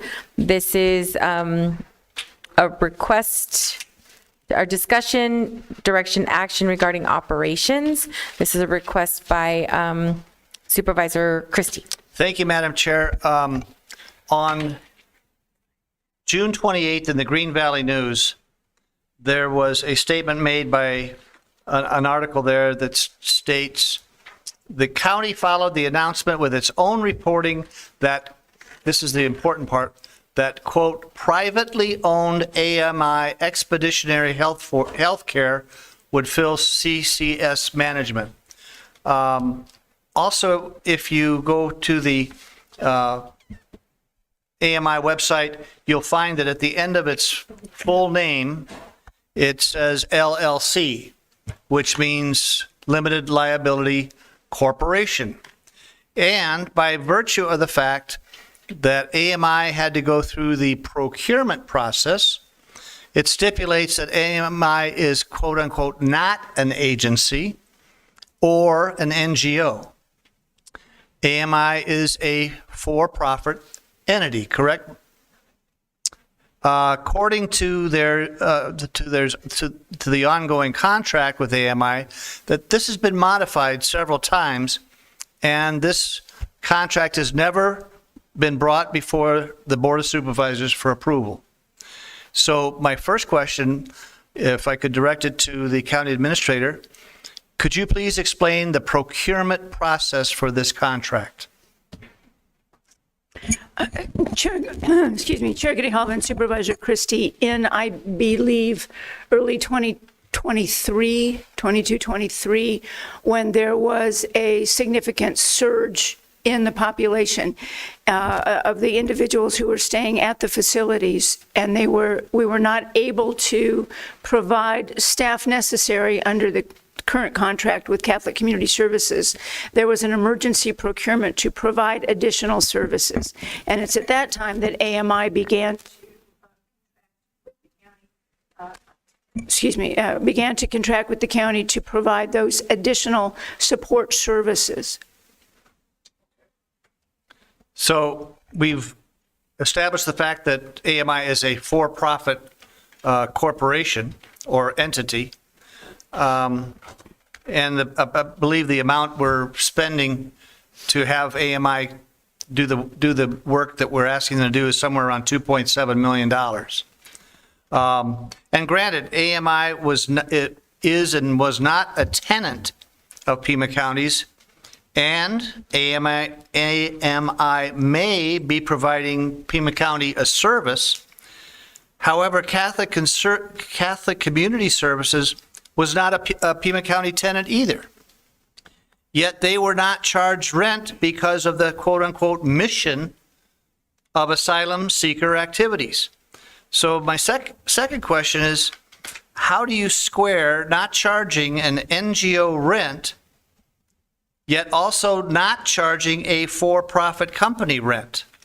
And keep in mind, AMI is not an agency, and it is not an NGO, but a company which fully differentiates itself from any type of coalition or partnership with Pima County. It is a for-profit entity. And Chair, Mr. Chair Grijalva and Supervisor Christie, we are contracting with AMI to provide a service, which is to provide the staff services within the entity. We are not leasing to them the facility. We own the facility, and we are providing a variety of services for which the federal government, we are the pass-through as the fiscal agent. And so there is no rent to be charged to either entity because they are simply contracting with us to provide those staffing services. I would look to Dr. Garcia to see if I've misstated in any way. No, thank you. Thank you. The administrator is absolutely correct. So it's the policy then that there are going to be exceptions of charging rent or not charging rent to for-profit agents, companies that were like AMI. For my question, I've got, of course, the list of county-owned properties being rented and leased to for-profit companies like the Metro Tucson Convention and Business Center, Worldview Enterprises, Banner Health. They're all for-profit entities renting and leasing Pima County properties. I've just basically scratched the surface. Oh, I can't use Southern New Hampshire University anymore on that list, no. But there are a number on this list of for-profit agencies that are leasing and paying rent to Pima County property. Correct. And I do remember sitting in former County Administrator Mr. Huckleberry's office and asking him if Catholic Community Services was going to rent the former juvenile detention center, which became Casa Salidas. He said, no, they're a charity and we're not going to even charge them for utilities. So are there other companies occupying Pima County property that aren't paying rent? Chair Grijalva and Supervisor Christie, I think the distinction here is whether or not we have a building and that we are renting that facility to a for-profit organization to provide a separate and unique service, such as a Worldview or a Southern New Hampshire University. What we are doing in this case is we are not renting a facility to AMI. We have contracted with AMI to provide a service within a building. They are not leasing the building. And we also pay the utilities at Drexel as well, correct? We are provided federal dollars that pay for that. Okay. So my final question, Madam Chair, to the County Administrator is how is not charging AMI, a for-profit company, rent at Drexel Road not a violation of the state of Arizona's gift clause? Chair Grijalva, Supervisor Christie, I'm sorry if I'm not being clear about this. We are not renting a facility to that organization. They are not receiving a benefit in any way.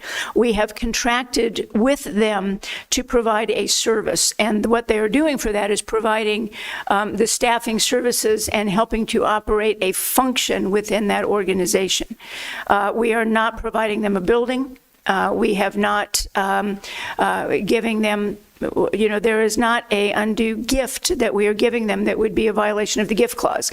We, under a very clear procurement process, procured a company to provide a service, and they continue to provide that service, albeit absent Catholic Community Services. They have expanded the number of individuals that they have on staff. If you were to look back, as an example, the Director of Emergency Management, Mr. Clark, provides a weekly report to the board and to many, many other people. Included in that report is the number of individuals that AMI has on staff. They have been providing you that number for a couple of years. That number is increasing because we are contracting with them to provide additional staff at that facility. So they are providing a service for which we procured that service, and they are being compensated for that service. And Madam Chair, Ms. Lesher, we've established that AMI is not an NGO. Chair Grijalva, Supervisor Christie, they are a for-profit company, and that's clear in all the documents in their procurement contract. So do you see the differentiation with other for-profit companies having to pay rent and lease?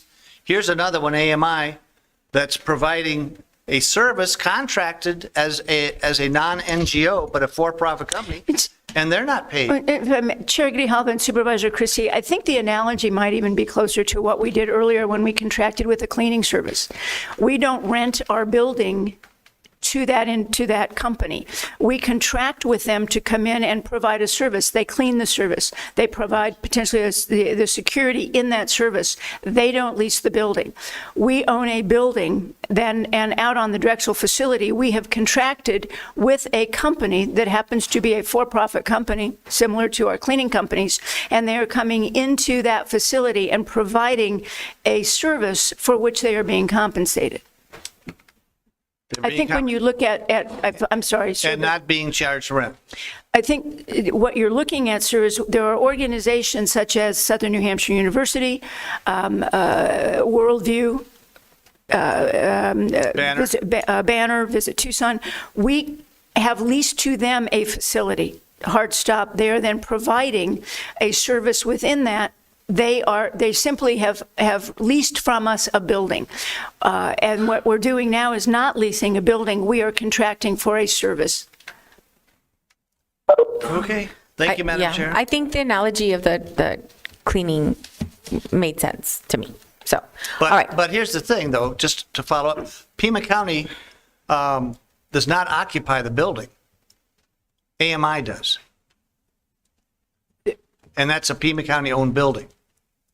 For which we contract with AMI to provide a specific service. Thank you, Madam Chair. Okay, thank you. Good discussion. All right, any other questions on that? Okay. Is our meeting adjourned? Yes, 2:05. Our meeting is adjourned. Thank you all. Our next meeting is the 19th of August. So see you soon on Monday.